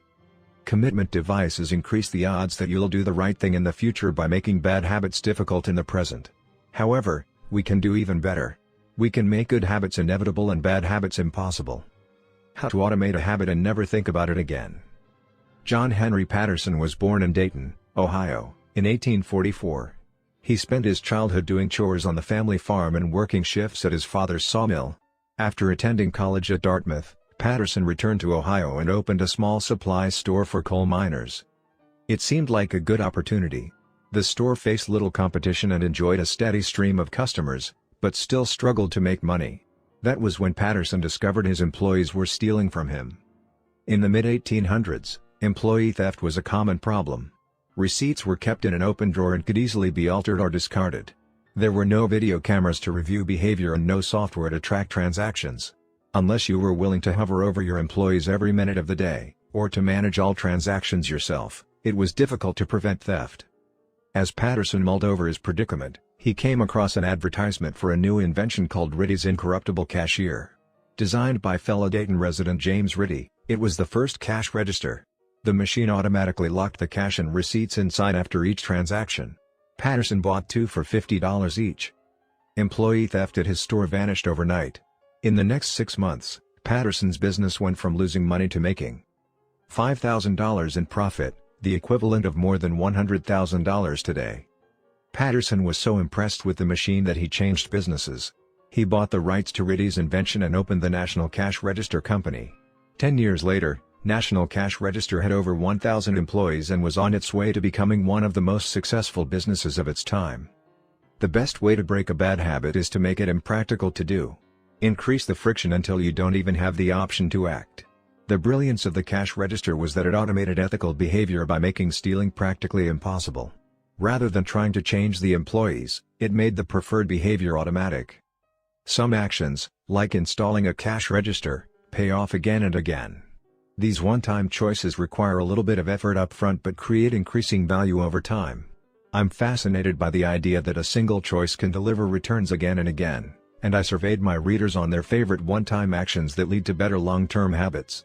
The table on the following page shares some of the most popular answers. I'd wager that if the average person were to simply do half of the one-time actions on this list, even if they didn't give another thought to their habits, most would find themselves living a better life a year from now. These one-time actions are a straightforward way to employ the third law of behavior change. They make it easier to sleep well, eat healthy, be productive, save money, and generally live better. 1. Ask service providers to lower your bills. Of course, there are many ways to automate good habits and eliminate bad ones. Typically, they involve putting technology to work for you. Technology can transform actions that were once hard, annoying, and complicated into behaviors that are easy, painless, and simple. It is the most reliable and effective way to guarantee the right behavior. This is particularly useful for behaviors that happen too infrequently to become habitual.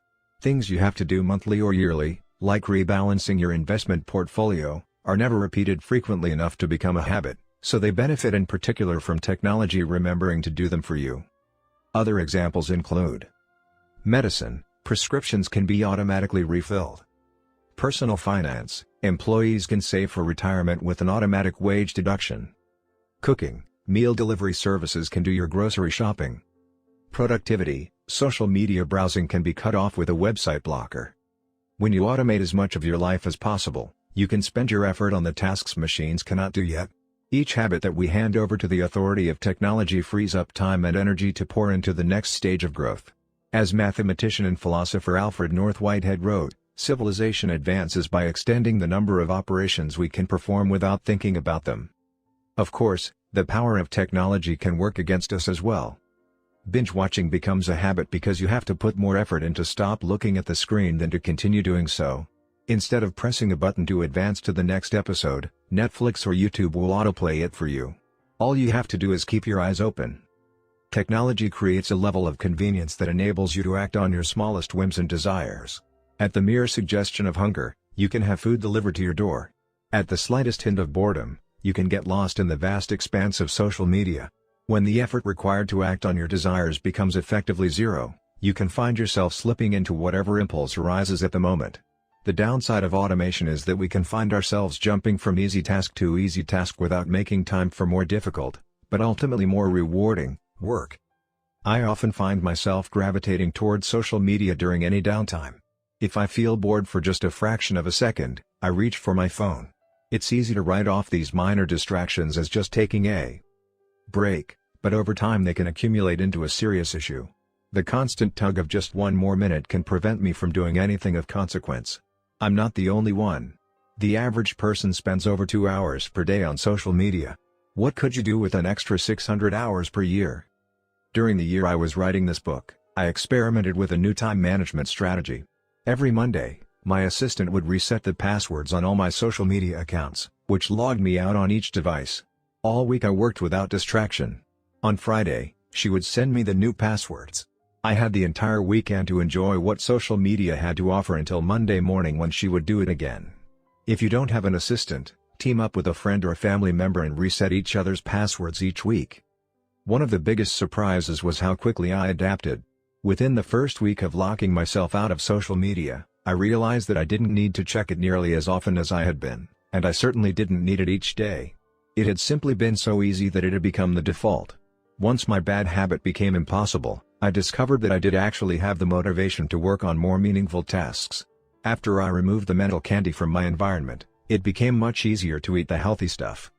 When working in your favor, automation can make your good habits inevitable and your bad habits impossible. It is the ultimate way to lock in future behavior rather than relying on willpower in the moment. By utilizing commitment devices, strategic one-time decisions, and technology, you can create an environment of inevitability, a space where good habits are not just an outcome you hope for but an outcome that is virtually guaranteed. Chapter Summary. The inversion of the third law of behavior changes make it difficult. A commitment device is a choice you make in the present that locks in better behavior in the future. The ultimate way to lock in future behavior is to automate your habits. One-time choices, like buying a better mattress or enrolling in an automatic savings plan, are single actions that automate your future habits and deliver increasing returns over time. Using technology to automate your habits is the most reliable and effective way to guarantee the right behavior. How to create a good habit. The first law, make it obvious. 1.1. Fill out the habits scorecard. Write down your current habits to become aware of them. 1.2. Use implementation intentions, I will, behavior, at, time, in, location. 1.3. Use habit stacking, after, current habit, I will, new habit. 1.4. Design your environment. Make the cues of good habits obvious and visible. The second law, make it attractive. 2.1. Use temptation bundling. Pair an action you want to do with an action you need to do. 2.2. Join a culture where your desired behavior is the normal behavior. 2.3. Create a motivation ritual. Do something you enjoy immediately before a difficult habit. The third law, make it easy. 3.1. Reduce friction. Decrease the number of steps between you and your good habits. 3.2. Prime the environment. Prepare your environment to make future actions easier. 3.3. Master the decisive moment. Optimize the small choices that deliver outsized impact. 3.4. Use the 2-minute rule. Downscale your habits until they can be done in 2 minutes or less. 3.5. Automate your habits. Invest in technology and one-time purchases that lock in future behavior. The fourth law, make it satisfying. How to break a bad habit. Inversion of the first law, make it invisible.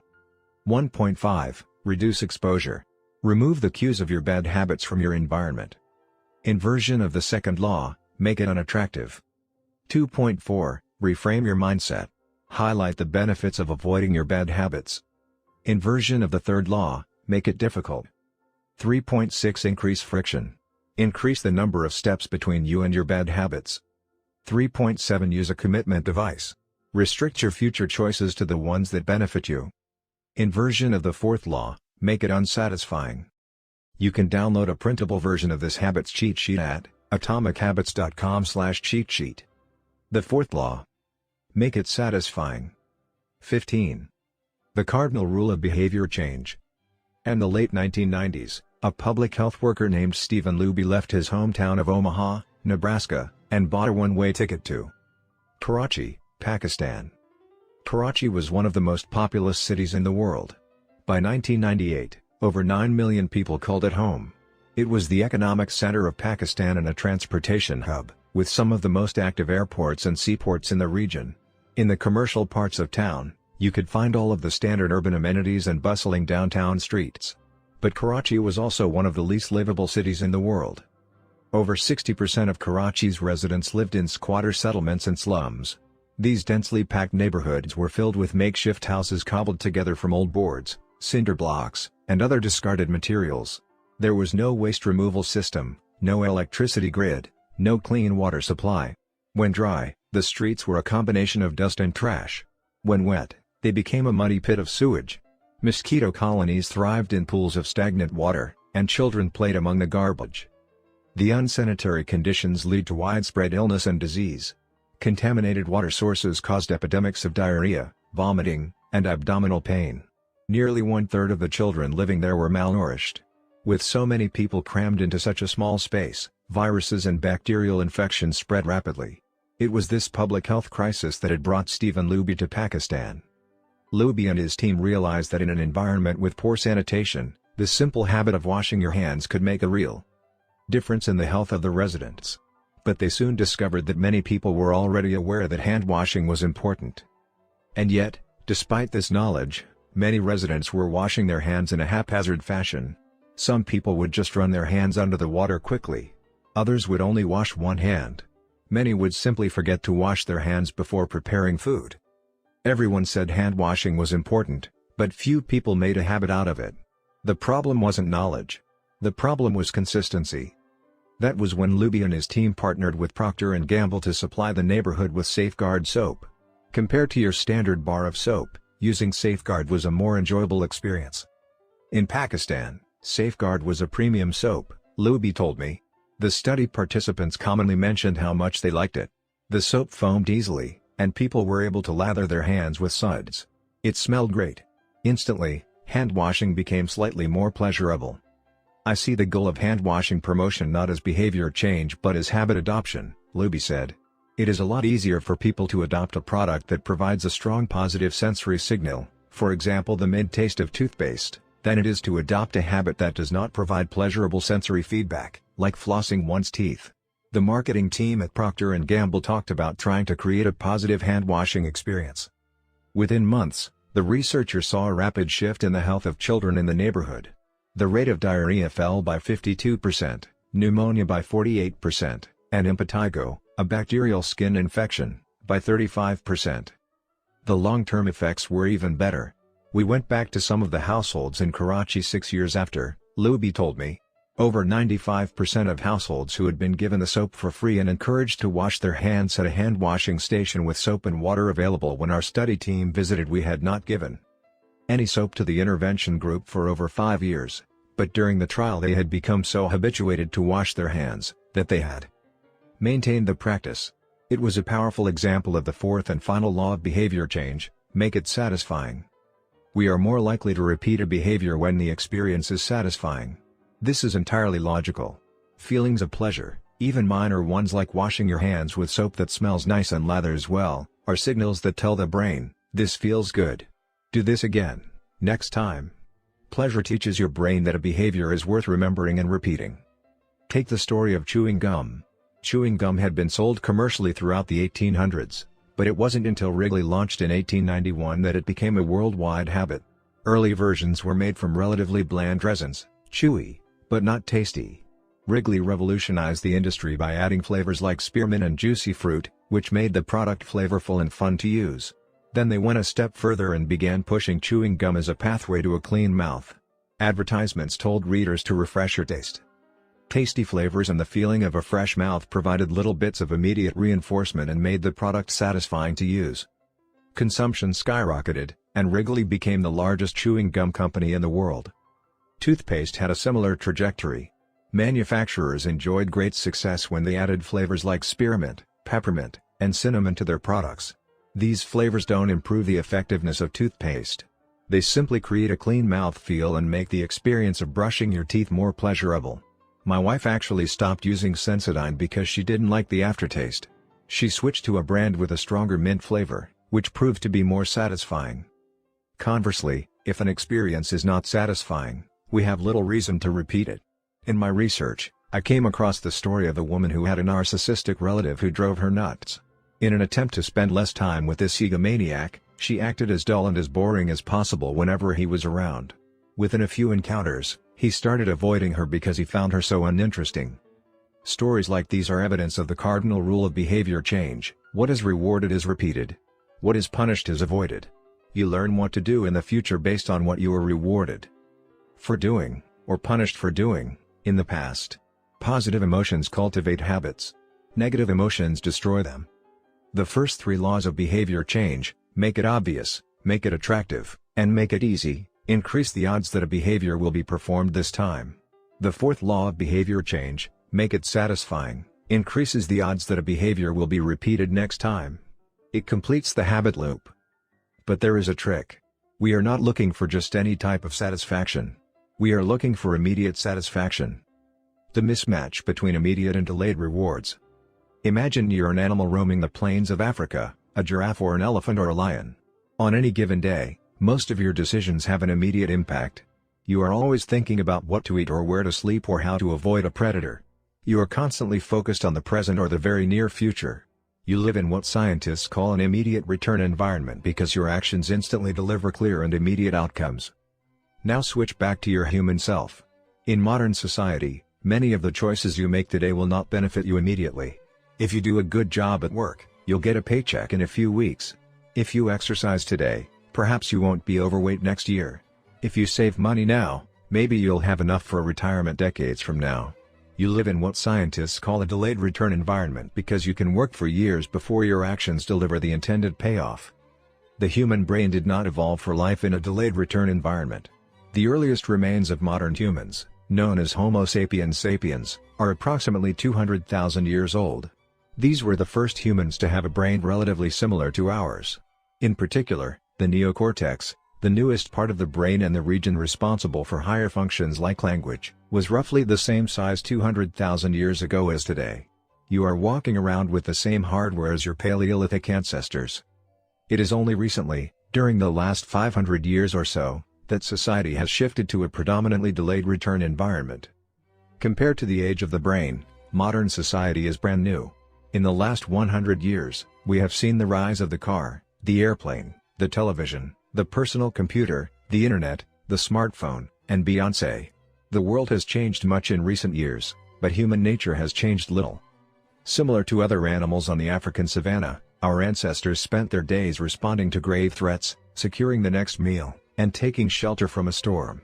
It made sense to place a high value on instant gratification.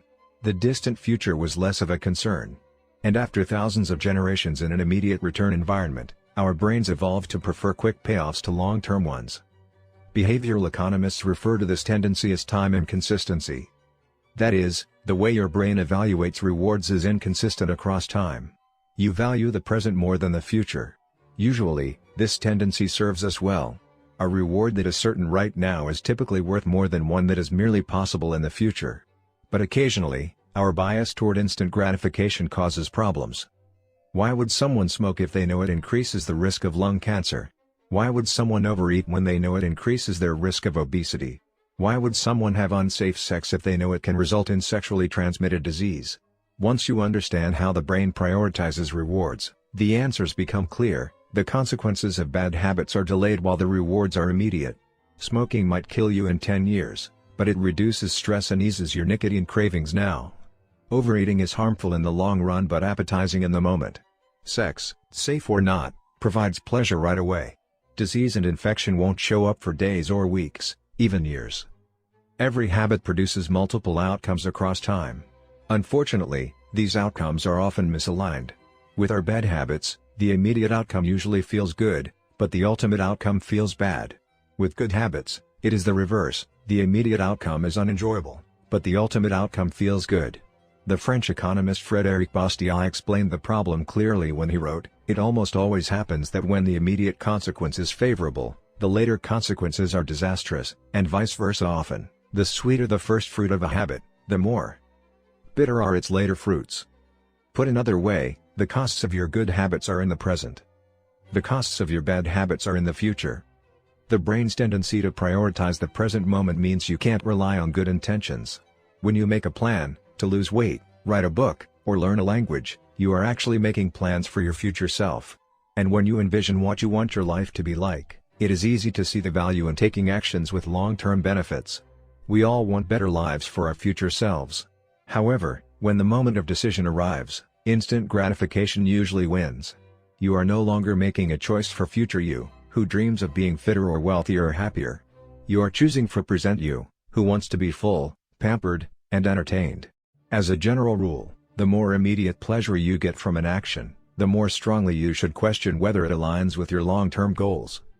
With a fuller understanding of what causes our brain to repeat some behaviors and avoid others, let's update the cardinal rule of behavior change: what is immediately rewarded is repeated. What is immediately punished is avoided.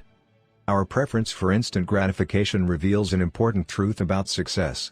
Because of how we are wired, most people will spend all day chasing quick hits of satisfaction. The road less traveled is the road of delayed gratification. If you're willing to wait for the rewards, you'll face less competition and often get a bigger payoff. As the saying goes, the last mile is always the least crowded. This is precisely what research has shown. People who are better at delaying gratification have higher SAT scores, lower levels of substance abuse, lower likelihood of obesity, better responses to stress, and superior social skills. We've all seen this play out in our own lives. If you delay watching television and get your homework done, you'll generally learn more and get better grades. If you don't buy desserts and chips at the store, you'll often eat healthier food when you get home. At some point, success in nearly every field requires you to ignore an immediate reward in favor of a delayed reward. Here's the problem: most people know that delaying gratification is the wise approach. They want the benefits of good habits, to be healthy, productive, at peace. But these outcomes are seldom top of mind at the decisive moment. Thankfully, it's possible to train yourself to delay gratification, but you need to work with the grain of human nature, not against it. The best way to do this is to add a little bit of immediate pleasure to the habits that pay off in the long run and a little bit of immediate pain to ones that don't. How to turn instant gratification to your advantage. The vital thing in getting a habit to stick is to feel successful, even if it's in a small way. The feeling of success is a signal that your habit paid off and that the work was worth the effort. In a perfect world, the reward for a good habit is the habit itself. In the real world, good habits tend to feel worthwhile only after they have provided you with something. Early on, it's all sacrifice. You've gone to the gym a few times, but you're not stronger or fitter or faster, at least, not in any noticeable sense. It's only months later, once you shed a few pounds or your arms gain some definition, that it becomes easier to exercise for its own sake. In the beginning, you need a reason to stay on track. This is why immediate rewards are essential. They keep you excited while the delayed rewards accumulate in the background. What we're really talking about here, when we're discussing immediate rewards, is the ending of a behavior. The ending of any experience is vital because we tend to remember it more than other phases. You want the ending of your habit to be satisfying. The best approach is to use reinforcement, which refers to the process of using an immediate reward to increase the rate of a behavior. Habit stacking, which we covered in Chapter 5, ties your habit to an immediate cue, which makes it obvious when to start. Reinforcement ties your habit to an immediate reward, which makes it satisfying when you finish. Immediate reinforcement can be especially helpful when dealing with habits of avoidance, which are behaviors you want to stop doing. It can be challenging to stick with habits like no frivolous purchases or no alcohol this month because nothing happens when you skip happy hour drinks or don't buy that pair of shoes. It can be hard to feel satisfied when there is no action in the first place. All you're doing is resisting temptation, and there isn't much satisfying about that. One solution is to turn the situation on its head. You want to make avoidance visible. Open a savings account and label it for something you want, maybe leather jacket. Whenever you pass on a purchase, put the same amount of money in the account. Skip your morning latte? Transfer $5. Pass on another month of Netflix? Move $10 over. It's like creating a loyalty program for yourself. The immediate reward of seeing yourself save money toward the leather jacket feels a lot better than being deprived. You are making it satisfying to do nothing. One of my readers and his wife used a similar setup. They wanted to stop eating out so much and start cooking together more. They labeled their savings account trip to Europe. Whenever they skipped going out to eat, they transferred $50 into the account. At the end of the year, they put the money toward the vacation. It is worth noting that it is important to select short-term rewards that reinforce your identity rather than ones that conflict with it. Buying a new jacket is fine if you're trying to lose weight or read more books, but it doesn't work if you're trying to budget and save money. Instead, taking a bubble bath or going on a leisurely walk are good examples of rewarding yourself with free time. which aligns with your ultimate goal of more freedom and financial independence. Similarly, if your reward for exercising is eating a bowl of ice cream, then you're casting votes for conflicting identities, and it ends up being a wash. Instead, maybe your reward is a massage, which is both a luxury and a vote toward taking care of your body. Now the short-term reward is aligned with your long-term vision of being a healthy person. Eventually, as intrinsic rewards like a better mood, more energy, and reduced stress kick in, you'll become less concerned with chasing the secondary reward. The identity itself becomes the reinforcer. You do it because it's who you are and it feels good to be you.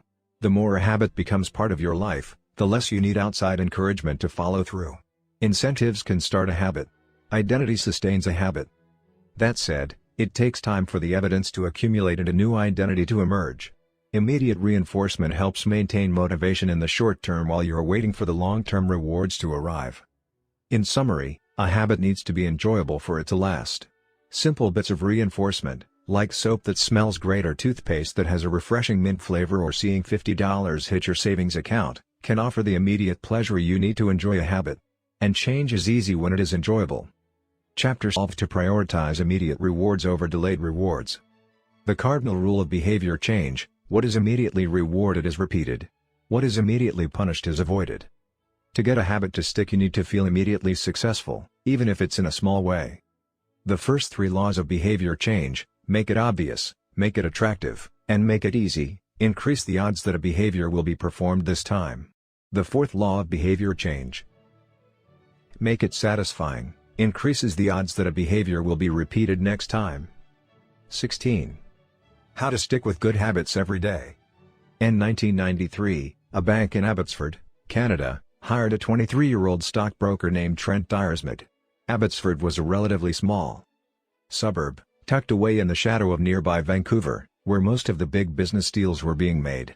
Given the location, and the fact that Dyersmith was a rookie, nobody expected too much of him. But he made brisk progress thanks to a simple daily habit. Dyersmith began each morning with 2 jars on his desk. One was filled with 120 paper clips. The other was empty. As soon as he settled in each day, he would make a sales call. Immediately after, he would move one paper clip from the full jar to the empty jar and the process would begin again. Every morning I would start with 120 paper clips in one jar and I would keep dialing the phone until I had moved them all to the second jar, he told me. Within 18 months, Dyersmith was bringing in $5 million to the firm. By age 24, he was making $75,000 per year, the equivalent of $125,000 today. Not long after, he landed a 6-figure job with another company. I like to refer to this technique as the paperclip strategy and, over the years, I've heard from readers who have employed it in a variety of ways. One woman shifted a hairpin from one container to another whenever she wrote a page of her book. Another man moved a marble from one bin to the next after each set of push-ups. Making progress is satisfying, and visual measures, like moving paper clips or hairpins or marbles, provide clear evidence of your progress. As a result, they reinforce your behavior and add a little bit of immediate satisfaction to any activity. Visual measurement comes in many forms: food journals, workout logs, loyalty punch cards, the progress bar on a software download, even the page numbers in a book. But perhaps the best way to measure your progress is with a habit tracker. How to keep your habits on track. A habit tracker is a simple way to measure whether you did a habit. The most basic format is to get a calendar and cross off each day you stick with your routine. For example, if you meditate on Monday, Wednesday, and Friday, each of those dates gets an X. As time rolls by, the calendar becomes a record of your habit streak. Countless people have tracked their habits, but perhaps the most famous was Benjamin Franklin. Beginning at age 20, Franklin carried a small booklet everywhere he went and used it to track 13 personal virtues. This list included goals like lose no time, be always employed in something useful and avoid trifling conversation. At the end of each day, Franklin would open his booklet and record his progress. Jerry Seinfeld reportedly uses a habit tracker to stick with his streak of writing jokes. In the documentary Comedian, he explains that his goal is simply to never break the chain of writing jokes every day. In other words, he is not focused on how good or bad a particular joke is or how inspired he feels. He is simply focused on showing up and adding to his streak. Don't break the chain is a powerful mantra. Don't break the chain of sales calls and you'll build a successful book of business. Don't break the chain of workouts and you'll get fit faster than you'd expect. Don't break the chain of creating every day and you will end up with an impressive portfolio. Habit tracking is powerful because it leverages multiple laws of behavior change. It simultaneously makes a behavior obvious, attractive, and satisfying. Let's break down each one. Benefit number 1, habit tracking is obvious. Recording your last action creates a trigger that can initiate your next one. Habit tracking naturally builds a series of visual cues like the streak of X's on your calendar or the list of meals in your food log. When you look at the calendar and see your streak, you'll be reminded to act again. Research has shown that people who track their progress on goals like losing weight, quitting smoking, and lowering blood pressure are all more likely to improve than those who don't. One study of more than 1,600 people found that those who kept a daily food log lost twice as much weight as those who did not. The mere act of tracking a behavior can spark the urge to change it. Habit tracking also keeps you honest. Most of us have a distorted view of our own behavior. We think we act better than we do. Measurement offers one way to overcome our blindness to our own behavior and notice what's really going on each day. One glance at the paper clips in the container and you immediately know how much work you have, or haven't, been putting in. When the evidence is right in front of you, you're less likely to lie to yourself. Benefit number 2, habit tracking is attractive. The most effective form of motivation is progress. When we get a signal that we are moving forward, we become more motivated to continue down that path. In this way, habit tracking can have an addictive effect on motivation. Each small win feeds your desire. This can be particularly powerful on a bad day. When you're feeling down, it's easy to forget about all the progress you have already made. Habit tracking provides visual proof of your hard work, a subtle reminder of how far you've come. Plus, the empty square you see each morning can motivate you to get started because you don't want to lose your progress by breaking the streak. Benefit number 3, habit tracking is satisfying. This is the most crucial benefit of all. Tracking can become its own form of reward. It is satisfying to cross an item off your to-do list, to complete an entry in your workout log, or to mark an X on the calendar.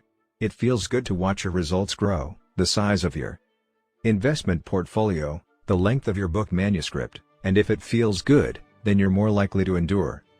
Habit tracking also helps keep your eye on the ball. You're focused on the process rather than the result. You're not fixated on getting six-pack abs, you're just trying to keep the streak alive and become the type of person who doesn't miss workouts. In summary, habit tracking, 1, creates a visual cue that can remind you to act, 2, is inherently motivating because you see the progress you are making and don't want to lose it, and 3, feels satisfying whenever you record another successful instance of your habit. Furthermore, habit tracking provides visual proof that you are casting votes for the type of person you wish to become, which is a delightful form of immediate and intrinsic gratification. You may be wondering, if habit tracking is so useful, why have I waited so long to talk about it? Despite all the benefits, I've left this discussion until now for a simple reason: many people resist the idea of tracking and measuring. It can feel like a burden because it forces you into two habits, the habit you're trying to build and the habit of tracking it. Counting calories sounds like a hassle when you're already struggling to follow a diet. Writing down every sales call seems tedious when you've got work to do. It feels easier to say, "I'll just eat less," or "I'll try harder," or "I'll remember to do it." People inevitably tell me things like, "I have a decision journal, but I wish I used it more," or "I recorded my workouts for a week, but then quit." I've been there myself. I once made a food log to track my calories. I managed to do it for one meal and then gave up. Tracking isn't for everyone, and there is no need to measure your entire life. But nearly anyone can benefit from it in some form, even if it's only temporary. What can we do to make tracking easier? First, whenever possible, measurement should be automated. You'll probably be surprised by how much you're already tracking without knowing it. Your credit card statement tracks how often you go out to eat. Your Fitbit registers how many steps you take and how long you sleep. Your calendar records how many new places you travel to each year. Once you know where to get the data, add a note to your calendar to review it each week or each month, which is more practical than tracking it every day. Second, manual tracking should be limited to your most important habits. It is better to consistently track one habit than to sporadically track 10. Finally, record each measurement immediately after the habit occurs. The completion of the behavior is the cue to write it down. This approach allows you to combine the habit stacking method mentioned in Chapter 5 with habit tracking. The habit stacking plus habit tracking formula is, after current habit, I will track my habit. After I hang up the phone from a sales call, I will move one paper clip over. After I finish each set at the gym, I will record it in my workout journal. After I put my plate in the dishwasher, I will write down what I ate. These tactics can make tracking your habits easier. Even if you aren't the type of person who enjoys recording your behavior, I think you'll find a few weeks of measurements to be insightful. It's always interesting to see how you've actually been spending your time. That said, every habit streak ends at some point. And, more important than any single measurement, is having a good plan for when your habits slide off track. How to recover quickly when your habits break down. No matter how consistent you are with your habits, it is inevitable that life will interrupt you at some point. Perfection is not possible. Before long, an emergency will pop up, you get sick or you have to travel for work or your family needs a little more of your time. Whenever this happens to me, I try to remind myself of a simple rule: never miss twice. If I miss one day, I try to get back into it as quickly as possible. Missing one workout happens, but I'm not going to miss 2 in a row. Maybe I'll eat an entire pizza, but I'll follow it up with a healthy meal. I can't be perfect, but I can avoid a second lapse. As soon as one streak ends, I get started on the next one. The first mistake is never the one that ruins you. It is the spiral of repeated mistakes that follows. Missing once is an accident. Missing twice is the start of a new habit. This is a distinguishing feature between winners and losers. Anyone can have a bad performance, a bad workout, or a bad day at work. But when successful people fail, they rebound quickly. The breaking of a habit doesn't matter if the reclaiming of it is fast. I think this principle is so important that I'll stick to it even if I can't do a habit as well or as completely as I would like. Too often, we fall into an all-or-nothing cycle with our habits. The problem is not slipping up, the problem is thinking that if you can't do something perfectly, then you shouldn't do it at all. You don't realize how valuable it is to just show up on your bad, or busy, days. Lost days hurt you more than successful days help you. If you start with $100, then a 50% gain will take you to $150. But you only need a 33% loss to take you back to $100. In other words, avoiding a 33% loss is just as valuable as achieving a 50% gain. As Charlie Munger says, the first rule of compounding: never interrupt it unnecessarily. This is why the bad workouts are often the most important ones. Sluggish days and bad workouts maintain the compound gains you accrued from previous good days. Simply doing something, 10 squats, 5 sprints, a push-up, anything really, is huge. Don't put up a 0. Don't let losses eat into your compounding. Furthermore, it's not always about what happens during the workout. It's about being the type of person who doesn't miss workouts. It's easy to train when you feel good, but it's crucial to show up when you don't feel like it, even if you do less than you hope. Going to the gym for 5 minutes may not improve your performance, but it reaffirms your identity. The all-or-nothing cycle of behavior change is just one pitfall that can derail your habits. Another potential danger, especially if you are using a habit tracker, is measuring the wrong thing. Knowing when, and when not, to track a habit. Say you're running a restaurant and you want to know if your chef is doing a good job. One way to measure success is to track how many customers pay for a meal each day. If more customers come in, the food must be good. If fewer customers come in, something must be wrong. However, this one measurement, daily revenue, only gives a limited picture of what's really going on. Just because someone pays for a meal doesn't mean they enjoy the meal. Even dissatisfied customers are unlikely to dine and dash.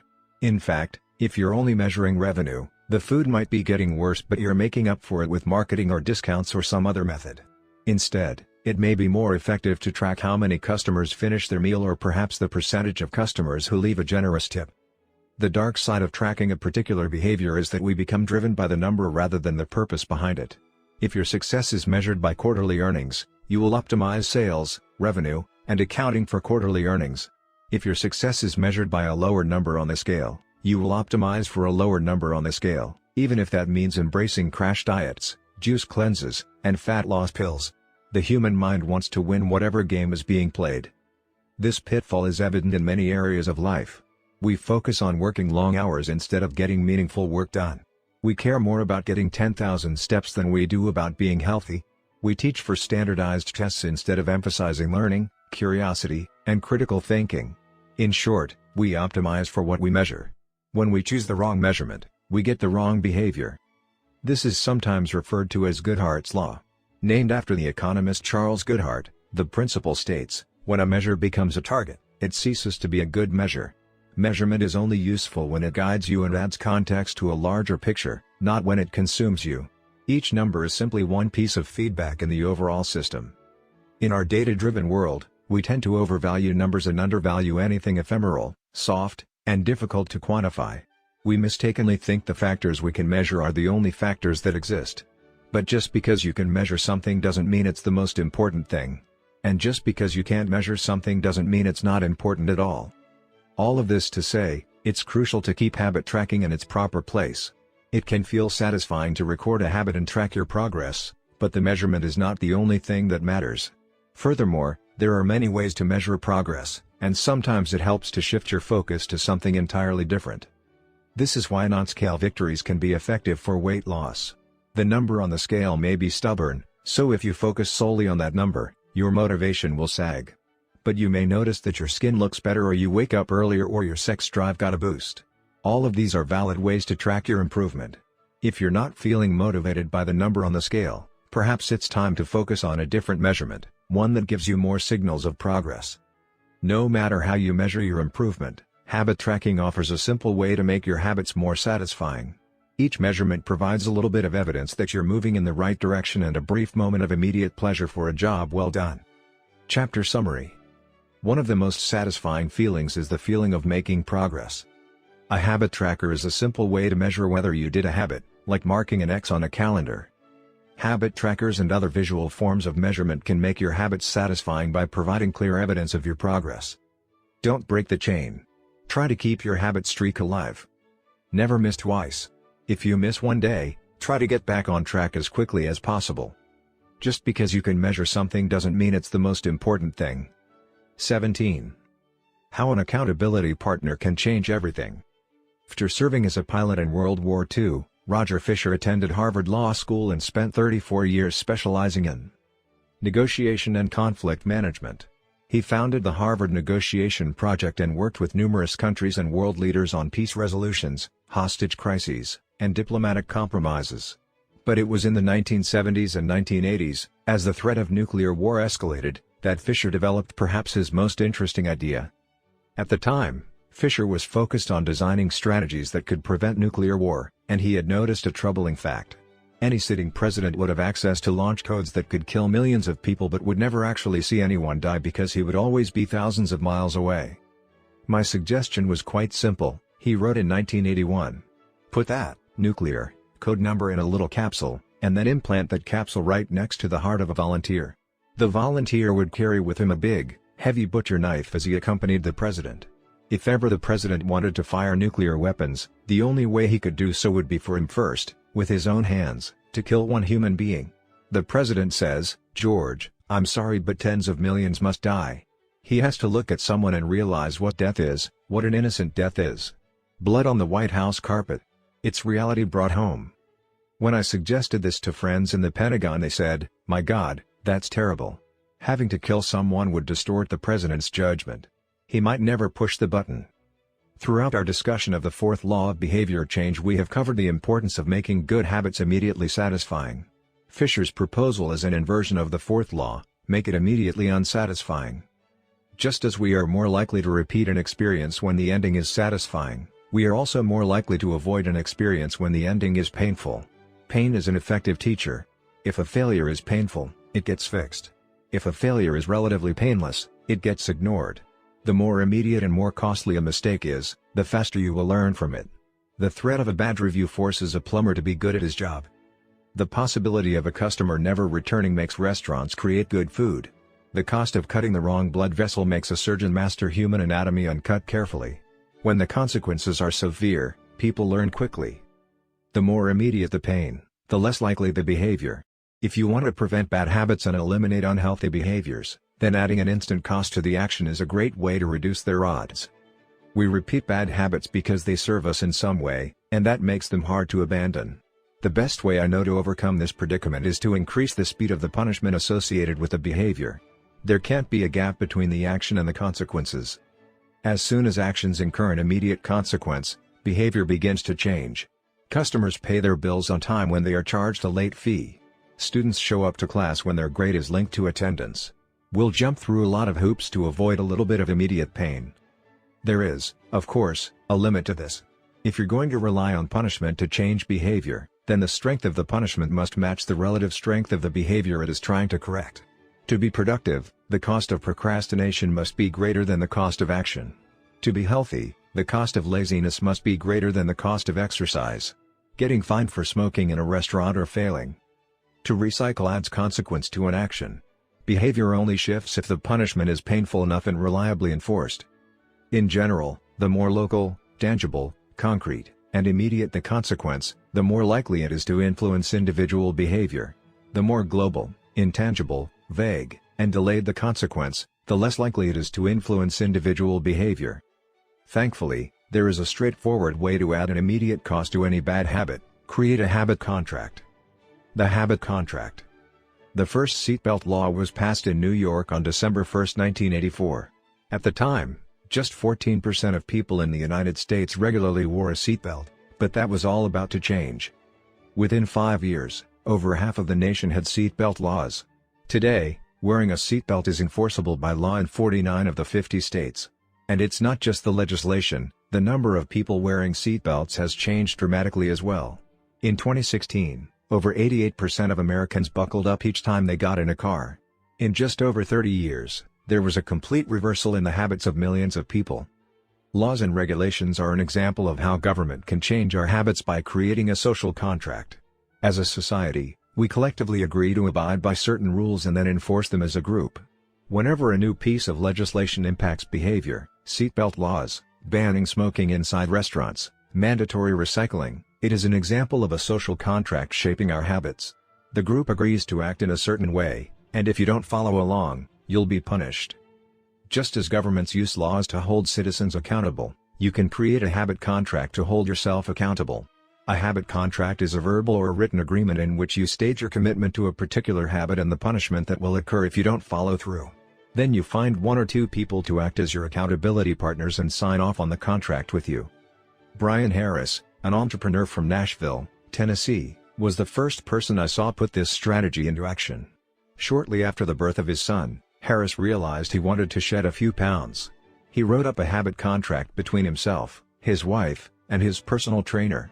The first version read, "Brian's #1 objective for Q1 of 2017 is to start eating correctly again so he feels better, looks better, and is able to hit his long-term goal of 200 pounds at 10% body fat." Below that statement, Harris laid out a roadmap for achieving his ideal outcome. Phase number 1, get back to a strict slow-carb diet in Q1. Phase number 2, start a strict macronutrient tracking program in Q2. Phase number 3, refine and maintain the details of his diet and workout program in Q3. Finally, he wrote out each of the daily habits that would get him to his goal. For example, write down all food that he consumes each day and weigh himself each day. And then he listed the punishment if he failed. If Brian doesn't do these 2 items, then the following consequence will be enforced: he will have to dress up each workday and each Sunday morning for the rest of the quarter. Dress up is defined as not wearing jeans, t-shirts, hoodies, or shorts. He will also give Joey, his trainer, $200 to use as he sees fit if he misses 1 day of logging food. At the bottom of the page, Harris, his wife, and his trainer all signed the contract. My initial reaction was that a contract like this seemed overly formal and unnecessary, especially the signatures. But Harris convinced me that signing the contract was an indication of seriousness. "Anytime I skip this part," he said, "I start slacking almost immediately." 3 months later, after hitting his targets for Q1, Harris upgraded his goals. The consequences escalated, too. If he missed his carbohydrate and protein targets, he had to pay his trainer $100. And if he failed to weigh himself, he had to give his wife $500 to use as she saw fit. Perhaps most painfully, if he forgot to run sprints, he had to dress up for work every day and wear an Alabama hat the rest of the quarter, the bitter rival of his beloved Auburn team. The strategy worked. With his wife and trainer acting as accountability partners and with the habit contract clarifying exactly what to do each day, Harris lost the weight. To make bad habits unsatisfying, your best option is to make them painful in the moment. Creating a habit contract is a straightforward way to do exactly that. Even if you don't want to create a full-blown habit contract, Simply having an accountability partner is useful. The comedian Margaret Cho writes a joke or song every day. She does the song a day challenge with a friend, which helps them both stay accountable. Knowing that someone is watching can be a powerful motivator. You are less likely to procrastinate or give up because there is an immediate cost. If you don't follow through, perhaps they'll see you as untrustworthy or lazy. Suddenly, you are not only failing to uphold your promises to yourself, but also failing to uphold your promises to others. You can even automate this process. Thomas Frank, an entrepreneur in Boulder, Colorado, wakes up at 5:55 each morning. And if he doesn't, he has a tweet automatically scheduled that says, "It's 6:10 and I'm not up because I'm lazy. Reply to this for $5 via PayPal, limit 5, assuming my alarm didn't malfunction." We are always trying to present our best selves to the world. We comb our hair and brush our teeth and dress ourselves carefully because we know these habits are likely to get a positive reaction. We want to get good grades and graduate from top schools to impress potential employers and mates and our friends and family. We care about the opinions of those around us because it helps if others like us. This is precisely why getting an accountability partner or signing a habit contract can work so well. Chapter Summary. The inversion of the fourth law of behavior changes make it unsatisfying. We are less likely to repeat a bad habit if it is painful or unsatisfying. An accountability partner can create an immediate cost to an action. We care deeply about what others think of us, and we do not want others to have a lesser opinion of us. A habit contract can be used to add a social cost to any behavior. It makes the costs of violating your promises public and painful. Knowing that someone else is watching you can be a powerful motivator. How to create a good habit. The first law, make it obvious. 1.1. Fill out the habits scorecard. Write down your current habits to become aware of them. 1.2. Use implementation intentions, I will, behavior, at, time, in, location. 1.3. Use habit stacking, after, current habit, I will, new habit. 1.4. Design your environment. Make the cues of good habits obvious and visible. The second law, make it attractive. 2.1. Use temptation bundling. Pair an action you want to do with an action you need to do. 2.2. Join a culture where your desired behavior is the normal behavior. 2.3. Create a motivation ritual. Do something you enjoy immediately before a difficult habit. The third law, make it easy. 3.1. Reduce friction. Decrease the number of steps between you and your good habits. 3.2. Prime the environment. Prepare your environment to make future actions easier. 3.3. Master the decisive moment. Optimize the small choices that deliver outsized impact. 3.4. Use the 2-minute rule. Downscale your habits until they can be done in 2 minutes or less. 3.5. Automate your habits. Invest in technology and one-time purchases that lock in future behavior. The fourth law, make it satisfying. 4.1. Use reinforcement. Give yourself an immediate reward when you complete your habit. 4.2. Make doing nothing enjoyable. When avoiding a bad habit, design a way to see the benefits. 4.3. Use a habit tracker. Keep track of your habit streak and don't break the chain. 4.4. Never miss twice. When you forget to do a habit, make sure you get back on track immediately. How to break a bad habit. Inversion of the first law, make it invisible. 1.5. Reduce exposure. Remove the cues of your bad habits from your environment. Inversion of the second law, make it unattractive. 2.4. Reframe your mindset. Highlight the benefits of avoiding your bad habits. Inversion of the third law, make it difficult. 3.6. Increase friction. Increase the number of steps between you and your bad habits.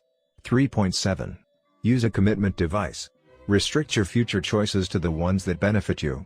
Inversion of the fourth law, make it unsatisfying. 4.5. Get an accountability partner. Ask someone to watch your behavior. 4.6. Create a habit contract. Make the costs of your bad habits public and painful. You can download a printable version of this habits cheat sheet at atomichabits.com/cheat sheet. Advanced tactics. How to go from being merely good to being truly great. 18. The truth about talent, when genes matter and when they don't. Any people are familiar with Michael Phelps, who is widely considered to be one of the greatest athletes in history. Phelps has won more Olympic medals not only than any swimmer but also more than any Olympian in any sport. Fewer people know the name Hicham El Guerrouj, but he was a fantastic athlete in his own right. El Garouche is a Moroccan runner who holds 2 Olympic gold medals and is one of the greatest middle-distance runners of all time. For many years, he held the world record in the mile, 1,500-meter, and 2,000-meter races. At the Olympic Games in Athens, Greece, in 2004, he won gold in the 1,500-meter and 5,000-meter races. These two athletes are wildly different in many ways. For starters, one competed on land and the other in water, but most notably, they differ significantly in height. El Garouche is 5 feet, 9 inches tall. Phelps is 6 feet, 4 inches tall. Despite this 7-inch difference in height, the two men are identical in one respect: Michael Phelps and Hicham El Garouche wear the same length inseam on their pants. How is this possible? Phelps has relatively short legs for his height and a very long torso, the perfect build for swimming. El Garouche has incredibly long legs and a short upper body, an ideal frame for distance running. Now, imagine if these world-class athletes were to switch sports. Given his remarkable athleticism, could Michael Phelps become an Olympic-caliber distance runner with enough training? It's unlikely. At peak fitness, Phelps weighed 194 pounds, which is 40% heavier than El Garouche, who competed at an ultralight 138 pounds. Taller runners are heavier runners, and every extra pound is a curse when it comes to distance running. Against elite competition, Phelps would be doomed from the start. Similarly, El Garouche might be one of the best runners in history, but it's doubtful he would ever qualify for the Olympics as a swimmer. Since 1976, the average height of Olympic gold medalists in the men's 1,500-meter run is 5 feet, 10 inches. In comparison, the average height of Olympic gold medalists in the men's 100-meter freestyle swim is 6 feet, 4 inches. Swimmers tend to be tall and have long backs and arms, which are ideal for pulling through the water. El Garouche would be at a severe disadvantage before he ever touched the pool. The secret to maximizing your odds of success is to choose the right field of competition. This is just as true with habit change as it is with sports and business. Habits are easier to perform, and more satisfying to stick with, when they align with your natural inclinations and abilities. Like Michael Phelps in the pool or Hicham El Garouche on the track, you want to play a game where the odds are in your favor. Embracing this strategy requires the acceptance of the simple truth that people are born with different abilities. Some people don't like to discuss this fact. On the surface, your genes seem to be fixed, and it's no fun to talk about things you cannot control. Plus, phrases like biological determinism makes it sound like certain individuals are destined for success and others doomed to failure. But this is a short-sighted view of the influence of genes on behavior. The strength of genetics is also their weakness. Genes cannot be easily changed, which means they provide a powerful advantage in favorable circumstances and a serious disadvantage in unfavorable circumstances. If you want to dunk a basketball, being 7 feet tall is very useful. If you want to perform a gymnastics routine, being 7 feet tall is a great hindrance. Our environment determines the suitability of our genes and the utility of our natural talents. When our environment changes, so do the qualities that determine success. This is true not just for physical characteristics but for mental ones as well. I'm smart if you ask me about habits and human behavior. Not so much when it comes to knitting, rocket propulsion, or guitar chords. Competence is highly dependent on context. The people at the top of any competitive field are not only well trained, they are also well suited to the task. And this is why, if you want to be truly great, selecting the right place to focus is crucial. In short, genes do not determine your destiny. They determine your areas of opportunity. As physician Gabor Mate notes, genes can predispose, but they don't predetermine. The areas where you are genetically predisposed to success are the areas where habits are more likely to be satisfying. The key is to direct your effort toward areas that both excite you and match your natural skills, to align your ambition with your ability. The obvious question is, how do I figure out where the odds are in my favor? How do I identify the opportunities and habits that are right for me? The first place we will look for an answer is by understanding your personality. How your personality influences your habits. Your genes are operating beneath the surface of every habit. Indeed, beneath the surface of every behavior. Genes have been shown to influence everything from the number of hours you spend watching television to your likelihood to marry or divorce to your tendency to get addicted to drugs, alcohol, or nicotine. There's a strong genetic component to how obedient or rebellious you are when facing authority, how vulnerable or resistant you are to stressful events, how proactive or reactive you tend to be, and even how captivated or bored you feel during sensory experiences like attending a concert. As Robert Blowman, a behavioral geneticist at King's College in London, told me, It is now at the point where we have stopped testing to see if traits have a genetic component because we literally can't find a single one that isn't influenced by our genes. Bundled together, your unique cluster of genetic traits predispose you to a particular personality. Your personality is the set of characteristics that is consistent from situation to situation. The most proven scientific analysis of personality traits is known as the Big Five, which breaks them down into 5 spectrums of behavior. 1. Openness to experience, from curious and inventive on one end to cautious and consistent on the other. 2. Conscientiousness, organized and efficient to easygoing and spontaneous. 3. Extroversion, outgoing and energetic to solitary and reserved, you likely know them as extroverts versus introverts. 4. Agreeableness, friendly and compassionate to challenging and detached. 5. Neuroticism, anxious and sensitive to confident, calm, and stable. All 5 characteristics have biological underpinnings. Extroversion, for instance, can be tracked from birth. If scientists play a loud noise in the nursing ward, some babies turn toward it while others turn away. When the researchers tracked these children through life, they found that the babies who turned toward the noise were more likely to grow up to be extroverts. Those who turned away were more likely to become introverts. People who are high in agreeableness are kind, considerate, and warm. They also tend to have higher natural oxytocin levels, a hormone that plays an important role in social bonding, increases feelings of trust, and can act as a natural antidepressant. You can easily imagine how someone with more oxytocin might be inclined to build habits like writing thank you notes or organizing social events. As a third example, consider neuroticism, which is a personality trait all people possess to various degrees. People who are high in neuroticism tend to be anxious and worry more than others. This trait has been linked to hypersensitivity of the amygdala, the portion of the brain responsible for noticing threats. In other words, people who are more sensitive to negative cues in their environment are more likely to score high in neuroticism. Our habits are not solely determined by our personalities, but there is no doubt that our genes nudge us in a certain direction. Our deeply rooted preferences make certain behaviors easier for some people than for others. You don't have to apologize for these differences or feel guilty about them, but you do have to work with them. A person who scores lower on conscientiousness, for example, will be less likely to be orderly by nature and may need to rely more heavily on environment design to stick with good habits. As a reminder for the less conscientious readers among us, environment design is a strategy we discussed in chapters 6 and 12. The takeaway is that you should build habits that work for your personality. People can get ripped working out like a bodybuilder, but if you prefer rock climbing or cycling or rowing, then shape your exercise habit around your interests. If your friend follows a low-carb diet but you find that low-fat works for you, then more power to you. If you want to read more, don't be embarrassed if you prefer steamy romance novels over non-fiction. Read whatever fascinates you. You don't have to build the habits everyone tells you to build. Choose the habit that best suits you, not the one that is most popular. There is a version of every habit that can bring you joy and satisfaction. Find it.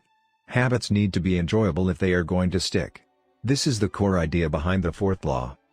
Tailoring your habits to your personality is a good start, but this is not the end of the story. Let's turn our attention to finding and designing situations where you're at a natural advantage. How to find a game where the odds are in your favor. Learning to play a game where the odds are in your favor is critical for maintaining motivation and feeling successful. In theory, you can enjoy almost anything. In practice, you are more likely to enjoy the things that come easily to you. People who are talented in a particular area tend to be more competent at that task and are then praised for doing a good job. They stay energized because they are making progress where others have failed, and because they get rewarded with better pay and bigger opportunities, which not only makes them happier but also propels them to produce even higher quality work. It's a virtuous cycle.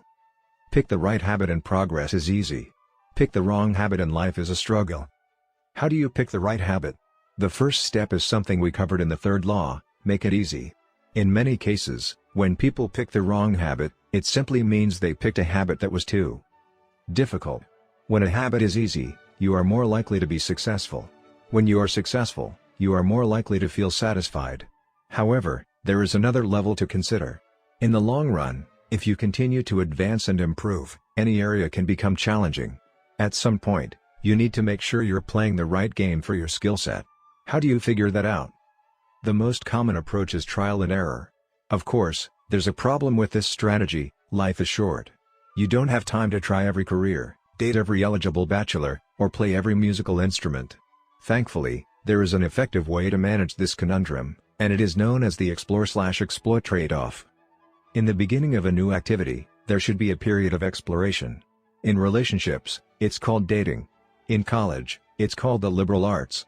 In business, it's called split testing. The goal is to try out many possibilities, research a broad range of ideas, and cast a wide net. After this initial period of exploration, shift your focus to the best solution you've found, but keep experimenting occasionally. The proper balance depends on whether you're winning or losing. If you are currently winning, you exploit, exploit, exploit. If you are currently losing, you continue to explore, explore, explore. In the long run, it is probably most effective to work on the strategy that seems to deliver the best results about 80 to 90% of the time and keep exploring with the remaining 10 to 20%.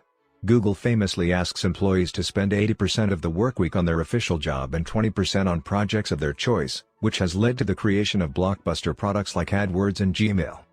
The optimal approach also depends on how much time you have.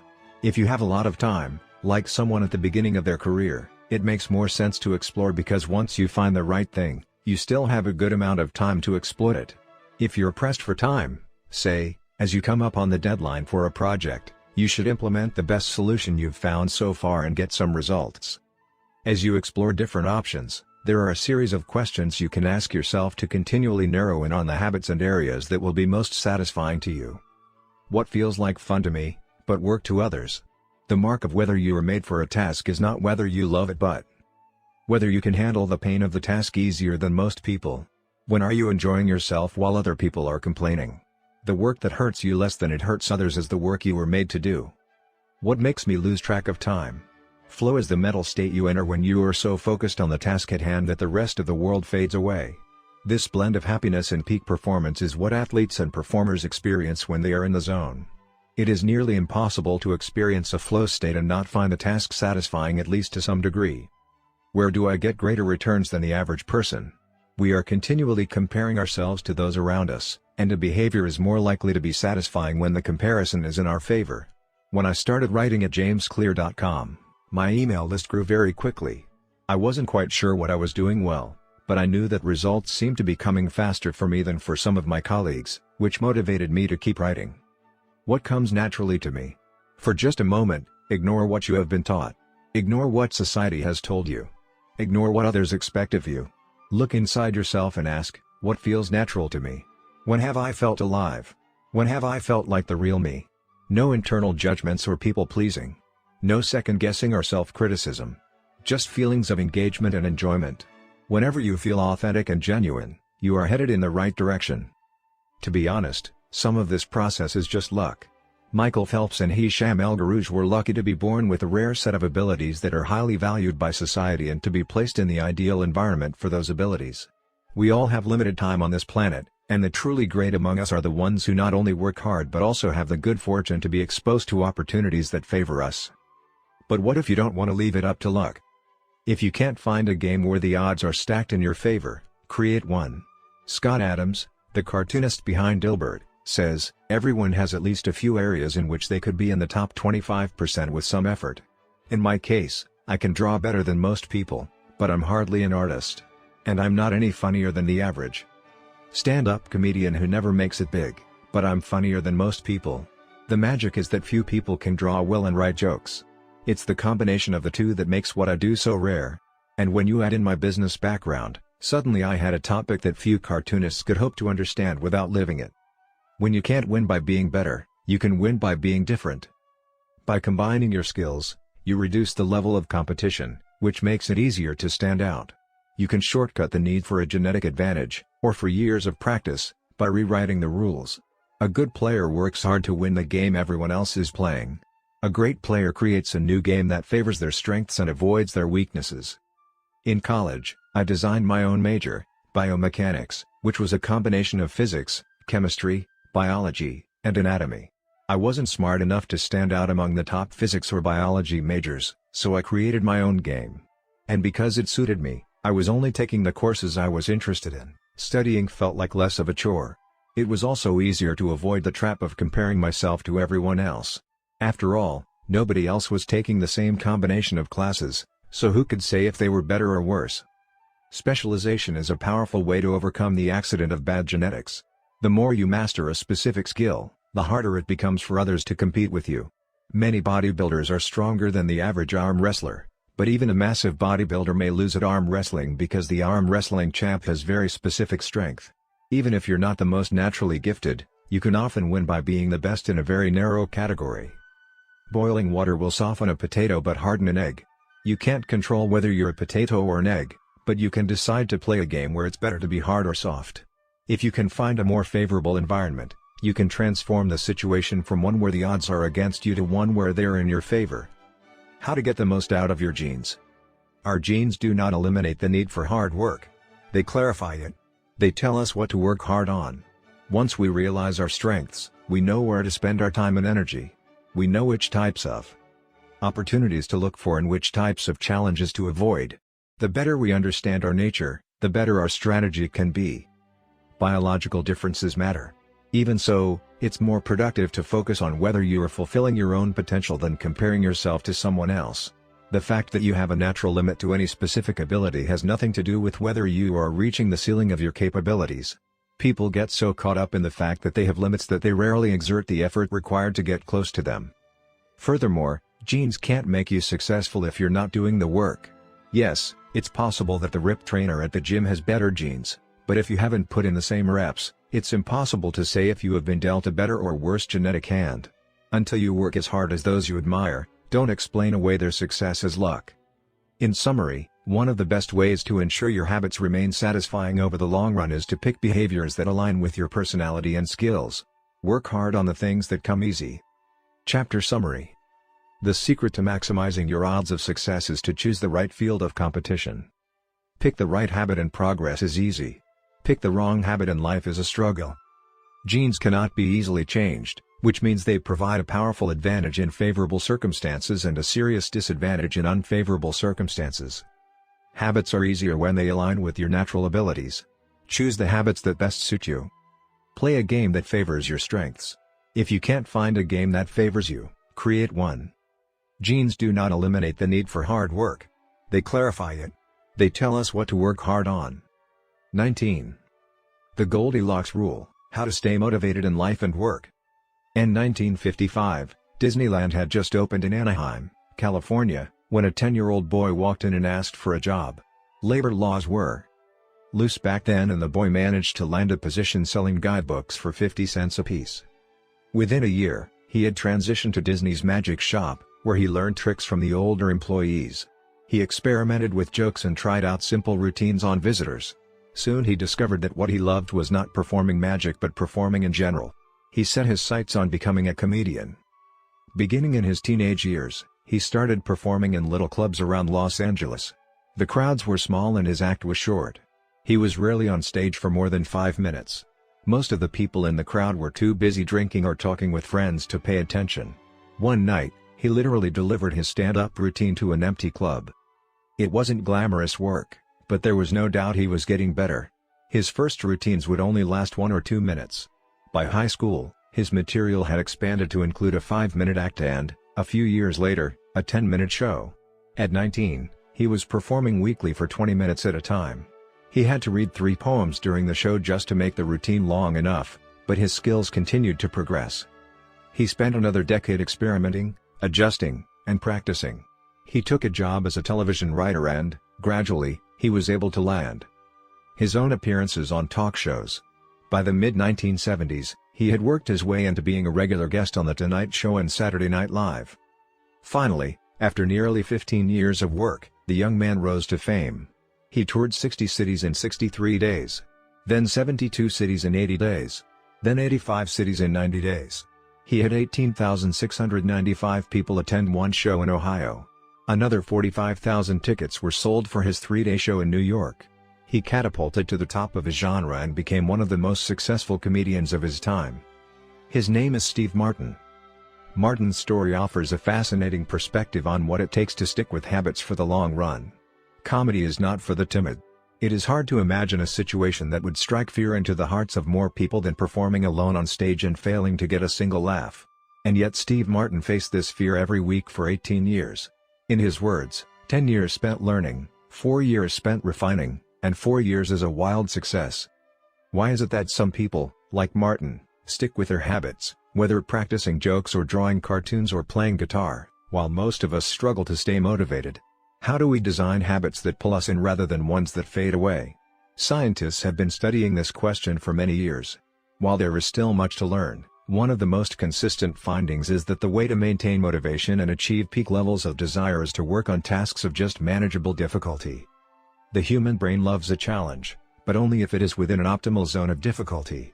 If you love tennis and try to play a serious match against a 4-year-old, you will quickly become bored. It's too easy. You'll win every point.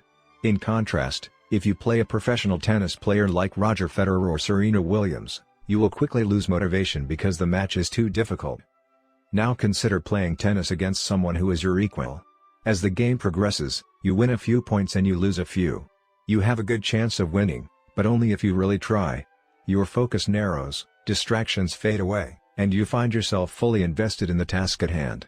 This is a challenge of just manageable difficulty, and it is a prime example of the Goldilocks rule. The Goldilocks rule states that humans experience peak motivation when working on tasks that are right on the edge of their current abilities. Not too hard. Not too easy. Just right. The Goldilocks rule. Figure 15. Maximum motivation occurs when facing a challenge of just manageable difficulty. In psychology research, this is known as the Yerkes-Dodson law, which describes the optimal level of arousal as the midpoint between boredom and anxiety. Martin's comedy career is an excellent example of the Goldilocks rule in practice. Each year, he expanded his comedy routine, but only by a minute or two. He was always adding new material, but he also kept a few jokes that were guaranteed to get laughs. There were just enough victories to keep him motivated and just enough mistakes to keep him working hard. When you're starting a new habit, it's important to keep the behavior as easy as possible so you can stick with it even when conditions aren't perfect. This is an idea we covered in detail while discussing the third law of behavior change. Once a habit has been established, however, it's important to continue to advance in small ways. These little improvements and new challenges keep you engaged. And if you hit the Goldilocks zone just right, you can achieve a flow state. A flow state is the experience of being in the zone and fully immersed in an activity. Scientists have tried to quantify this feeling. They found that to achieve a state of flow, a task must be roughly 4% beyond your current ability. In real life, it's typically not feasible to quantify the difficulty of an action in this way, but the core idea of the Goldilocks rule remains: working on challenges of just manageable difficulty, something on the perimeter of your ability, seems crucial for maintaining motivation. Improvement requires a delicate balance. You need to regularly search for challenges that push you to your edge while continuing to make enough progress to stay motivated. Behaviors need to remain novel in order for them to stay attractive and satisfying. Without variety, we get bored. And boredom is perhaps the greatest villain on the quest for self-improvement. How to stay focused when you get bored working on your goals. After my baseball career ended, I was looking for a new sport. I joined a weightlifting team, and one day an elite coach visited our gym. He had worked with thousands of athletes during his long career, including a few Olympians. I introduced myself and we began talking about the process of improvement. "What's the difference between the best athletes and everyone else?" I asked.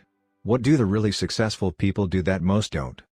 He mentioned the factors you might expect: genetics, luck, talent. But then he said something I wasn't expecting: at some point it comes down to who can handle the boredom of training every day, doing the same lifts over and over and over.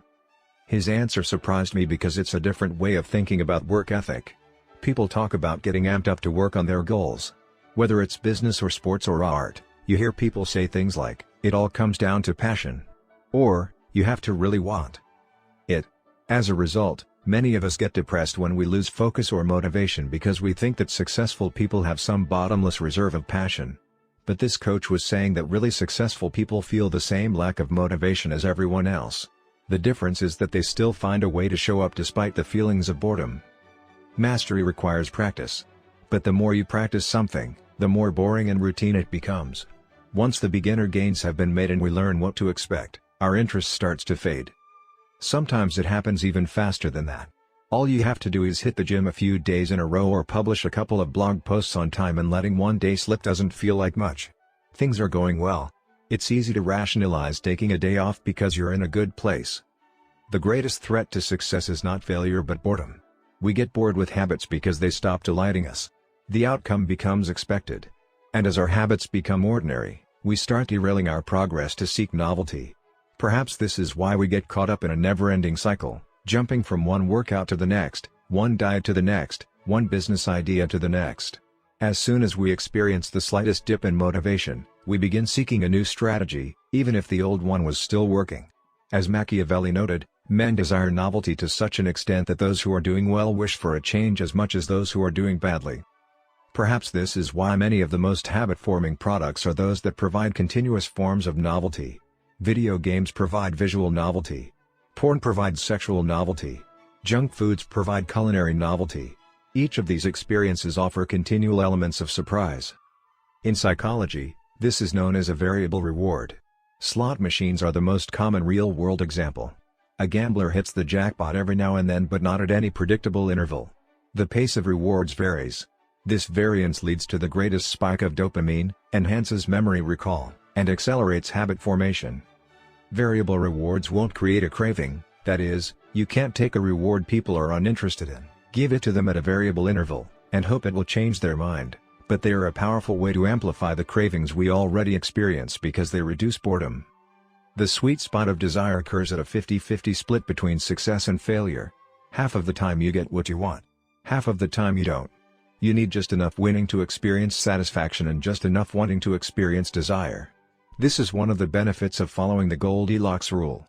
If you're already interested in a habit, working on challenges of just manageable difficulty is a good way to keep things interesting. Of course, not all habits have a variable reward component, and you wouldn't want them to. If Google only delivered a useful search result some of the time, I would switch to a competitor pretty quickly. If Uber only picked up half of my trips, I doubt I'd be using that service much longer. And if I flossed my teeth each night and only sometimes ended up with a clean mouth, I think I'd skip it. Variable rewards or not, no habit will stay interesting forever.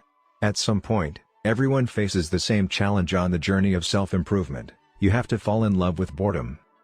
We all have goals that we would like to achieve and dreams that we would like to fulfill, but it doesn't matter what you are trying to become better at, if you only do the work when it's convenient or exciting, then you'll never be consistent enough to achieve remarkable results.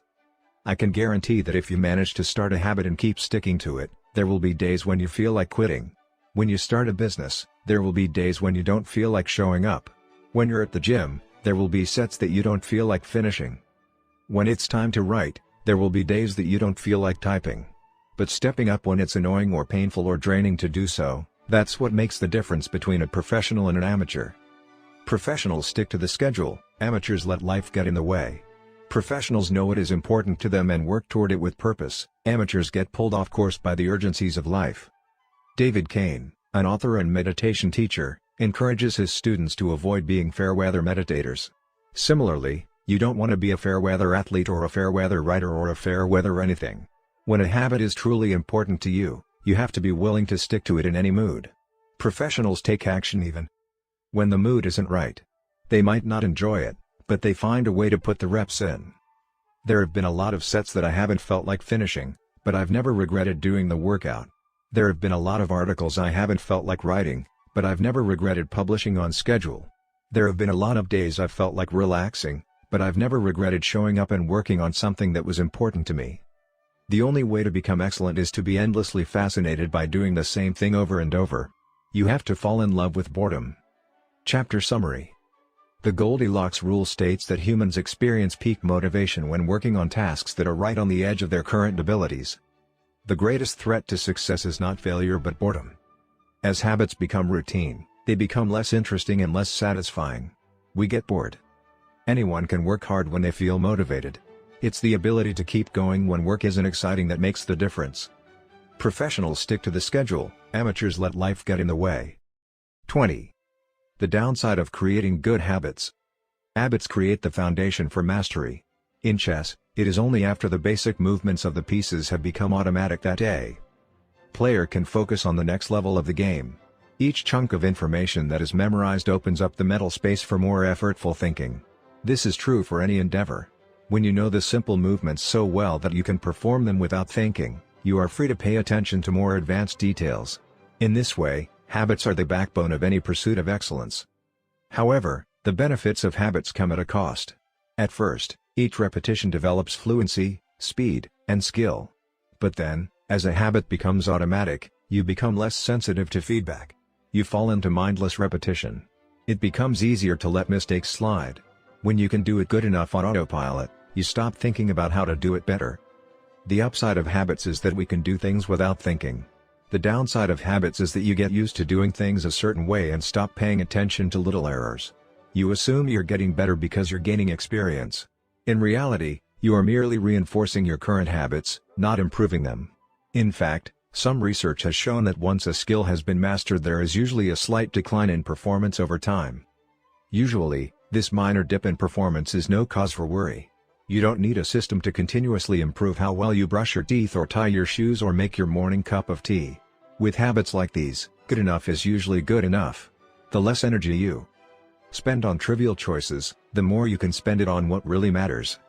However, when you want to maximize your potential and achieve elite levels of performance, you need a more nuanced approach. You can't repeat the same things blindly and expect to become exceptional. Habits are necessary, but not sufficient for mastery. What you need is a combination of automatic habits and deliberate practice. Habits plus deliberate practice equals mastery. To become great, certain skills do need to become automatic. Basketball players need to be able to dribble without thinking before they can move on to mastering layups with their non-dominant hand. Surgeons need to repeat the first incision so many times that they could do it with their eyes closed, so that they can focus on the hundreds of variables that arise during surgery.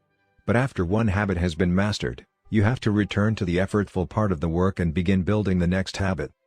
Mastery is the process of narrowing your focus to a tiny element of success, repeating it until you have internalized the skill, and then using this new habit as the foundation to advance to the next frontier of your development.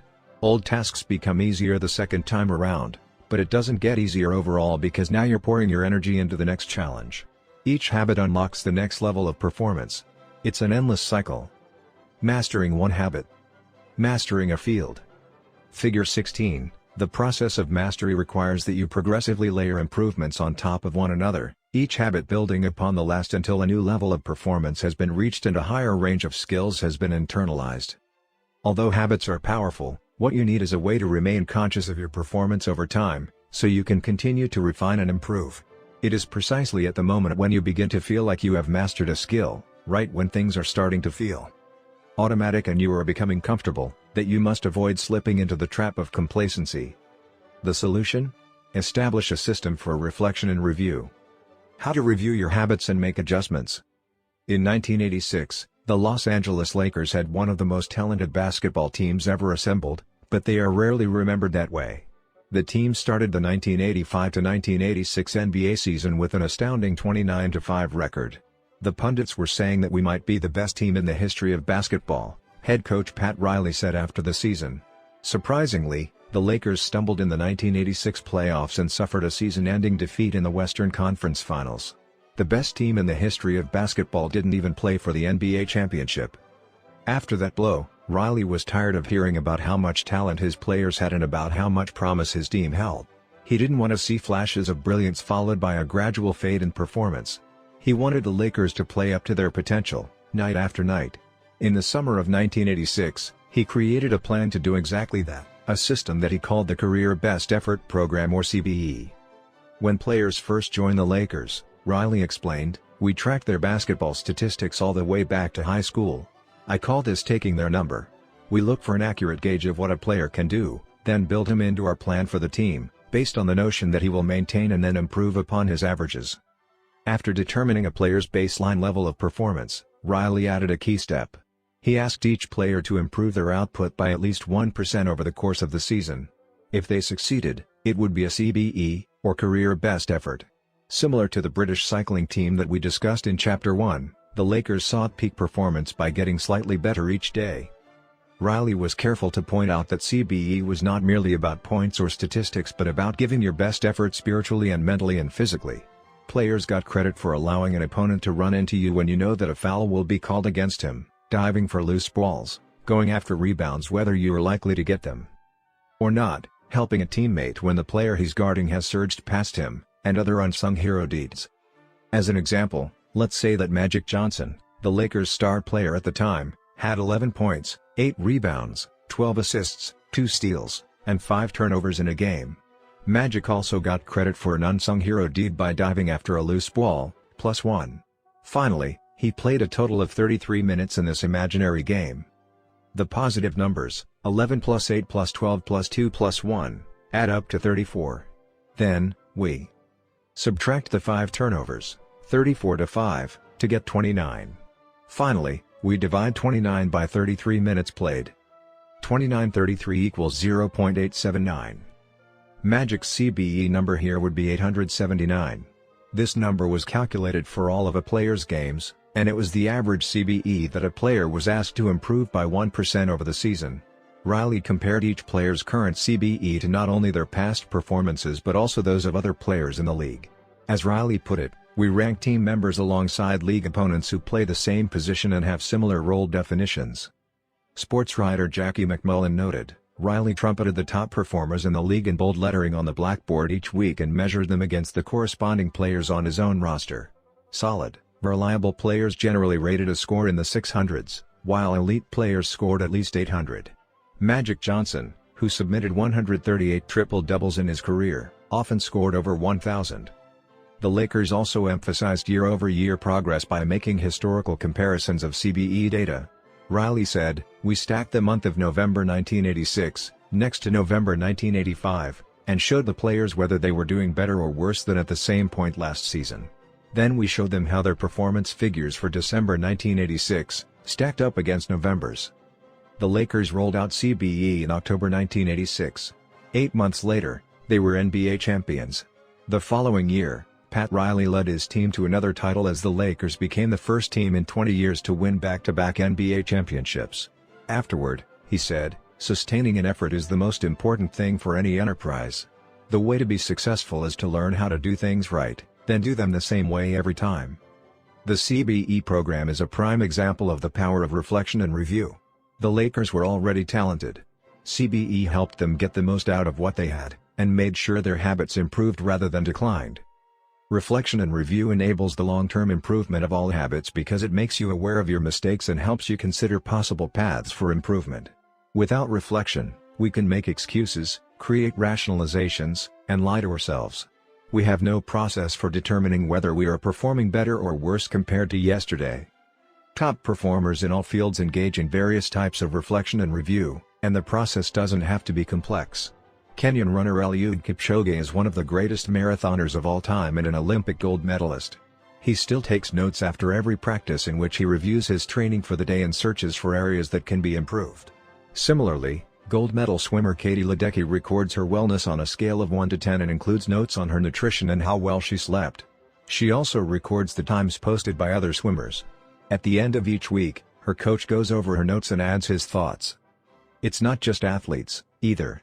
When comedian Chris Rock is preparing fresh material, he will first appear at small nightclubs dozens of times and test hundreds of jokes. He brings a notepad on stage and records which bits go over well and where he needs to make adjustments.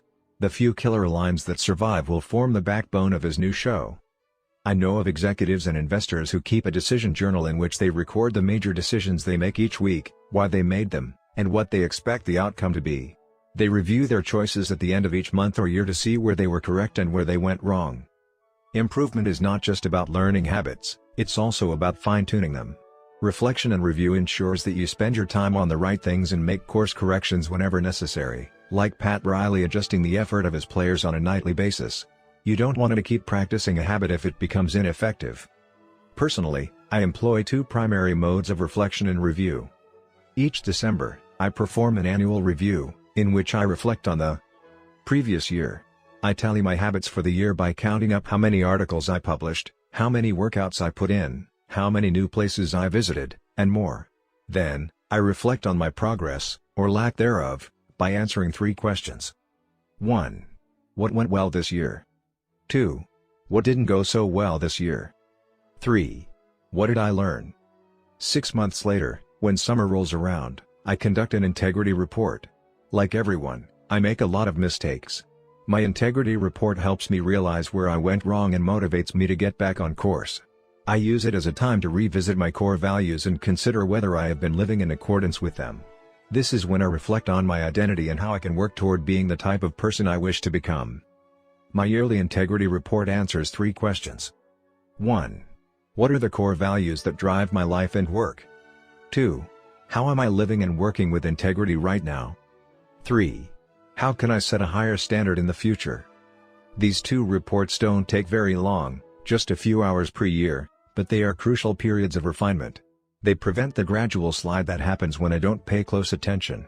They provide an annual reminder to revisit my desired identity and consider how my habits are helping me become the type of person I wish to be. They indicate when I should upgrade my habits and take on new challenges and when I should dial my efforts back and focus on the fundamentals. Reflection can also bring a sense of perspective. Daily habits are powerful because of how they compound, but worrying too much about every daily choice is like looking at yourself in the mirror from an inch away. You can see every imperfection and lose sight of the bigger picture. There is too much feedback. Conversely, never reviewing your habits is like never looking in the mirror. You aren't aware of easily fixable flaws, a spot on your shirt, a bit of food in your teeth. There is too little feedback. Periodic reflection and review is like viewing yourself in the mirror from a conversational distance. You can see the important changes you should make without losing sight of the bigger picture. You want to view the entire mountain range, not obsess over each peak and valley. Finally, reflection and review offers an ideal time to revisit one of the most important aspects of behavior change, identity. How to break the beliefs that hold you back. In the beginning, repeating a habit is essential to build up evidence of your desired identity. As you latch on to that new identity, however, those same beliefs can hold you back from the next level of growth. When working against you, your identity creates a kind of pride that encourages you to deny your weak spots and prevents you from truly growing. This is one of the greatest downsides of building habits. The more sacred an idea is to us, that is, the more deeply it is tied to our identity, the more strongly we will defend it against criticism. You see this in every industry. The school teacher who ignores innovative teaching methods and sticks with her tried and true lesson plans. The veteran manager who is committed to doing things his way. The surgeon who dismisses the ideas of her younger colleagues. The band who produces a mind-blowing first album and then gets stuck in a rut. The tighter we cling to an identity, the harder it becomes to grow beyond it. One solution is to avoid making any single aspect of your identity an overwhelming portion of who you are. In the words of investor Paul Graham, keep your identity small. The more you let a single belief define you, the less capable you are of adapting when life challenges you. If you tie everything up in being the point guard or the partner at the firm or whatever else, then the loss of that facet of your life will wreck you. If you're a vegan and then develop a health condition that forces you to change your diet, you'll have an identity crisis on your hands. When you cling too tightly to one identity, you become brittle. Lose that one thing and you lose yourself. For most of my young life, being an athlete was a major part of my identity. After my baseball career ended, I struggled to find myself. When you spend your whole life defining yourself in one way and that disappears, who are you now? Military veterans and former entrepreneurs report similar feelings. If your identity is wrapped up in a belief like I'm a great soldier, what happens when your period of service ends? For many business owners, their identity is something along the lines of I'm the CEO or I'm the founder. If you have spent every waking moment working on your business, how will you feel after you sell the company? The key to mitigating these losses of identity is to redefine yourself such that you get to keep important aspects of your identity even if your particular role changes. I'm an athlete becomes I'm the type of person who is mentally tough and loves a physical challenge. I'm a great soldier transforms into I'm the type of person who is disciplined, reliable, and great on a team. I'm the CEO translates to I'm the type of person who builds and creates things. When chosen effectively, an identity can be flexible rather than brittle. Like water flowing around an obstacle, your identity works with the changing circumstances rather than against them. The following quote from the Tao Te Ching encapsulates the ideas perfectly. Men are born soft and supple, dead, they are stiff and hard. Plants are born tender and pliant, dead, they are brittle and dry. Thus whoever is stiff and inflexible is a disciple of death. Whoever is soft and yielding is a disciple of life. The hard and stiff will be broken. The soft and supple will prevail. Lao Tzu. Habits deliver numerous benefits, but the downside is that they can lock us into our previous patterns of thinking and acting, even when the world is shifting around us. Everything is impermanent. Life is constantly changing, so you need to periodically check in to see if your old habits and beliefs are still serving you. A lack of self-awareness is poison. Reflection and review is the antidote. Chapter summary. The upside of habits is that we can do things without thinking. The downside is that we stop paying attention to little errors. Habits plus deliberate practice equals mastery. Reflection and review is a process that allows you to remain conscious of your performance over time. The tighter we cling to an identity, the harder it becomes to grow beyond it. Conclusion. The secret to results that last. Here is an ancient Greek parable known as the Sorites paradox, which talks about the effect one small action can have when repeated enough times. One formulation of the paradox goes as follows: can one coin make a person rich? If you give a person a pile of 10 coins, you wouldn't claim that he or she is rich. But what if you add another, and another, and another? At some point, you will have to admit that no one can be rich unless one coin can make him or her so. We can say the same about atomic habits. Can one tiny change transform your life? It's unlikely you would say so. But what if you made another, and another, and another? At some point, you will have to admit that your life was transformed by one small change. The holy grail of habit change is not a single 1% improvement, but 1,000 of them. It's a bunch of atomic habits stacking up, each one a fundamental unit of the overall system. In the beginning, small improvements can often seem meaningless because they get washed away by the weight of the system. Just as one coin won't make you rich, one positive change like meditating for 1 minute or reading one page each day is unlikely to deliver a noticeable difference. Gradually, though, as you continue to layer small changes on top of one another, the scales of life start to move. Each improvement is like adding a grain of sand to the positive side of the scale, slowly tilting things in your favor. Eventually, if you stick with it, you hit a tipping point. Suddenly, it feels easier to stick with good habits. The weight of the system is working for you rather than against you. Over the course of this book, we've looked at dozens of stories about top performers. We've heard about Olympic gold medalists, award-winning artists, business leaders, life-saving physicians, and star comedians who have all used the science of small habits to master their craft and vault to the top of their field. Each of the people, teams, and companies we have covered has faced different circumstances, but ultimately progressed in the same way, through a commitment to tiny, sustainable, unrelenting improvements. Success is not a goal to reach or a finish line to cross. It is a system to improve, an endless process to refine. In Chapter 1, I said, if you're having trouble changing your habits, the problem isn't you. The problem is your system. Bad habits repeat themselves again and again not because you don't want to change, but because you have the wrong system for change. As this book draws to a close, I hope the opposite is true. With the 4 laws of behavior change, you have a set of tools and strategies that you can use to build better systems and shape better habits. Sometimes a habit will be hard to remember and you'll need to make it obvious. Other times you won't feel like starting and you'll need to make it attractive. In many cases, you may find that a habit will be too difficult and you'll need to make it easy. And sometimes, you won't feel like sticking with it and you'll need to make it satisfying. Behaviors are effortless here. Behaviors are difficult here. Obvious, invisible. Attractive, unattractive. Easy, hard. Satisfying, unsatisfying. You want to push your good habits toward the left side of the spectrum by making them obvious, attractive, easy, and satisfying. Meanwhile, you want to cluster your bad habits toward the right side by making them invisible, unattractive, hard, and unsatisfying. This is a continuous process. There is no finish line. There is no permanent solution. Whenever you're looking to improve, you can rotate through the 4 laws of behavior change until you find the next bottleneck. Make it obvious. Make it attractive. Make it easy. Make it satisfying. Round and round. Always looking for the next way to get 1% better. The secret to getting results that last is to never stop making improvements. It's remarkable what you can build if you just don't stop. It's remarkable the business you can build if you don't stop working. It's remarkable the body you can build if you don't stop training. It's remarkable the knowledge you can build if you don't stop learning. It's remarkable the fortune you can build if you don't stop saving. It's remarkable the friendships you can build if you don't stop caring. Small habits don't add up. They compound. That's the power of atomic habits. Tiny changes. Remarkable results. Appendix. What should you read next? Thank you so much for taking the time to read this book. It has been a pleasure sharing my work with you. If you are looking for something to read next, allow me to offer a suggestion. If you enjoyed Atomic Habits, then you may like my other writing as well.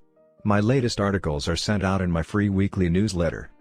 Subscribers are also the first to hear about my newest books and projects. Finally, In addition to my own work, each year I send out a reading list of my favorite books from other authors on a wide range of subjects. You can sign up at jamesclear.com/newsletter. Little Lessons from the Four Laws. In this book, I have introduced a 4-step model for human behavior: cue, craving, response, reward. This framework not only teaches us how to create new habits but also reveals some interesting insights about human behavior. In this section, I have compiled some lessons, and a few bits of common sense, that are confirmed by the model. The purpose of these examples is to clarify just how useful and wide-ranging this framework is when describing human behavior. Once you understand the model, you'll see examples of it everywhere. Awareness comes before desire. A craving is created when you assign meaning to a cue. Your brain constructs an emotion or feeling to describe your current situation, and that means a craving can only occur after you have noticed an opportunity. Happiness is simply the absence of desire. When you observe a cue, but do not desire to change your state, you are content with the current situation. Happiness is not about the achievement of pleasure, which is joy or satisfaction, but about the lack of desire. It arrives when you have no urge to feel differently. Happiness is the state you enter when you no longer want to change your state. However, happiness is fleeting because a new desire always comes along. As Sid Budrous says, happiness is the space between one desire being fulfilled and a new desire forming. Likewise, suffering is the space between craving a change in state and getting it. It is the idea of pleasure that we chase. We seek the image of pleasure that we generate in our minds. At the time of action, we do not know what it will be like to attain that image, or even if it will satisfy us. The feeling of satisfaction only comes afterward. This is what the Austrian neurologist Viktor Frankl meant when he said that happiness cannot be pursued, it must ensue. Desire is pursued. Pleasure ensues from action. Peace occurs when you don't turn your observations into problems. The first step in any behavior is observation. You notice a cue, a bit of information, an event. If you do not desire to act on what you observe, then you are at peace. Craving is about wanting to fix everything.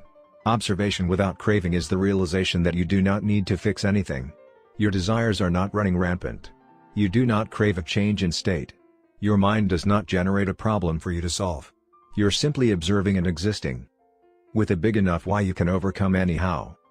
Friedrich Nietzsche, the German philosopher and poet, famously wrote, "He who has a why to live for can bear almost any how."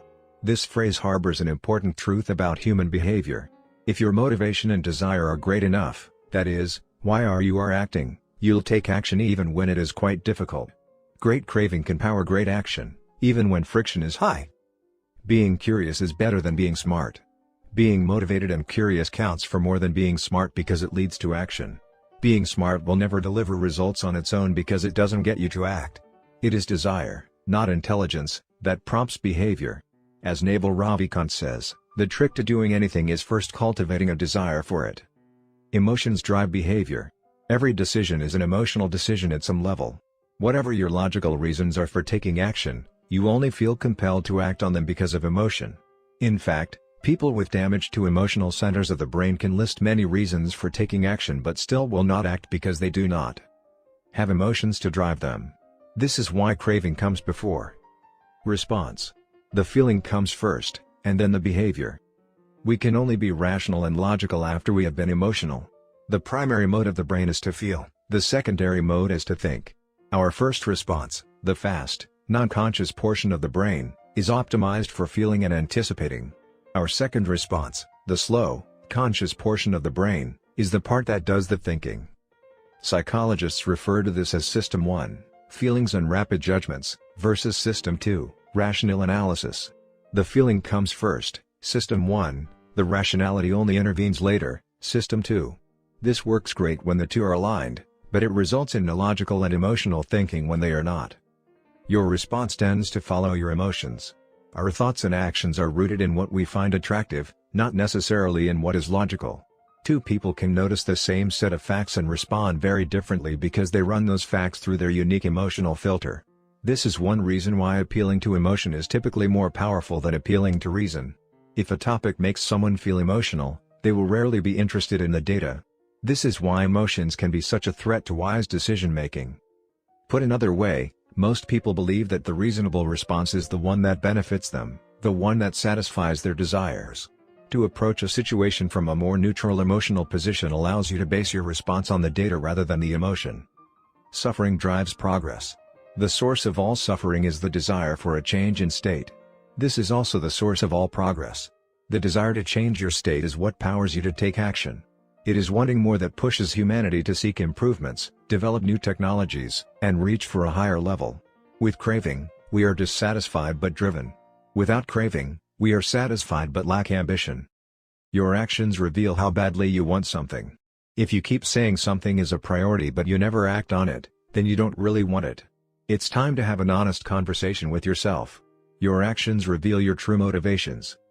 Reward is on the other side of sacrifice. Response, sacrifice of energy, always precedes reward, the collection of resources. The runner's high only comes after the hard run. The reward only comes after the energy is spent. Self-control is difficult because it is not satisfying. A reward is an outcome that satisfies your craving. This makes self-control ineffective because inhibiting our desires does not usually resolve them. Resisting temptation does not satisfy your craving, it just ignores it. It creates space for the craving to pass. Self-control requires you to release a desire rather than satisfy it. Our expectations determine our satisfaction.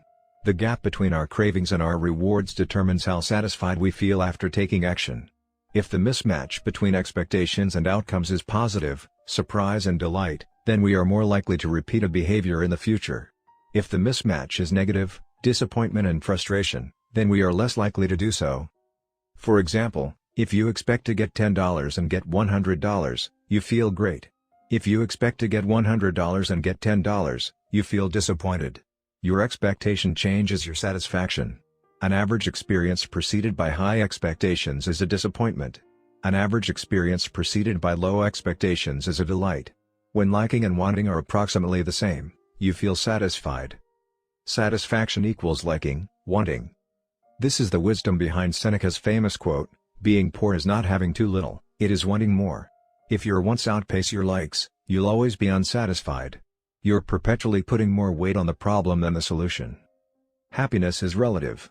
When I first began sharing my writing publicly, it took me 3 months to get 1,000 subscribers. When I hit that milestone, I told my parents and my girlfriend. We celebrated. I felt excited and motivated.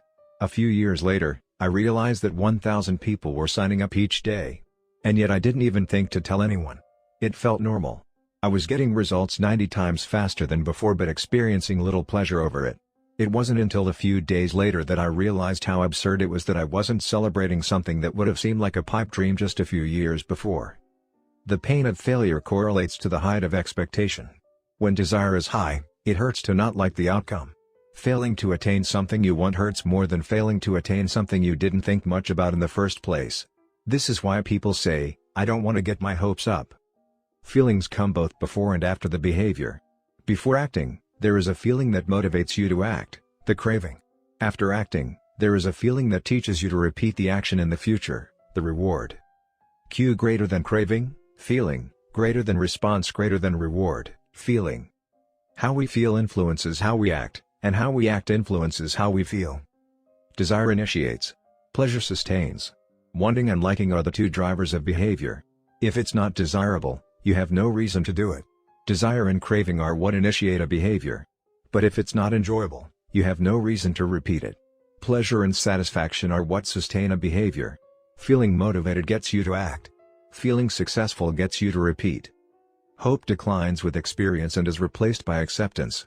The first time an opportunity arises, there is hope of what could be. Your expectation, cravings, is based solely on promise. The second time around, your expectation is grounded in reality. You begin to understand how the process works and your hope is gradually traded for a more accurate prediction and acceptance of the likely outcome. This is one reason why we continually grasp for the latest get-rich-quick or weight loss scheme.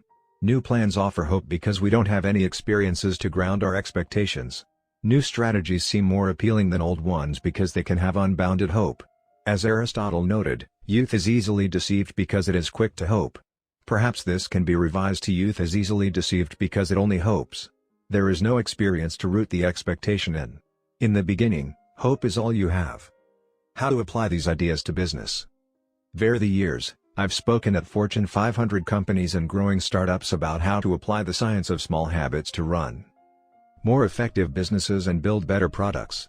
I've compiled many of the most practical strategies into a short bonus chapter. I think you'll find it to be an incredibly useful addition to the main ideas mentioned in Atomic Habits. You can download this chapter at atomichabits.com/business. How to apply these ideas to parenting. One of the most common questions I hear from readers is something along the lines of, how can I get my kids to do this stuff? The ideas in Atomic Habits are intended to apply broadly to all of human behavior. Teenagers are humans, too, which means you should find plenty of useful strategies in the main text. That said, parenting does face its own set of challenges. As a bonus chapter, I've put together a brief guide on how to apply these ideas specifically to parenting. You can download this chapter at atomichabits.com/parenting. Acknowledgements. Have relied heavily on others during the creation of this book. Before anyone else, I must thank my wife, Christy, who has been indispensable throughout this process. She has played every role a person can play in the writing of a book: spouse, friend, fan, critic, editor, researcher, therapist. It is no exaggeration to say this book would not be the same without her. It might not exist at all. Like everything in our life, we did it together. Second, I'm grateful to my family, not only for their support and encouragement on this book but also for believing in me no matter what project I happen to be working on.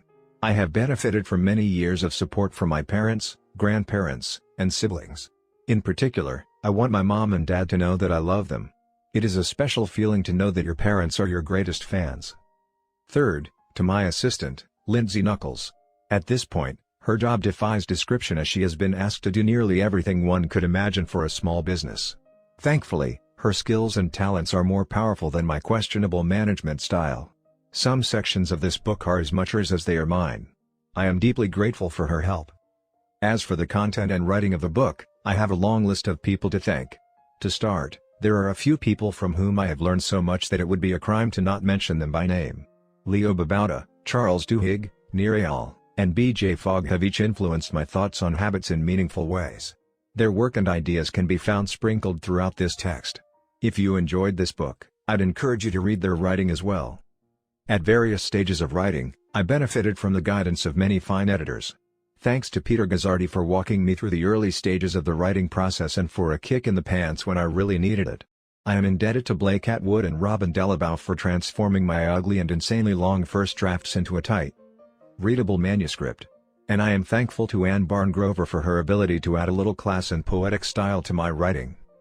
I'd like to thank the many people who read early versions of the manuscript, including Bruce Ammons, Darcy Ansell, Tim Ballard, Vishal Bardwaj, Charlotte Blank, Jerome Burt, Sim Campbell, Al Carlos, Nikki Case, Julie Chang, Jason Collins, Deborah Croy, Roger Dooley, Diago Forte, Matt Gartlin, Andrew Girer, Randy Giffen, John Gigandi, Adam Gilbert, Stefan Guillenay, Jeremy Hendon, Jane Horvath, Joachim Jansen, Josh Kaufman, Ann Kavanaugh, Chris Klaus, Zeke Lopez, Katie Macon, Sid Madsen, Kira McGrath, Amy Mitchell, Anna Moise, Stacey Morris, Darren Nicole Nelson, Taylor Pearson, Max Shank, Trey Shelton, Jason Shen, Jacob Zangelides, and Aries Elmanau.